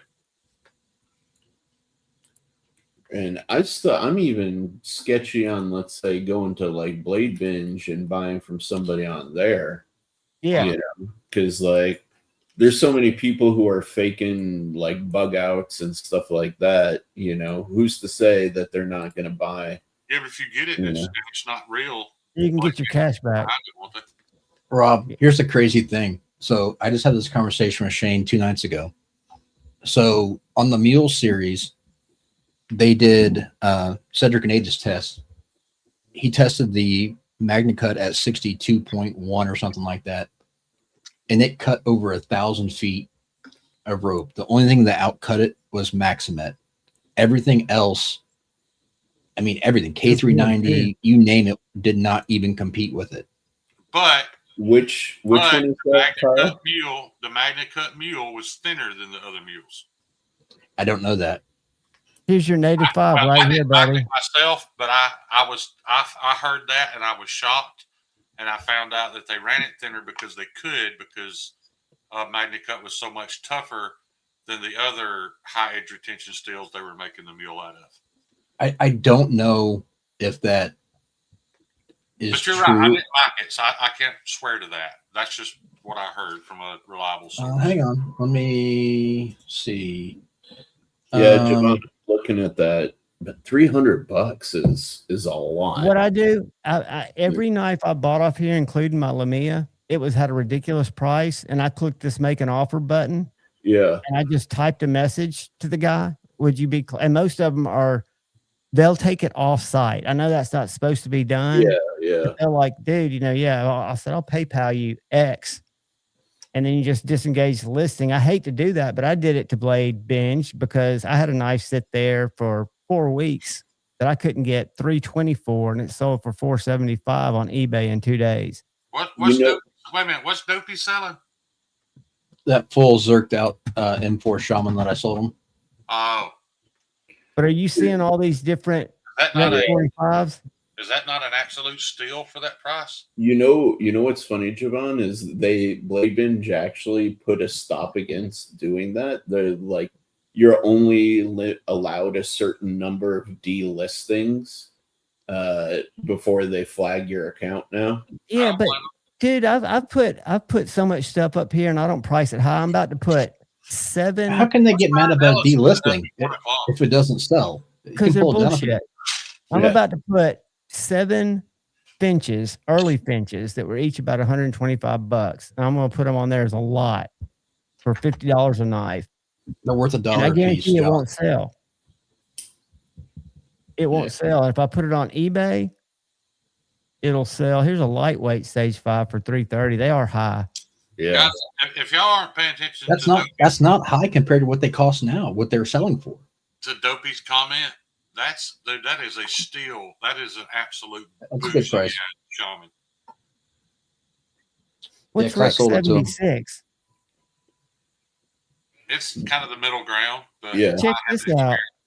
This GP Knives exclusive brick pattern. I guess that's G10 322. I thought Rex 76 was St. Nick's exclusive. Maybe they just got it wrong because they've got it as GP's brick pattern. Maybe the brick pattern is the exclusive. Let's see what the card says. did you not look to see if they had a lightweight Mannix in Rex 45? They do. They do. I've had it up here showing it to you, and you just going no. I was still stuck on you being wrong about that Amazon listing. I'm always wrong about shit. All right, there's a lightweight Mannix with the clip for $190. And what? Rex 45. And here's a Those are Mannix aftermarket 2, scales too, aren't they? here's a Mannix 2 lightweight GP for $225. Yeah, it's $80 above retail with factory scales. That's stupid. And what about this one here? Because I don't know what retail is. What scales are those? Go back. What scales are those red ones? Okay, I'll go back. I thought they were Spyderco scales. So they're marking that up $85. Yeah, that's ridiculous. Although they haven't made anymore. This one's discontinued. But $190 seems like a good price. No, never what are the scales? Those aren't. He must have dyed them red because red wasn't a scale option. No. Yeah, maybe he dyed them. Let's see what he says. Hold on. Cliff, don't be talking about Kyle's dog. Kyle's dog's bigger than any animal you've ever hunted. Wear marks, nothing too crazy, good condition, blah, blah, blah. Squirrel tracker. And I would plant you in the ground over my dog. Cliff's world champion squirrel tracker. It doesn't say anything about the dye, but those are clearly red, correct? Yeah, the red or orange or rust. That's that burnt orange. Well, I mean, he dyed them because they were only came in white. But then here's the Paramilitary 2 Sprint Run. Yeah. And here's a PM2 Copper. Rex 45 pair 2. These seem really high. And then pair 2 Rex 45 burnt orange. I guess that's burnt orange, Kyle. And here's the native 5 for $299. That's a good price for that native 5. I take that back. It's not a good price compared to what it's sold for, but that knife's worth it. Was that? Hang on. Was that Rex 45? The first one was that FRN or was it G10? They did. FRN. I was gonna say they did FRN. The first one was FRN. Okay, because they did a run in G10 and it might have been orange, but they didn't do lightweights in rust. Yeah, that orange color. Yeah. Maybe he just didn't mention dyeing it. Oh no, 300 is 300 for Rex 45 is expensive in my opinion because I'll cut you a deal on the baddest Mannix on the planet with this super cool Chinese lanyard that came off of a Bright Night flashlight and some applied weapons scales and Rex 45 with Kyle's edge for $480. No,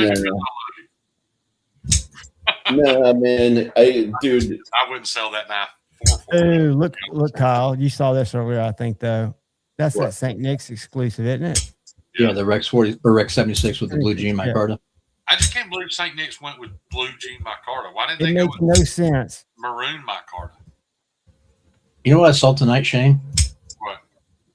One of those St. Nick's Goddards for sale. Oh, really? For $120. Wow. Here's a lightweight for $330, but that seems high too, doesn't it? Yeah. That's a stage 5 in that same rust. Dude, when I got that's 121, that's why. When I got my 15V native, I paid like $270. And even that was you can find them cheaper, but I wanted to support a local store. You know what I mean? So, like, I don't know. I feel a lot of people are just increasing the price because it's not available, you know. But I think sites like Blade Binge and all these sites where knives sell out. I'm not a big case guy at all. I bought my second case after working at a case dealer. But this is a knife that's super ugly, but it's very. Why do you always show that thing? Because they just brought it back. It's a phenom, dude. What I'm telling you is, these have not Nobody made the cares. shelf because the people that are coming in and buying them, that are buying all of them, are taking them out, reselling them for like a 50 to 70% increase, and they're selling them all day long. Are those customers here in the chat? You're confusing us with the knives and board people. Well, no, I'm just saying to buy something and sell it for more is not an uncommon trait in the knife world, right? People do it all the fucking time. That's why Oz quit going to Blade for a while. Supply demand. Cheeto, John's not buying anything. We were trying to find Sharif a fair priced Mannix 2 lightweight in Rex 45 so he can put some scales on it. Because there's no point in buying the standard version because that orange is fucking ugly. The orange is horrendous. Let me ask a question. Does anybody have a Demco 20.5, the Taiwan import, that has the new hardware, the new pivot that's got the big pivot? Cliff, who are you going to pay to kill a bear or a moose? Even trade me the meat. That's going to be because all my Demcos have the old pivot. The reason I ask is I've got a guy who sends me scales from over in Austria, Lex Rex Customs. He makes contoured scales, and he just released the Demco 20.5. Boss? Huh? Aren't they? Oh no, are they the ones that bought Metin Boss? No relation. But I think I've gotten Ryan some scales for it. Yeah, Ryan, the Rolex market, especially even like I was so tired. A few years ago, we're getting out of control. But if anybody Ryan, has, you'd be proud, Ryan. I worked 8 straight hours on my feet today. That's the first time in it may be over a year since I've been. These aren't contoured, but this is the pattern. His Demcos are contoured. If you have a Demco that has a big pivot and it's got G10 scales or something, and you want titanium scales, you send it to me. I will do a video on it and send it back to you with the original scales and the new titanium scales. It'll cost you nothing. I believe that, Dopey. He's 100% right, though. If I ever walk in Eisenmore and John tries to sell me a case, I'm going to punch him in the nuts. I think Ryan bought Metin Boss. Yeah, Ryan bought Metin Boss. And he bought, I ain't going to tell about how much, but Ryan did buy an expensive-ass case, and I have thought less of him ever since. He bought an antique, dude. I don't give a shit. Ryan knows investments. I'm telling you, those cases, I don't buy into them. But Ryan paid more for that case than what I charged him, and I'm about to make him a custom S90V kitchen knife with mammoth molar bolsters and mammoth tusk. And you know the funniest thing about that is, you know why he bought it? Because my fucking John nemesis, acted like it wasn't for sale. John put the fucking Jedi mind trick on him. I know he did. Cut me deep. Sorry, Cliff. But no, that's out there. If anybody wants a Demco scaled, I will do it. If not, I'll put them on that other one I've got, but it's going to look like shit because it's got the mill outs for the bigger hardware. Speaking of scales, John, did you ever reach out to that company? I did. And they so far ghosted me. I've got to send them something back. We're talking about rips, right? Yeah. Yeah. Sorry. Cliff, if you're on a modern knife and a high alloy steel, the time you could have saved killing those little or cleaning those little bear cubs that you tracked down and killed, you could have hunted and killed twice as many bears. But instead, what are you talking about? What are you trying to? Cliff's out there fucking around rubbing some 1055 knife on a rock to try to get it sharp again so he can clean a bear with. Cliff's out there hunting penguins and just throws merkins on them and calls them bear cubs. Yeah. So those are more what the Demcos look like. They're kind of contoured. I don't like contoured scales on a pocket knife. Shane, I got your next Emerson right here. That's the original. That's the original one I wanted. This is the Iron Dragon. Yeah, that's the shape, the original And you shape. deserve it, dude. That's a good answer. Yeah. Yeah, dude. Yeah. Hey, Ryan, the little Cheeto guy had me worked with. confused when he was explaining that to me, but they grind both sides of the blade, but they only sharpen it at one angle. Yeah. I had to get it in hand to understand what he meant. Once you see it, you understand it. But dude, have you tried even like slicing or cutting cardboard or paper with it? I have made some cuts with it. It cuts very good, but that makes perfect sense because I never understood. I never liked the idea of a chisel grind either because my ADHD, it drives me nuts. But you've literally, when you do that, you can get your edge bevel, total edge bevel at like 15 degrees. Yeah. It's just math. Chisel grinds cut better. Yeah, exactly. Yeah. Dude, that's why I love the V chisel because I feel the V chisel is absolutely, easier Paul. If it's titanium, don't mess with it. What are you apologizing to me for, Cheeto? I love that knife. It means more to me that it was yours. Go ahead. I love the V chisel because I think it's more controllable than a regular chisel most of the time.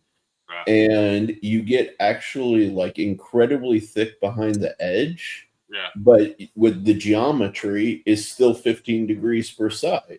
Right. You know? So like, or even less actually, because some of the Emersons are ground at like 25 degrees. Right. You know? So like if you think about it, to equal that, you would have to sharpen your knife at 12.5 degrees per side. Per side, exactly. Yeah. The bad thing about that, though, is they're Yeah. doing it in CPM 154 or 154 CM, which is not a tough steel. Yeah, exactly. I Well, use I mean, that knife for its intended purpose.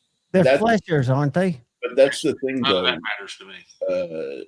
That's the thing, though, Kyle. With the V chisel, if you measure the behind the edge thickness, it's like equivalent to a knife that's been ground at like the same blade stock thickness. No, but I get it. It's weird how you try to make it a slicer, even though it's. Yeah, I mean it's a different animal. it is. You I get heard people say like durability if you were and cutting a long piece of leather, it's hard to keep it perfectly straight. I don't give a shit about any of that for that. well, yeah. I'll tell you what drives me crazy. On the folders, ProTech makes one, and I'm not a center guy, but ProTech's got one that we've got down there that's got like a titanium bead on it that came from the factory, and it's a full chisel grind, but it's a ProTech collab. And when you close that fucking thing up and you look at it, Oh yeah.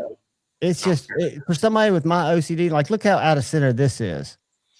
That drives me crazy. The worst I ever had come through was I had a Gavco custom that was a chisel, and in order, it almost looked like a Scandi grind. It was so laid back. I had to match it, and it was.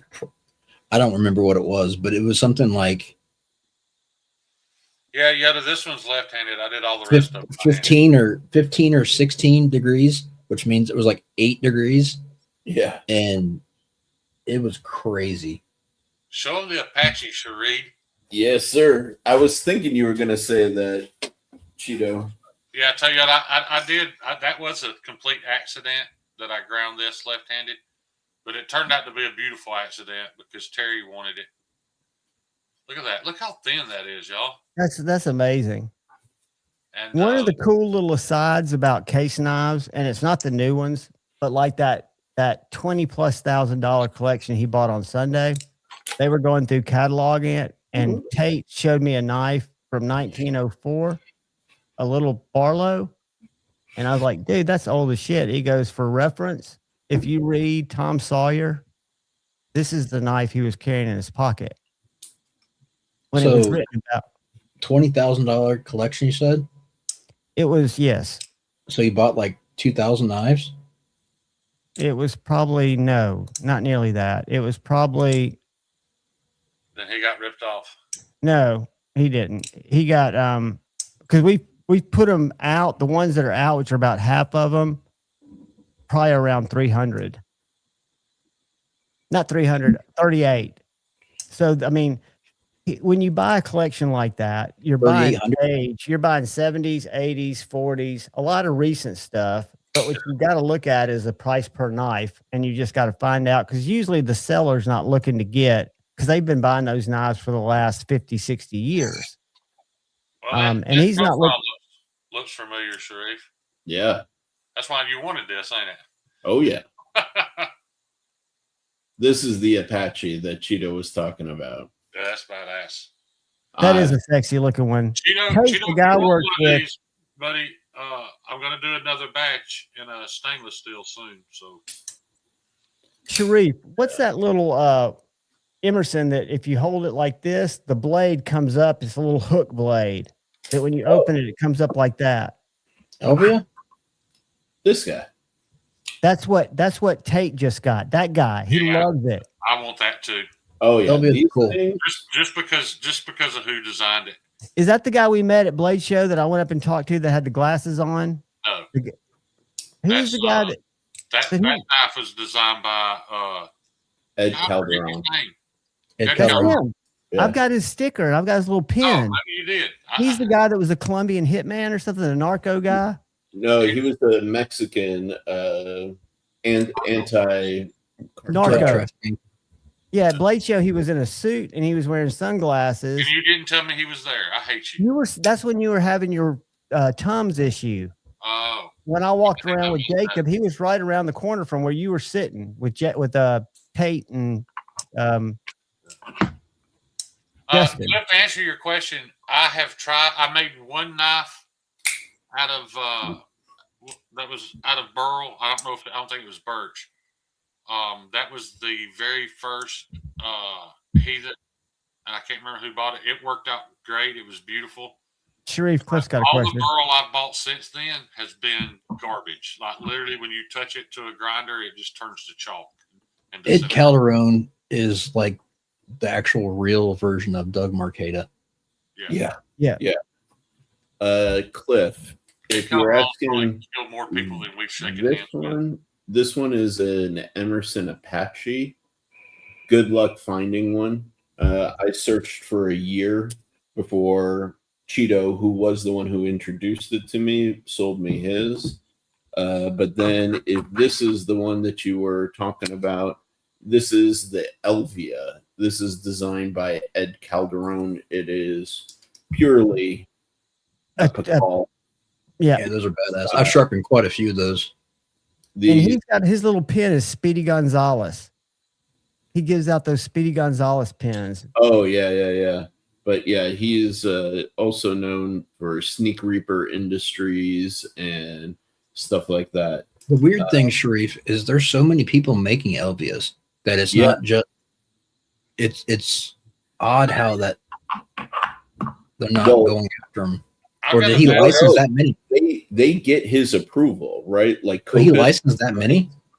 Yeah, like Copus is authorized. I can't remember the other people that make like $400 fixed blade versions. Yeah.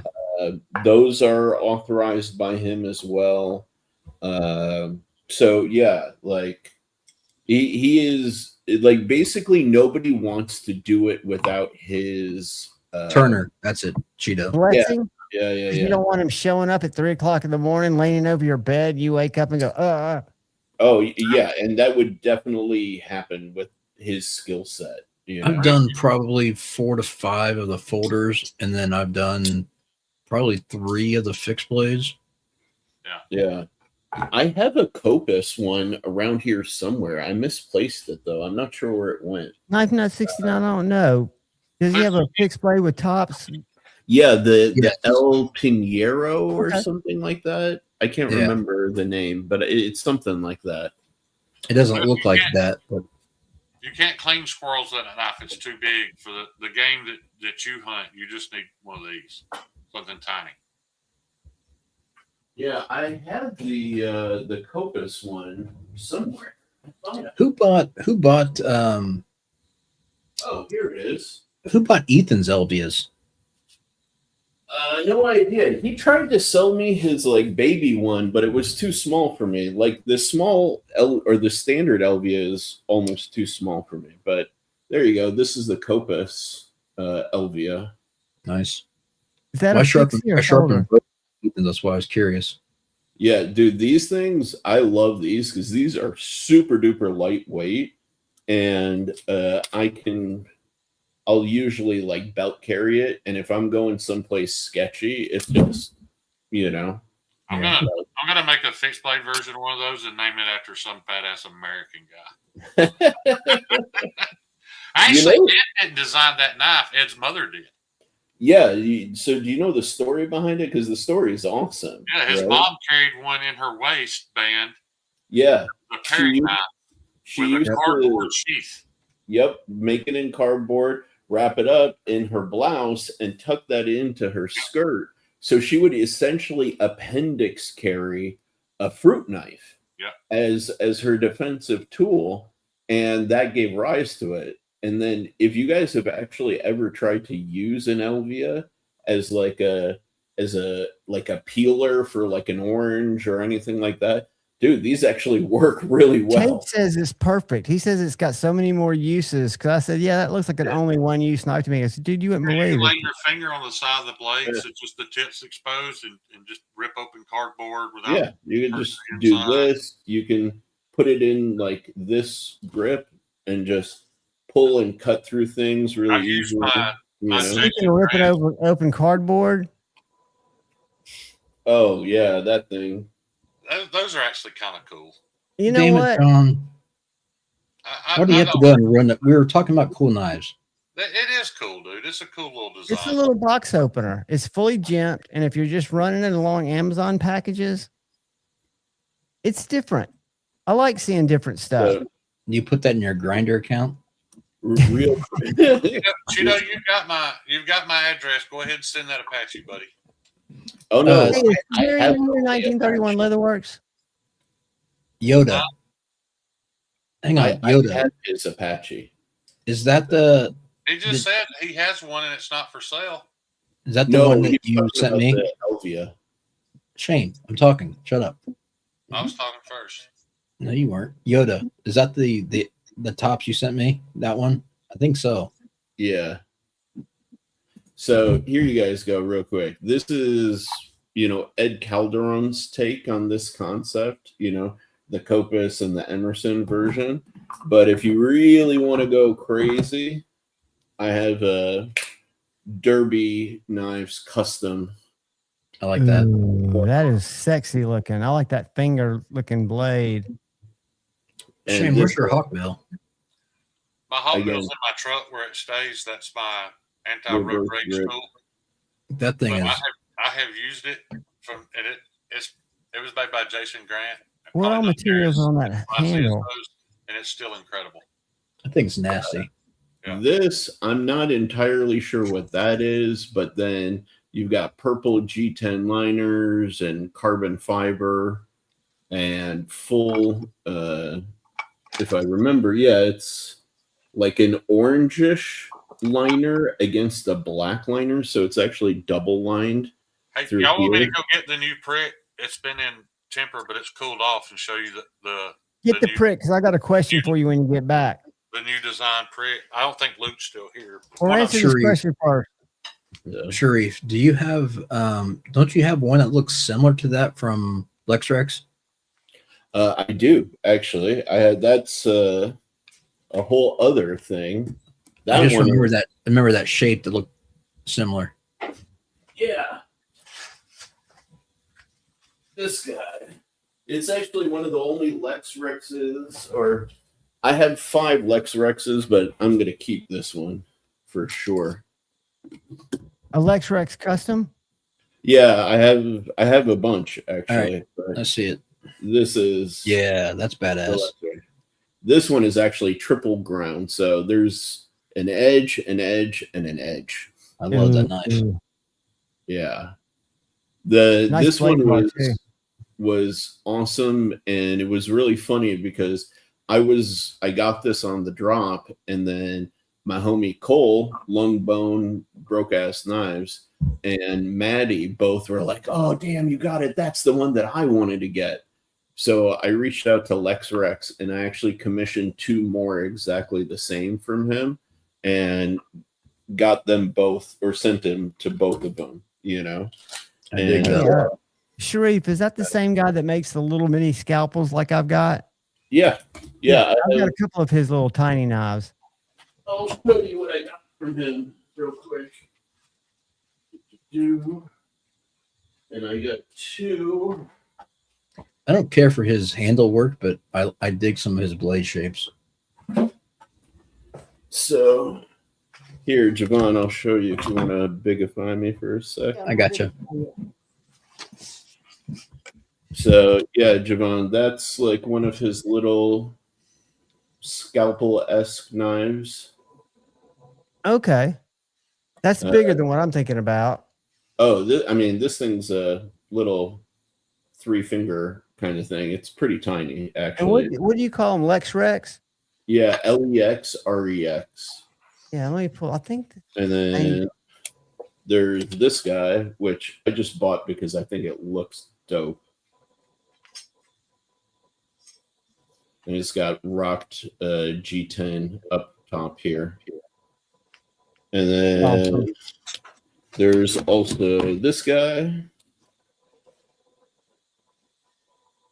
Cheeto, I didn't say it wasn't good. I said I don't like it. I mean, those are awesome. Yeah, I think I've got a different maker in mind.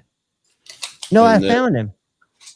Last but not least, this dude, which is double ground. That's cool too. Sharpen top edge, sharpen bottom edge. I'm going to show you something else he does, and I think it is the same guy because the sheaths look the same. But this is called, I got this from my buddy Richard, the Roman Gnome. Uh-oh. There we go. Oh, yeah. I can tell that's LexRex right away. It's just a little hammered out. I think it's S35, all of it, even the handle. Nice. And I've got a smaller that one is too. even smaller than the one that I have. And I've got one that's shorter than this, but I mean, he makes these nice Boltron sheaths for it. Hey, Shane. Yeah. You talked to Jason today, right? Is this what's this project here? I'm going to share this. Hold on. I don't think he wants to talk about it. But is he making multiples? Yeah. It's a, okay. So it's a sore point at the moment. But they all look consistent. Is he doing those by hand or is he having them all cut? Consistent. They're all very consistent. They're all very handmade. And the guy he's making them for is an idiot. Oh, yeah. He's complaining because he shadowboxed the scales. However, the prototype was shadowboxed. Got them all done, and now the guy doesn't want the scale shadowboxed. So he called me about it. Jason's too nice of a guy. I mean, he seems like a ruffian, but he's. I told him, I was like, dude, I would not take those scales off. I'd walk up to the fucking grinder, and I'd grind the spines down till they touch the scales and ship them to him. Or sell them to somebody else. No. The guy's paying for the whole batch to sell them. He screwed this whole thing up bad. The dude doesn't know. But he already paid for it? I'm not positive. Because I would almost say take it away from him. The price he made those knives for is also stupid. Sharif, did you see Crispy's Bird and Trout? Ooh, hell yeah. That's Geo Hansen and Son Rainbow Trout G Carta. That's beautiful. What are the pins?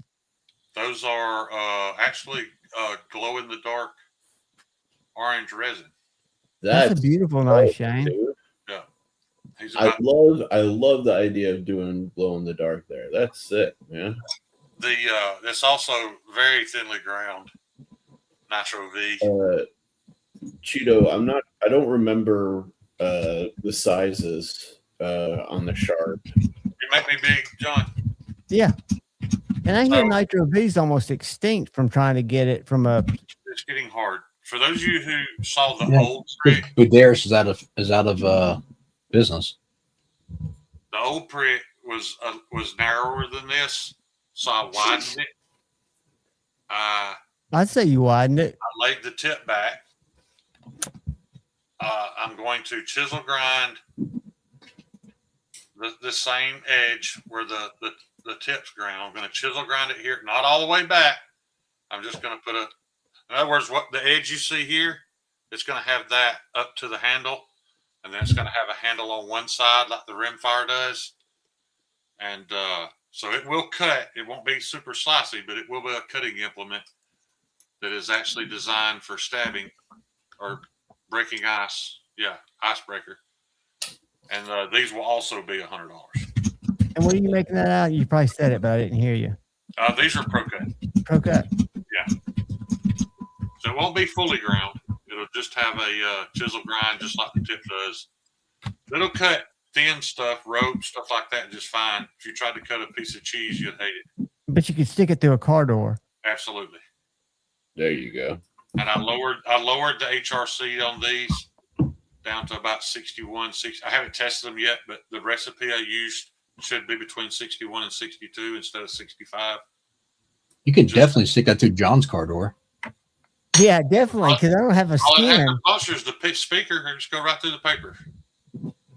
Paul, he's the kindest human being, and he would be on more Friday Night Flicks, but his daughter's at reading age. She's like 7 or 8, and that always cuts in because he's 2 hours earlier than us. What do you mean took the extra skin off? I don't know what you're talking about. Now, these were prior to me flat grinding and finishing the entire knife, so the ricasso's not as clean. But this was a gift for Cheeto anyway. Not for Cheeto. This was a gift for Crispy. Crispy don't like it. It's gonna look great. It's gonna look even better when Kyle that's a 120 grit finish. So I'm anxious to see what it looks like at a higher grit because it's really, really pretty stuff. So Shane, when you get set up with your new machine and your new belts, you think you're going to be able to do more of that stuff? I mean, just because of the tool? I'm glad you asked because I want to explain that. Kyle has been on me about belt progression since day one. And he's 100% right. But I've not really been able to do belt progression because at 3,600 RPMs with an 8-inch drive, that belt is spinning so fast that it burns. If I use a high grit belt, it just burns the material.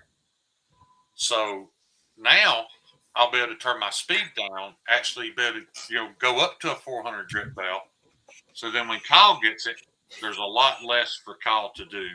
I want to get to a point where Kyle doesn't have to do anything but sharpen it. Right.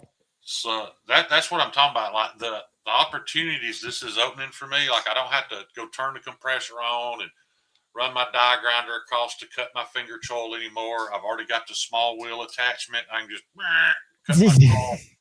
Literally cut a choil in 15, 20 seconds. Sharif, you weren't here earlier. I hope that's what it means, Derek. I'm going to show you this. What do you mean by the extra skin, though? I don't know what you mean. Here you go, Sharif. Yes, sir. Look at that material. Yeah, what is that? I made that. Oh, nice. That's acrylic, but it's I think I want to call it my Caribbean, yeah. Caribbean Queen. Caribbean, that's the name of it. And that hasn't even been. When I make more, it may have a different. Well, not may. It certainly will have a different pattern to it because. Is that what it's spoken for, Shane? Yes, that's Sierra Ricks. Gotcha. Which works out pretty good since he lives out there. And then there's that black that really pops. I'm sorry, Cheeto. Sorry, man. Nice. That one belongs to Big Doug over at Broke Ass EDC. That almost looks like carbon fiber with like speckles in it. With a little bit of corian in it. Is. That's aluminum shred carbon fiber. Oh, okay. Yeah, so my eyes weren't playing tricks on me. No, it is carbon fiber. Nice. And you're still going to whip me one up to trade for this ride out, right?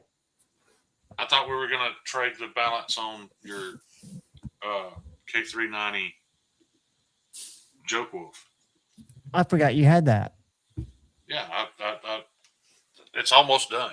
It's real close. Yeah, well, for whatever, yeah, that's fine. But yeah, you'll get a thug too, dude. No, I'm not worried about that. I just couldn't remember.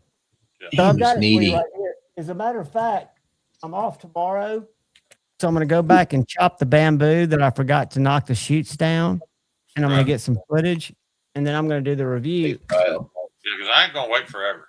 But no, well, you might have to, because right now I've got a problem with Terry. I'm going to send him that big Kaiser drop bear that he wants. Yeah. But I don't have a box. I mean, I've got one box that's like a huge box that I might have to just ship it in. But this is a hard size to find a box to ship in. Yeah. So we might have to rally next time you're up here. This is a Sharp by Design T10 custom. Oh, yeah. Is that from Steve? This belongs to Mr. Steve Clare. It's on loan to me right now. Nice. Did I hear correctly the other night that you got one of his Richmonds in? Maybe. He sent me one. I sharpened one of his Richmonds, and they are fantastic. Sharif, did I ever show you the worst design knife ever made? No. You got to see it. Bend me big. I want Sharif to see this. Sharif, is that miles above a production?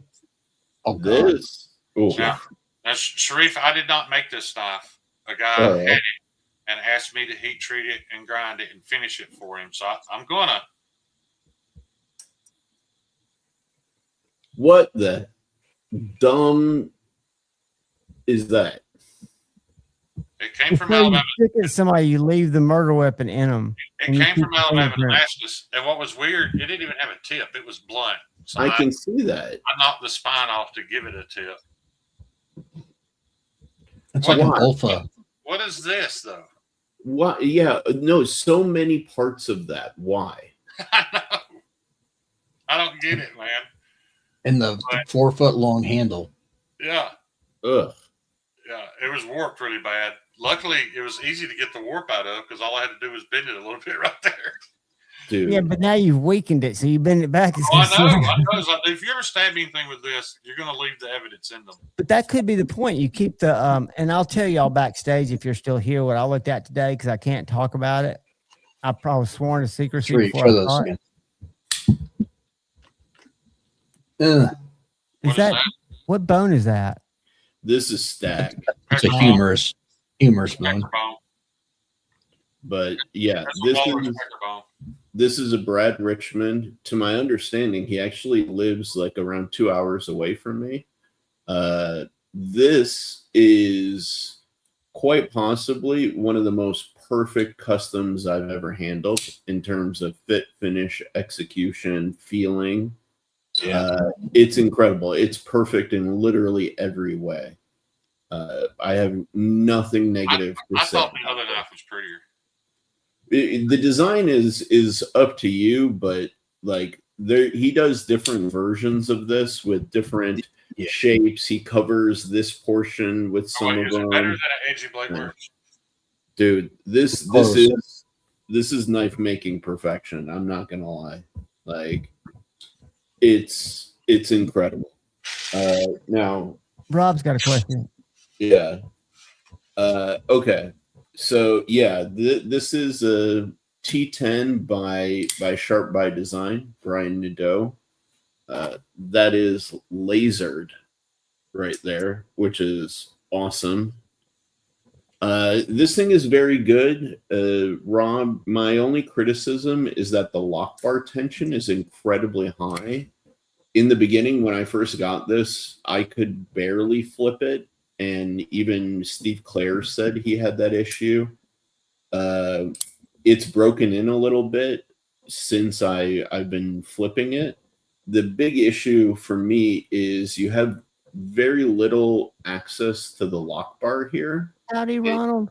You're supposed to do it all the way up here. And you can see I'm like almost shaking to get it all the way over because it requires so much force. Is that engagement really, really deep too? No. I mean, dude, like right No, I there. mean, as far as like, no, I'm talking about the pressure. Like, so it's like, it looked like it was about 50 or 60% engagement. Oh. When it's locked up. No, it's not. Okay. It's just really tight there. Kyle, were you there today when I put those Nitro V knives in the oven? No. I grabbed them with a pair of pliers, my long pliers to put them in the oven. And I want to go back and see if I caught it on camera because I like to show my doctor. Right when I got to the oven, like my hand was, and I could not make it stop. I don't know what that is.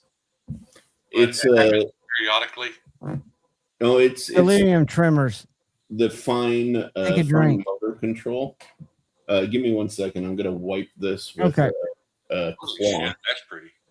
That is gorgeous. I love the look of Damascus. I just don't have any interest in making an expensive knife that cuts less.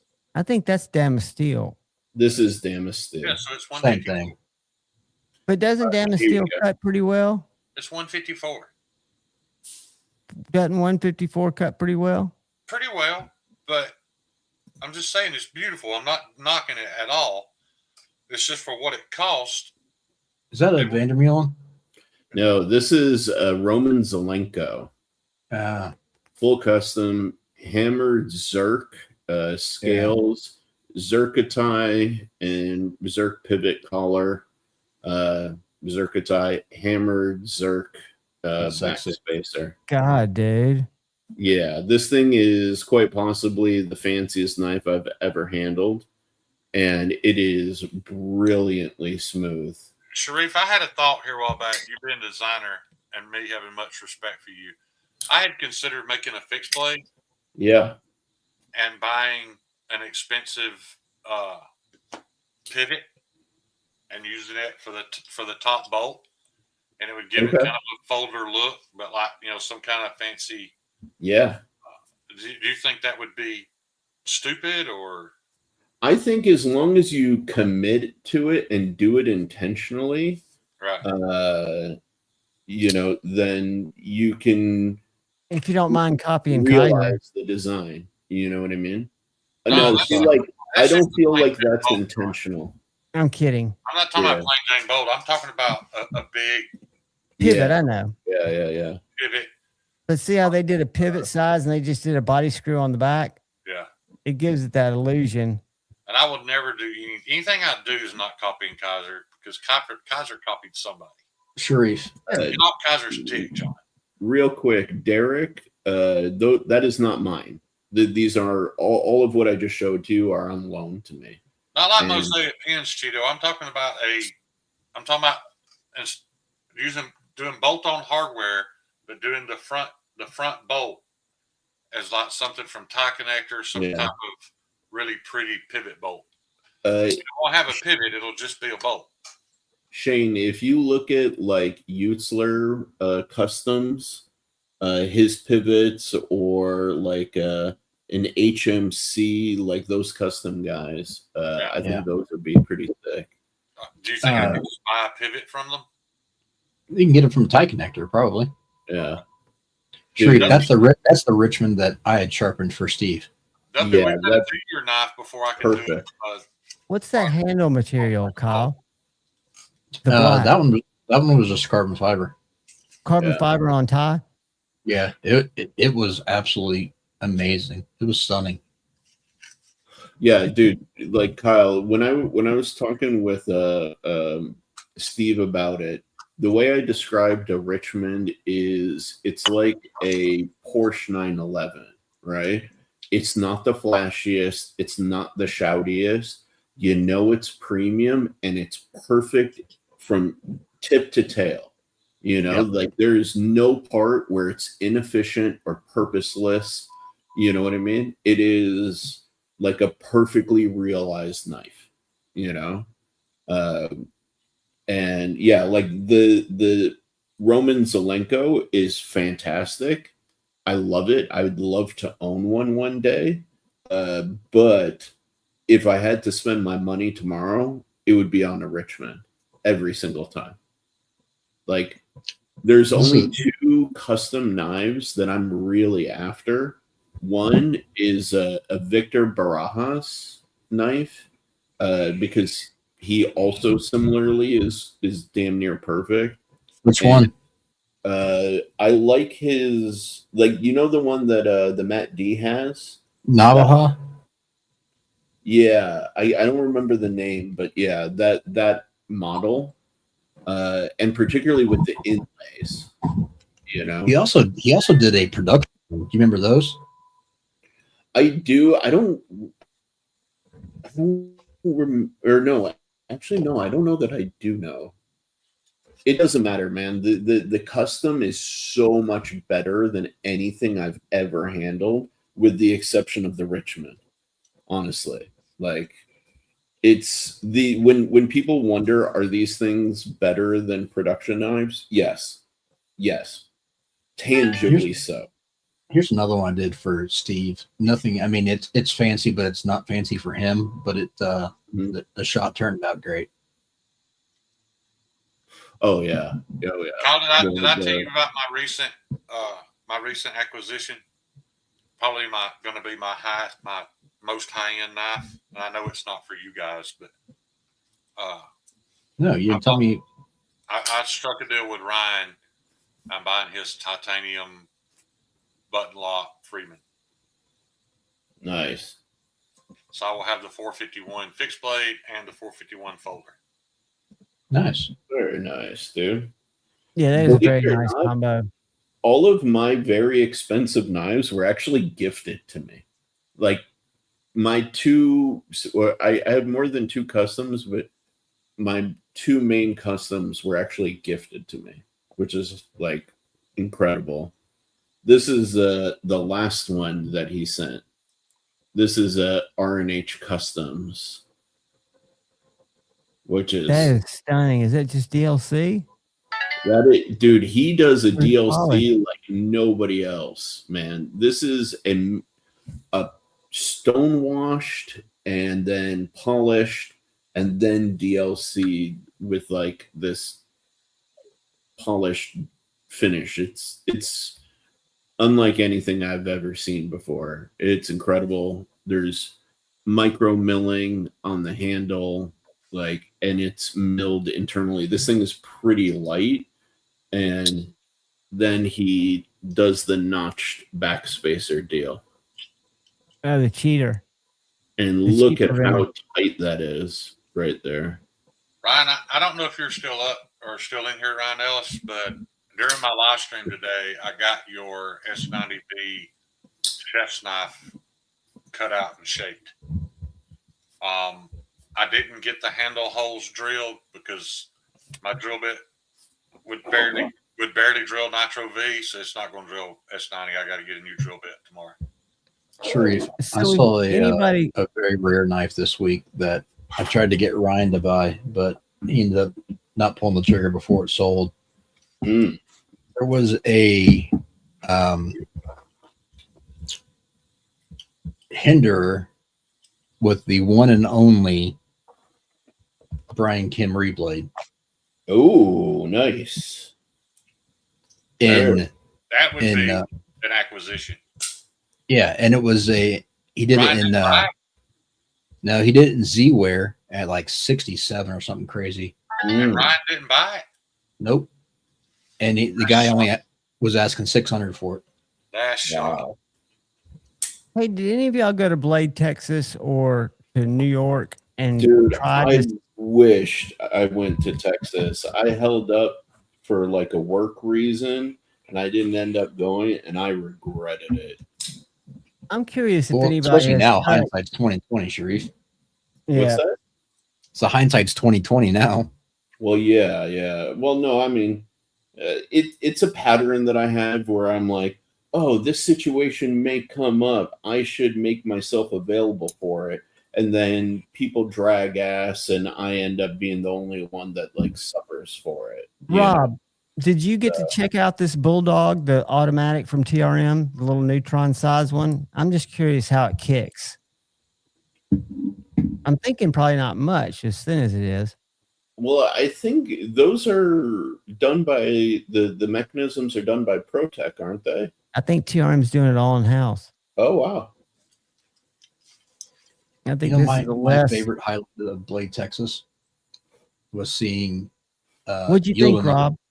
Yieldenoff right next door to CRK, and CRK was showing their $800, $900 production knives, and Yuldenhoff was sitting there for starting his knife started at 700. How was it, Rob? Was it good? Sorry, Kyle. I didn't mean to interrupt you, buddy. Yeah, you did. Ooh. I was, because I was my stream and I wanted to get that. Look at that. Nice. That's impressive, dude. Thank you, Rob. Sharif, did you see the Sabenza in Magnamax with the swedge that Ryan Ellis will never own? No. He only made 2. And why you got to rub it in that he'll never own it? Yeah, carbon fiber scaled. It has a beautiful That's exactly why. And it's in Magnamax, and Ryan Ellis cannot have it. It doesn't exist anymore.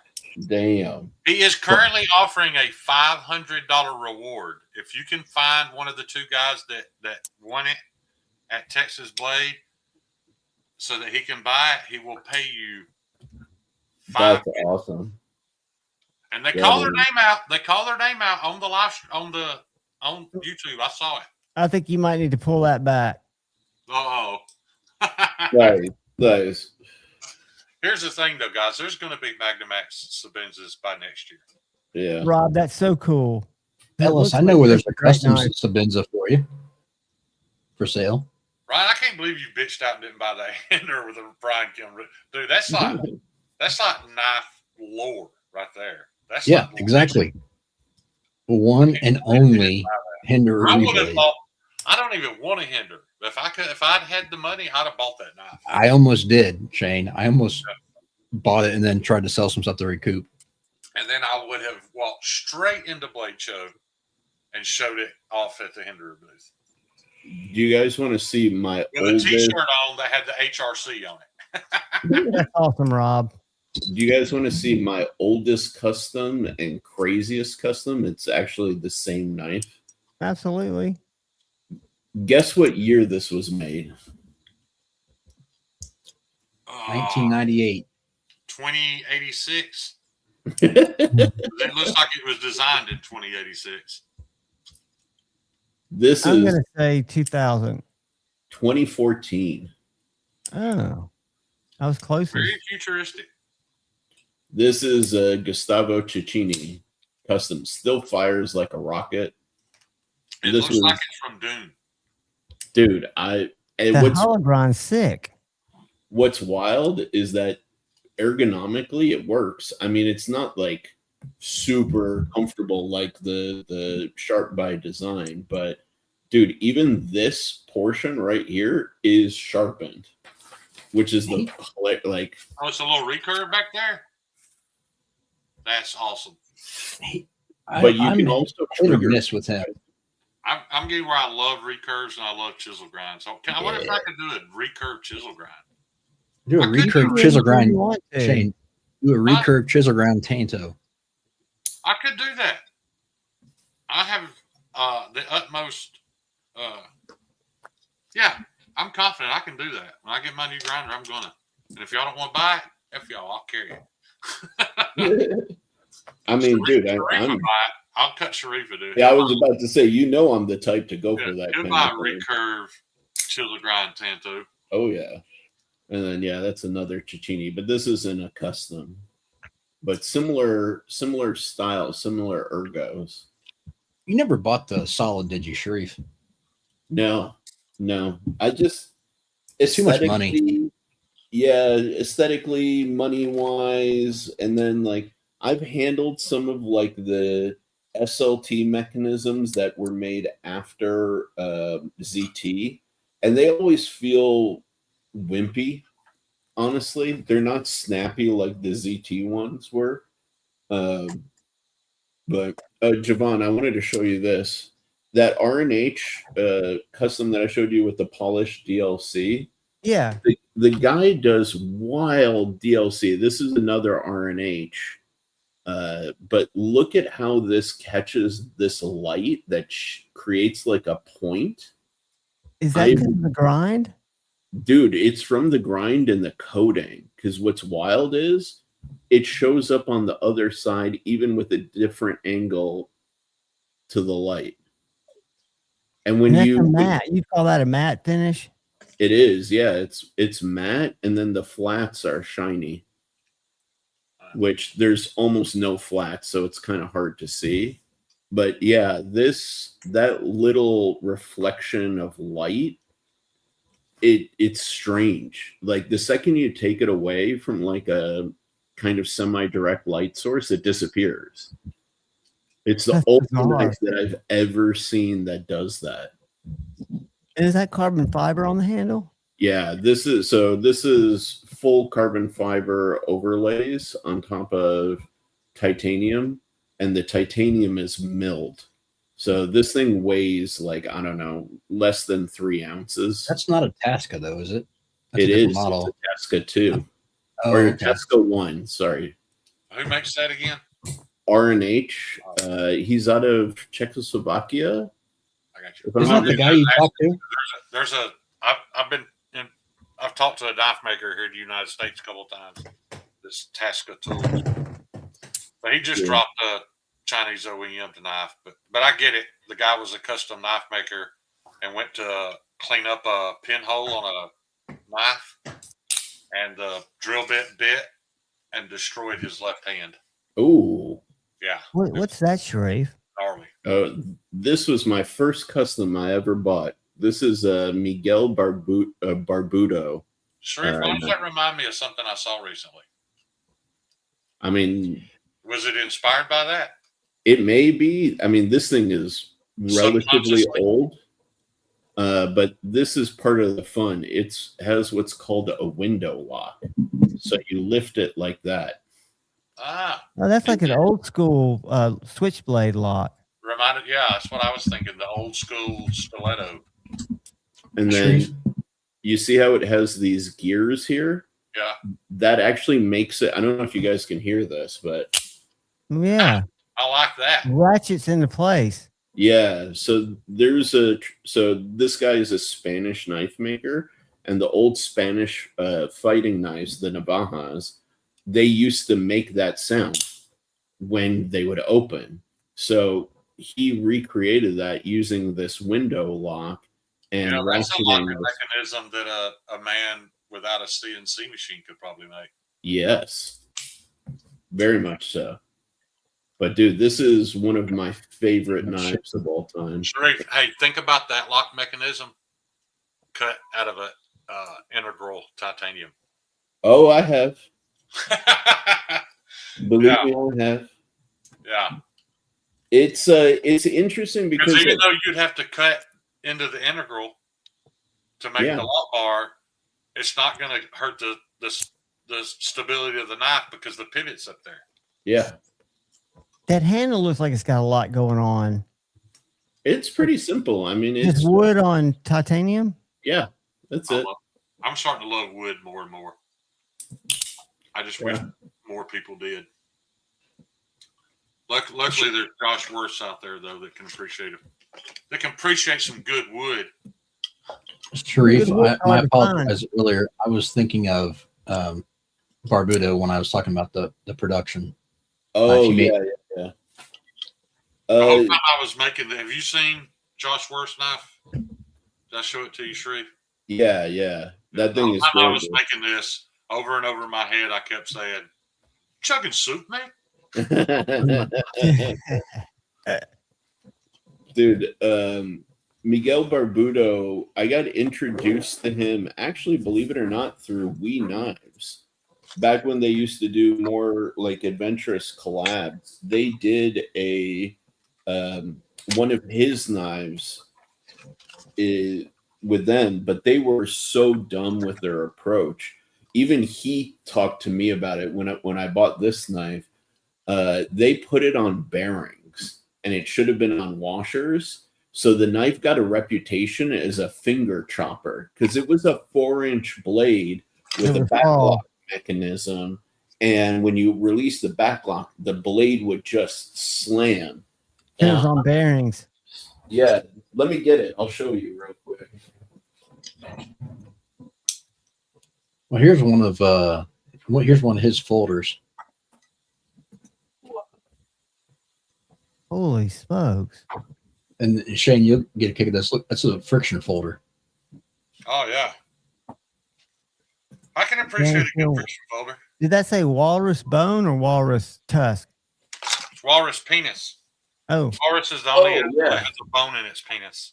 Dude, those things are awesome. So Miguel is a big cigar guy, and that's Yeah. designed to be like a cigar cutter.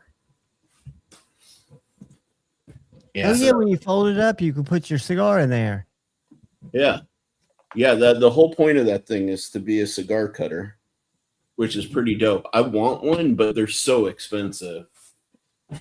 So this is the knife that we made that's introduced me to Miguel Barbudo.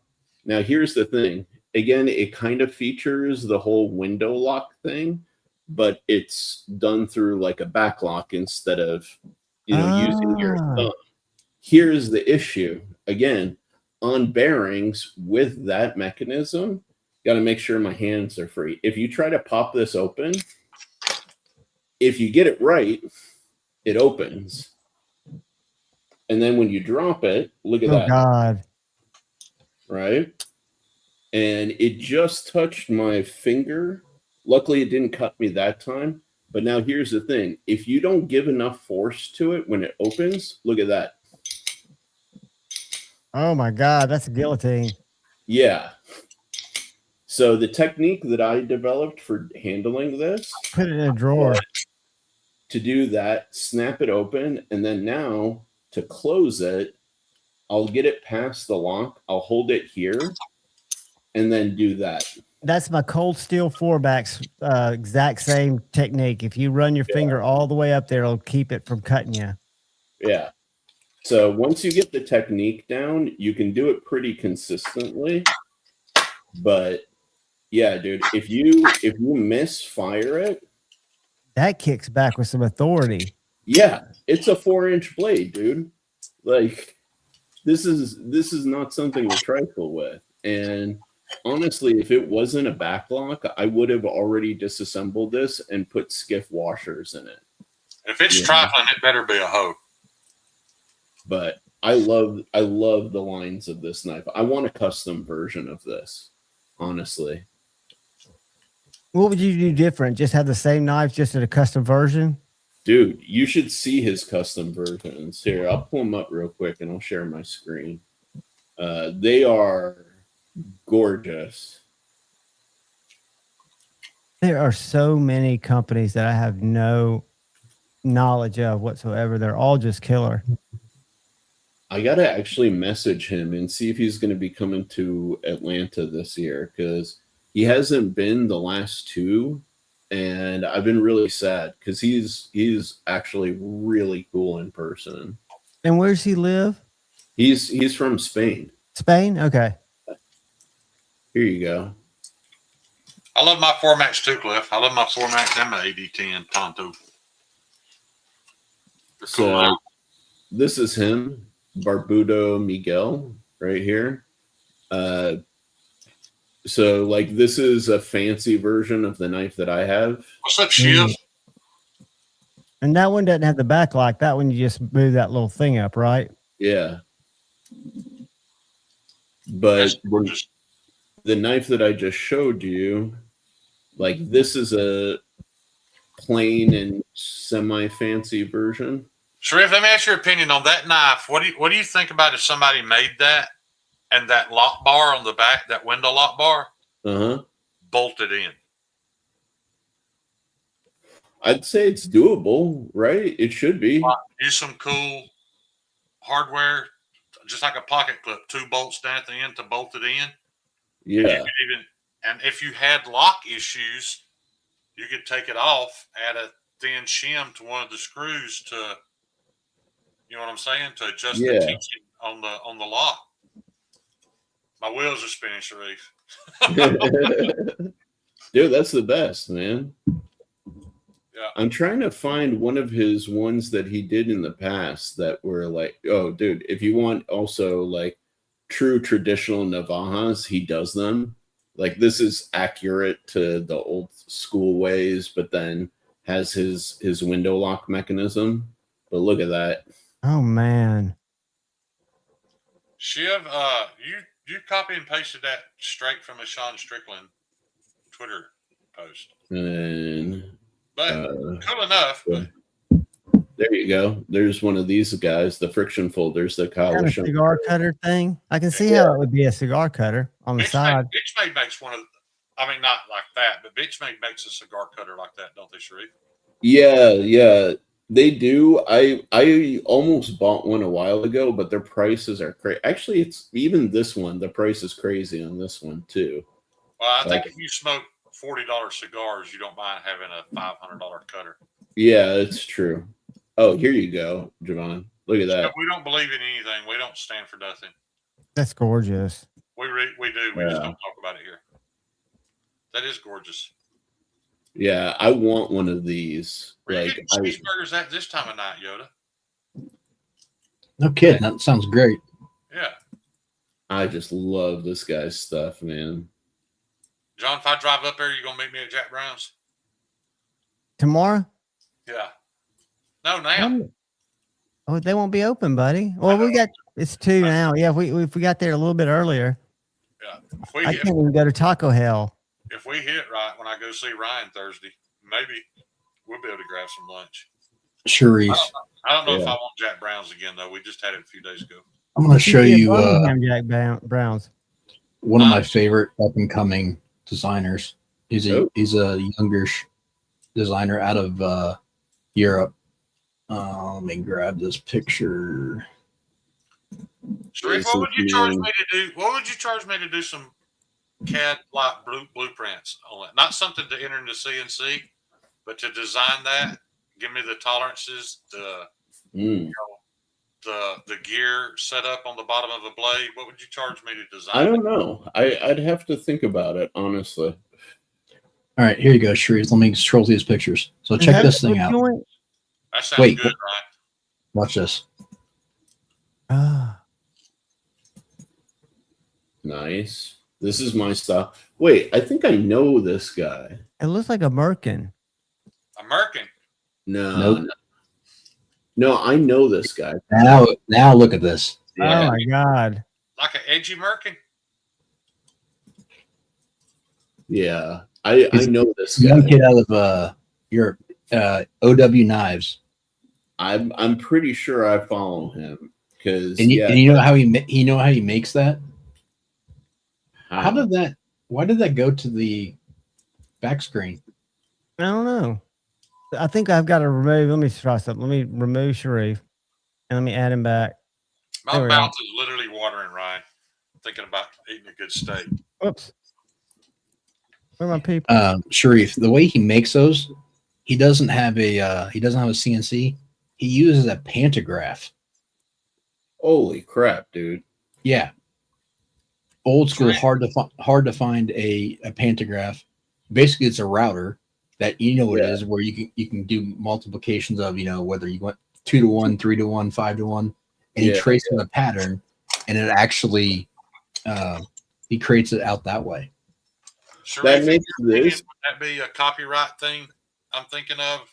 I mean that lock design's been around for 100 years on stilettos. Yeah. I mean that wouldn't be immoral, would it? I don't believe so. I love the way you can see the back of that blade. Go back, Kyle. Back one. That's not me. That's Sharif. Right there. The way you can see the back of the blade in that groove. Yeah. I like that a lot. Yeah. You just click the fuller. Is that how that opens? Yeah. That's just gorgeous. It looks slim too.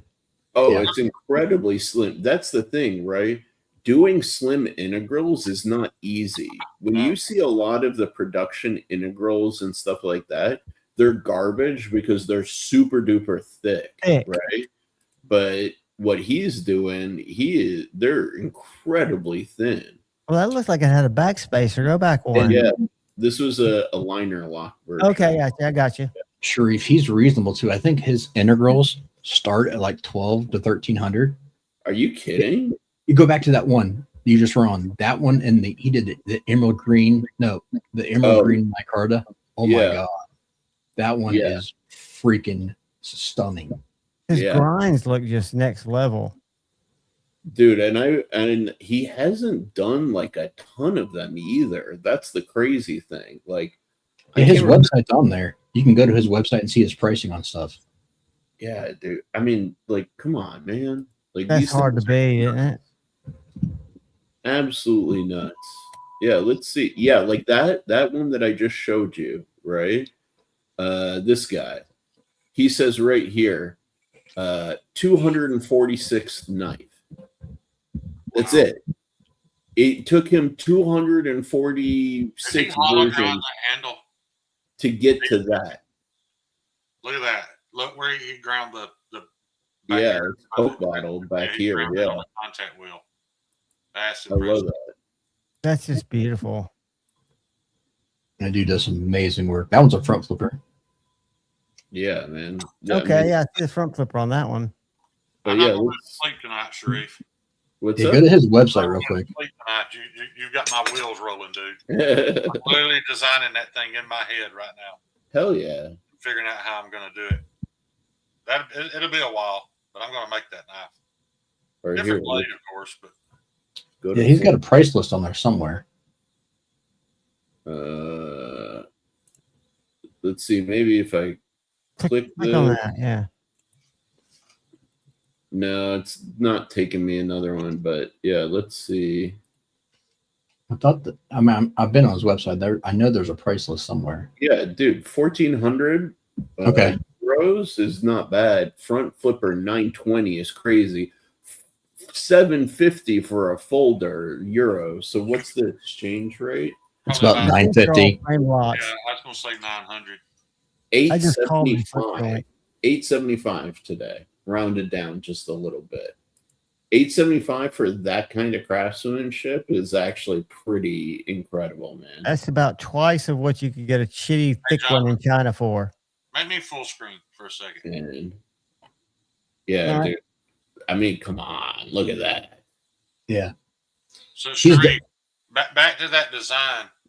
So, if it was the window lock was right here, wouldn't you think if you scalloped you have to scale right here, scallop. so when you're holding it, all you'd have to do is roll it over, and you'd have a little bit of scallop for your thumb down, come down and catch it, so the lock doesn't have to stick out past the sides of the knife. Yeah, that's how. You just roll off and catch it. And Are you doing a top line or compression lock? That's how you're talking about doing a window lock, so it'd be a back lock. My bad. It'd be a back lock knife that you can open and close one handed. Yeah, so that's how Miguel did it. If you look here, Shane, if back on screen, I could show you. I got you coming down. If you look here, he does. God damn it. There's he does a little bit of a cutout there. And the edge of it's kind of sharp, so your skin. Yeah, but it doesn't extend past the scale. You realize you just cost me like $1,000 in ruined titanium till I figure this out, right? Because think about this, Sharif. You're talking about a cool ass lock mechanism that requires no lock face geometry. Yeah, exactly. So you just lift that, make that cool clicky tip it. That simple. I think this is brilliant. And honestly, like, I think, like, I'm sorry, open it one more time and then let me see how you closed it. I want to see what finger you used and what. I just use my thumb, dude. I just jam it in there. I couldn't do that. I could easily roll it over. Yeah. And use my thumb. I couldn't do it. Just because Sharif, is what's holding that shut just like a spring, like a slip joint spring? Or yeah, I mean, it's a back lock. Back lock, okay. Yeah, so those little gears catch in that hole, John. I got you. Yeah. But yes, the harder you push on it, the more lockup it has. So if you look, I mean, there's still a little bit of give in the closed position. That shouldn't exist until lefty steady. But like for me, I don't really care about that much on this because it's held in place, and then you just do that and it closes up and you're good to go, dude. Like Shane, I've genuinely thought about designing and producing a knife that uses this because I love it. I think it's an ingenious mechanism, simplifies so much of what you need to do in terms of manufacturing and stuff. And it like works that. well. That sounds like a collab in the works right there.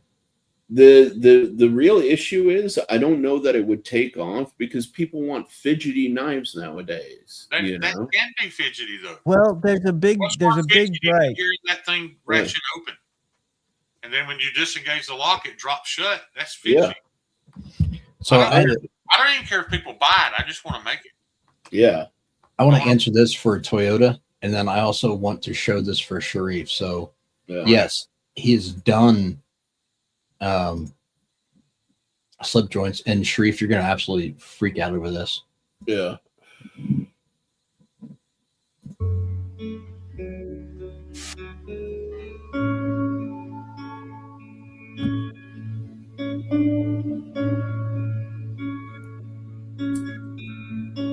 It's usually tongue up there. Yeah, it's not sharp yet. Okay, Tony Bowes, Zulu. Yeah. Yeah. I was pattern. Oh, how to make it. Oh. See, Shane, I've got enough titanium right now to make that, Kyle. Go make it then. There's a lot of send me the link to that video. Not Rob. I get this fucking grinder. I'm doing some shit. Well, don't grind your fingers off. Be safe with it. Sharif, I want to go back and show you so that what you call it, that Emerald Micarta one. Yeah. He actually has a video showing how he made it. I want to show you the pantograph he's using for it. Oh yeah. All right, here we go.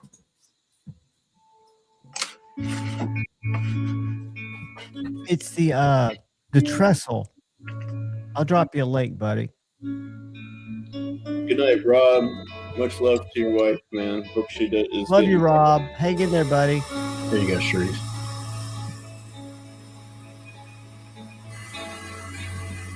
Insane that he does this, by the way.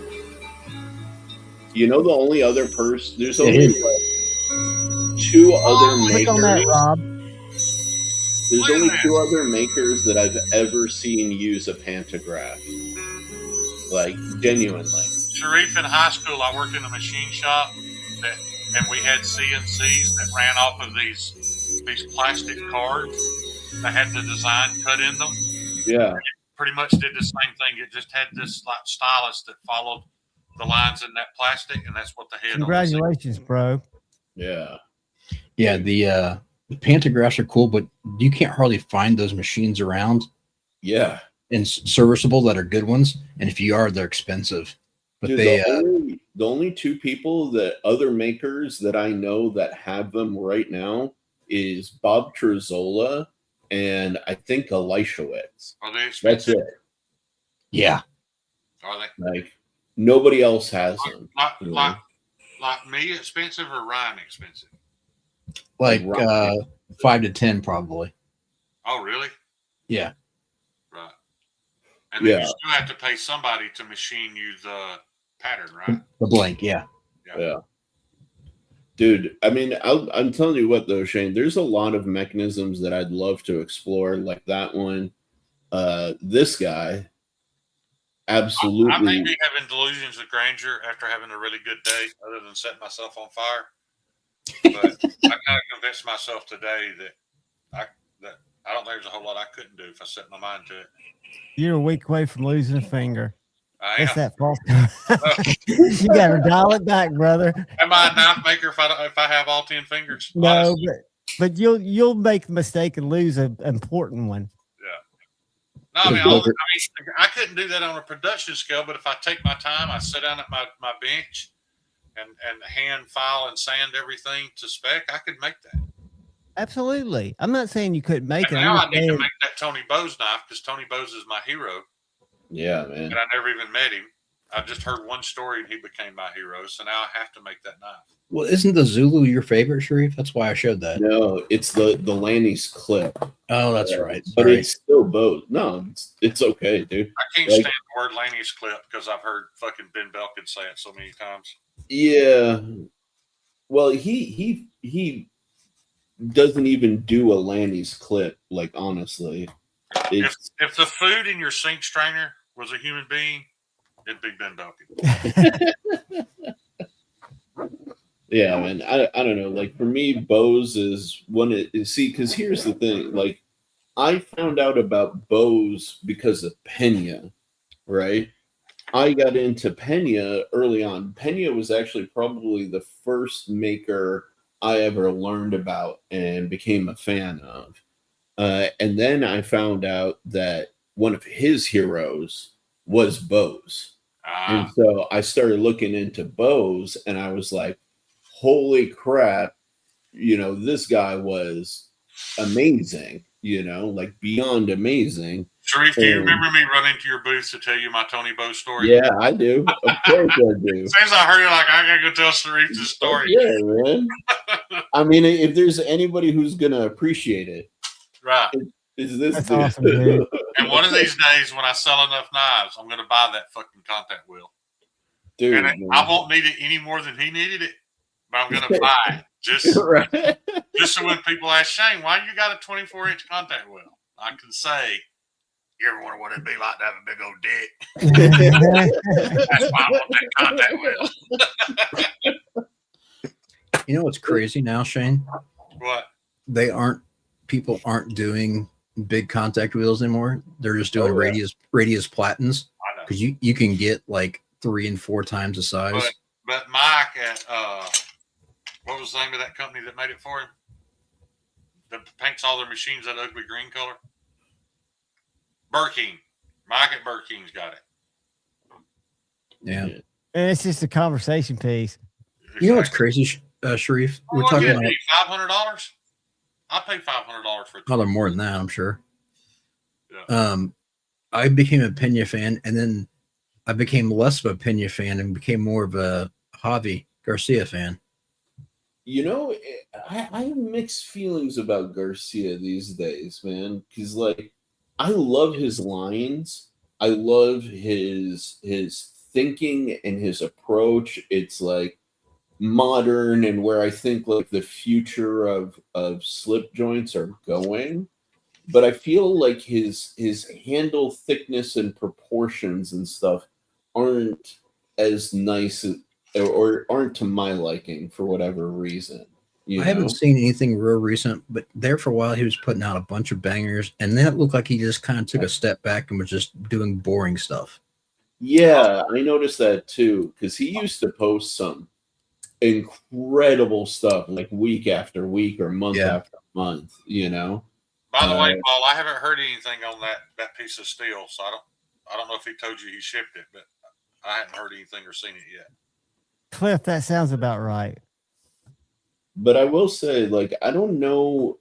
I mean, I haven't been seeing anybody else other than Garcia really do a modern take on slip joints that impressed me. So in that regard, Garcia is the name in the game. You know what I mean? New lines, new proportions, all of that stuff.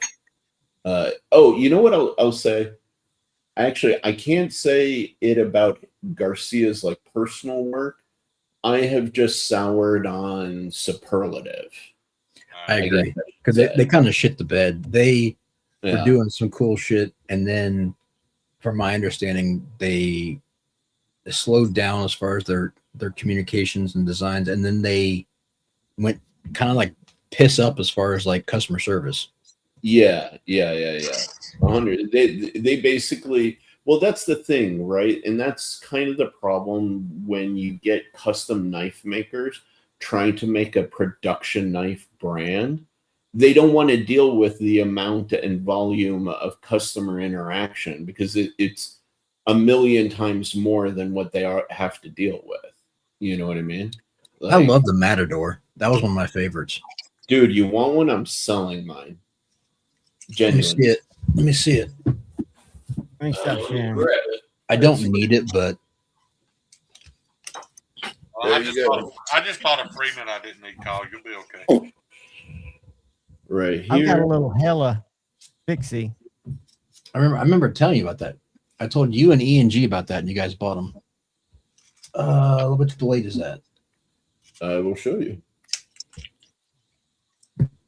It is the full tie and machine flat.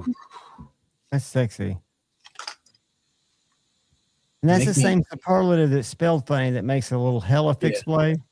Make me a deal on that and the Burgundy Turbo combined. Oh, you're not getting the turbo, but you can have this. Like, but yeah, dude, I'll tell you what, Kyle. This I know that I got this from Paul. There is some like wear and stuff like that, just a little bit. I think, yeah, there's a couple of like micro scratches. It's not going to come through. You can kind of see it like there, but I'll tell you what. I'll box this up. I'll send it to you, and then we'll work it out in trade or whatever. Yeah, I was gonna say ship it when you ship the knives you want worked on, and we'll figure something out. Oh no, I'll send it to you beforehand. But I'm not in a hurry, man. Yeah, well, no, it's just I'll forget it if I keep it sitting around here. So, but yeah, consider it yours. Paul, since you're here, I talked to a couple of other heat treaters, and they both told me that I needed to normalize that knife at least twice as hot as he's got it. So I am going to normalize it. It's going to take like 8 hours each time, but I'm going to normalize that steel for you. Hopefully we can save it. I want you guys to look at this dude for just a second. This is a guy that's up here in Alabama, and he makes custom slip joints all by hand, and he uses like CPM 154 with a 12C 27 integral frame. This one's got amber stag, and I can appreciate that a lot more than a modern traditional. And then he uses that's feather Damascus. Do you know what his prices are like? Yes, the single blade that we've got, which is my favorite, is $475. Oh, that's reasonable. And then his like multiple blades are like $700 or $800. And look at his equipment, dude. If he can do a proper Lanny's clip pattern single blade, I'd be really curious. I've got 4 in stock, and I'll get you in touch with him. This one's like $425 a single blade. I've got one of these in stock. That's beautiful. It is nice. I do want to own a custom slip joint because I've only got that ABW that I can't bring myself to carry. Scared I'll lose it. It belongs to my grandson. Well, this is one of those guys that's really a country boy, and he's so humble. I mean, you talk to him, and you're like, man, your stuff's really amazing. He's like, well, thank you for noticing. And I'm like, dude, you can't help but notice. Yeah. Yeah, man. I've been on the hunt for, like an affordable but high quality single blade like Lanny's clip. Because a lot of the ones that I've seen, they want like 8 bills and up for them. And I mean, holy shit, it's 3:30 here. If I can't find the right one, I'm going to end up getting Stevie to buy one from that guy he bought his from at the time he goes to that show. I would rather have that S30V a little harder, but I don't know that I can. I was going to show you this one knife, then we'll go. But I wanted to see if this is a Lanny's clip, because I've got to find it where I took a picture of it. Bear with me. I know I took a picture of it recently. Yeah, so I can't hang on much longer. I know we're not. I'm talking like 3 minutes. It's like we did 2 live. I did 2 live streams myself today, and it feels like this one's been 2 because we had the Gary half and the Sharif half.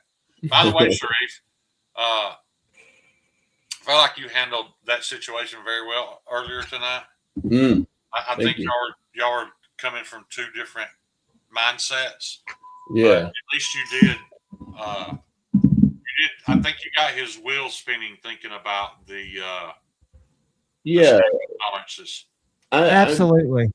Yeah, for me, my goal, I have no skin in the game, as far as like the outcome goes. I But it's assume like, Stevie just sent you here to troll him at oh first. God, no, like for me, the issue is more like if you're gonna go through the trouble of going overseas, Yeah. you may as well do the whole thing overseas. But if you're gonna do, you know, a part of the process in the US, like think about like the customer base, because like he's not talking about selling, like 100 knives or 200 knives to just his fans. You know what I mean? If he's talking about doing, let's say, 1,000, Yeah. you want to appeal to a wider I'll base. say this: it's you know? not a sustainable business plan. Do I think he could Yeah. sell 1,000?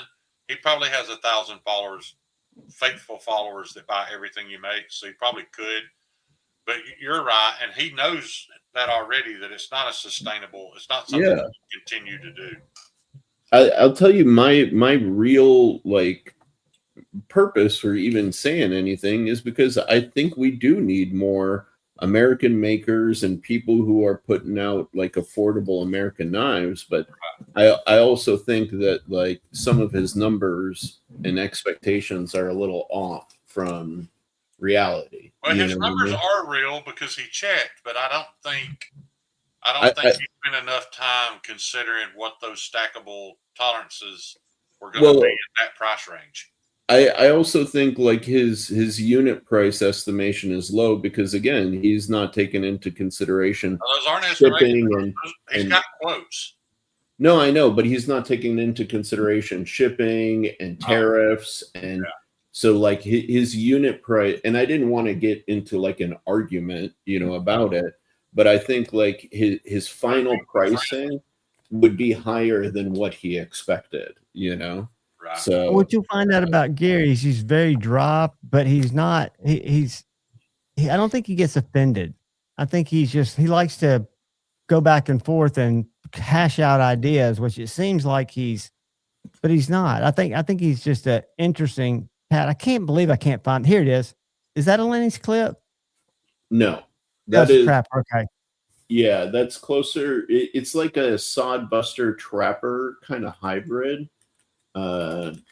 Like Well, I know he can make it, so I'm going to put you in touch with him because he makes them Yeah. all based on traditional. But a knife like that in CPM 154, and I forget what the wood is. That's either 425 or 475, and I think it's well more than a couple of $100 worth more than a Jack Wolf. Oh yeah, absolutely. Like if you share my screen, I'll show you real quick. Sharif Toyota's telling you to check out Rothman knives. I think I know Rothman.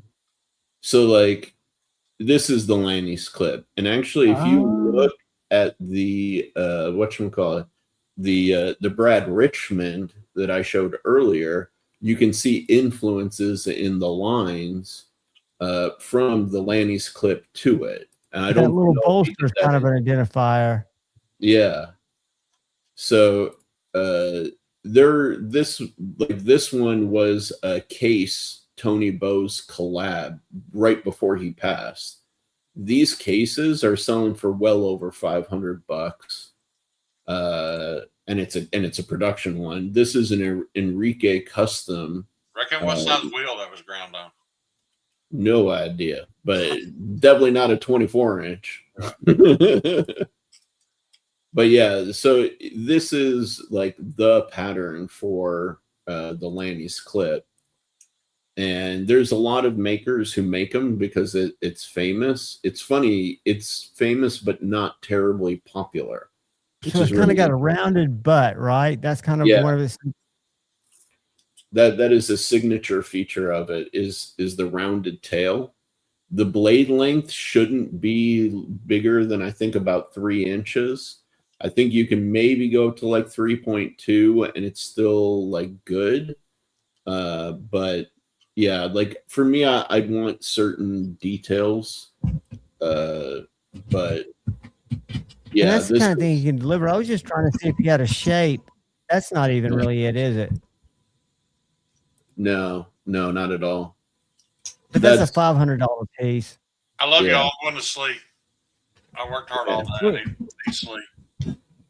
Oh, you baby. All right. Let me stop out of here. And I'll say goodbye to you people.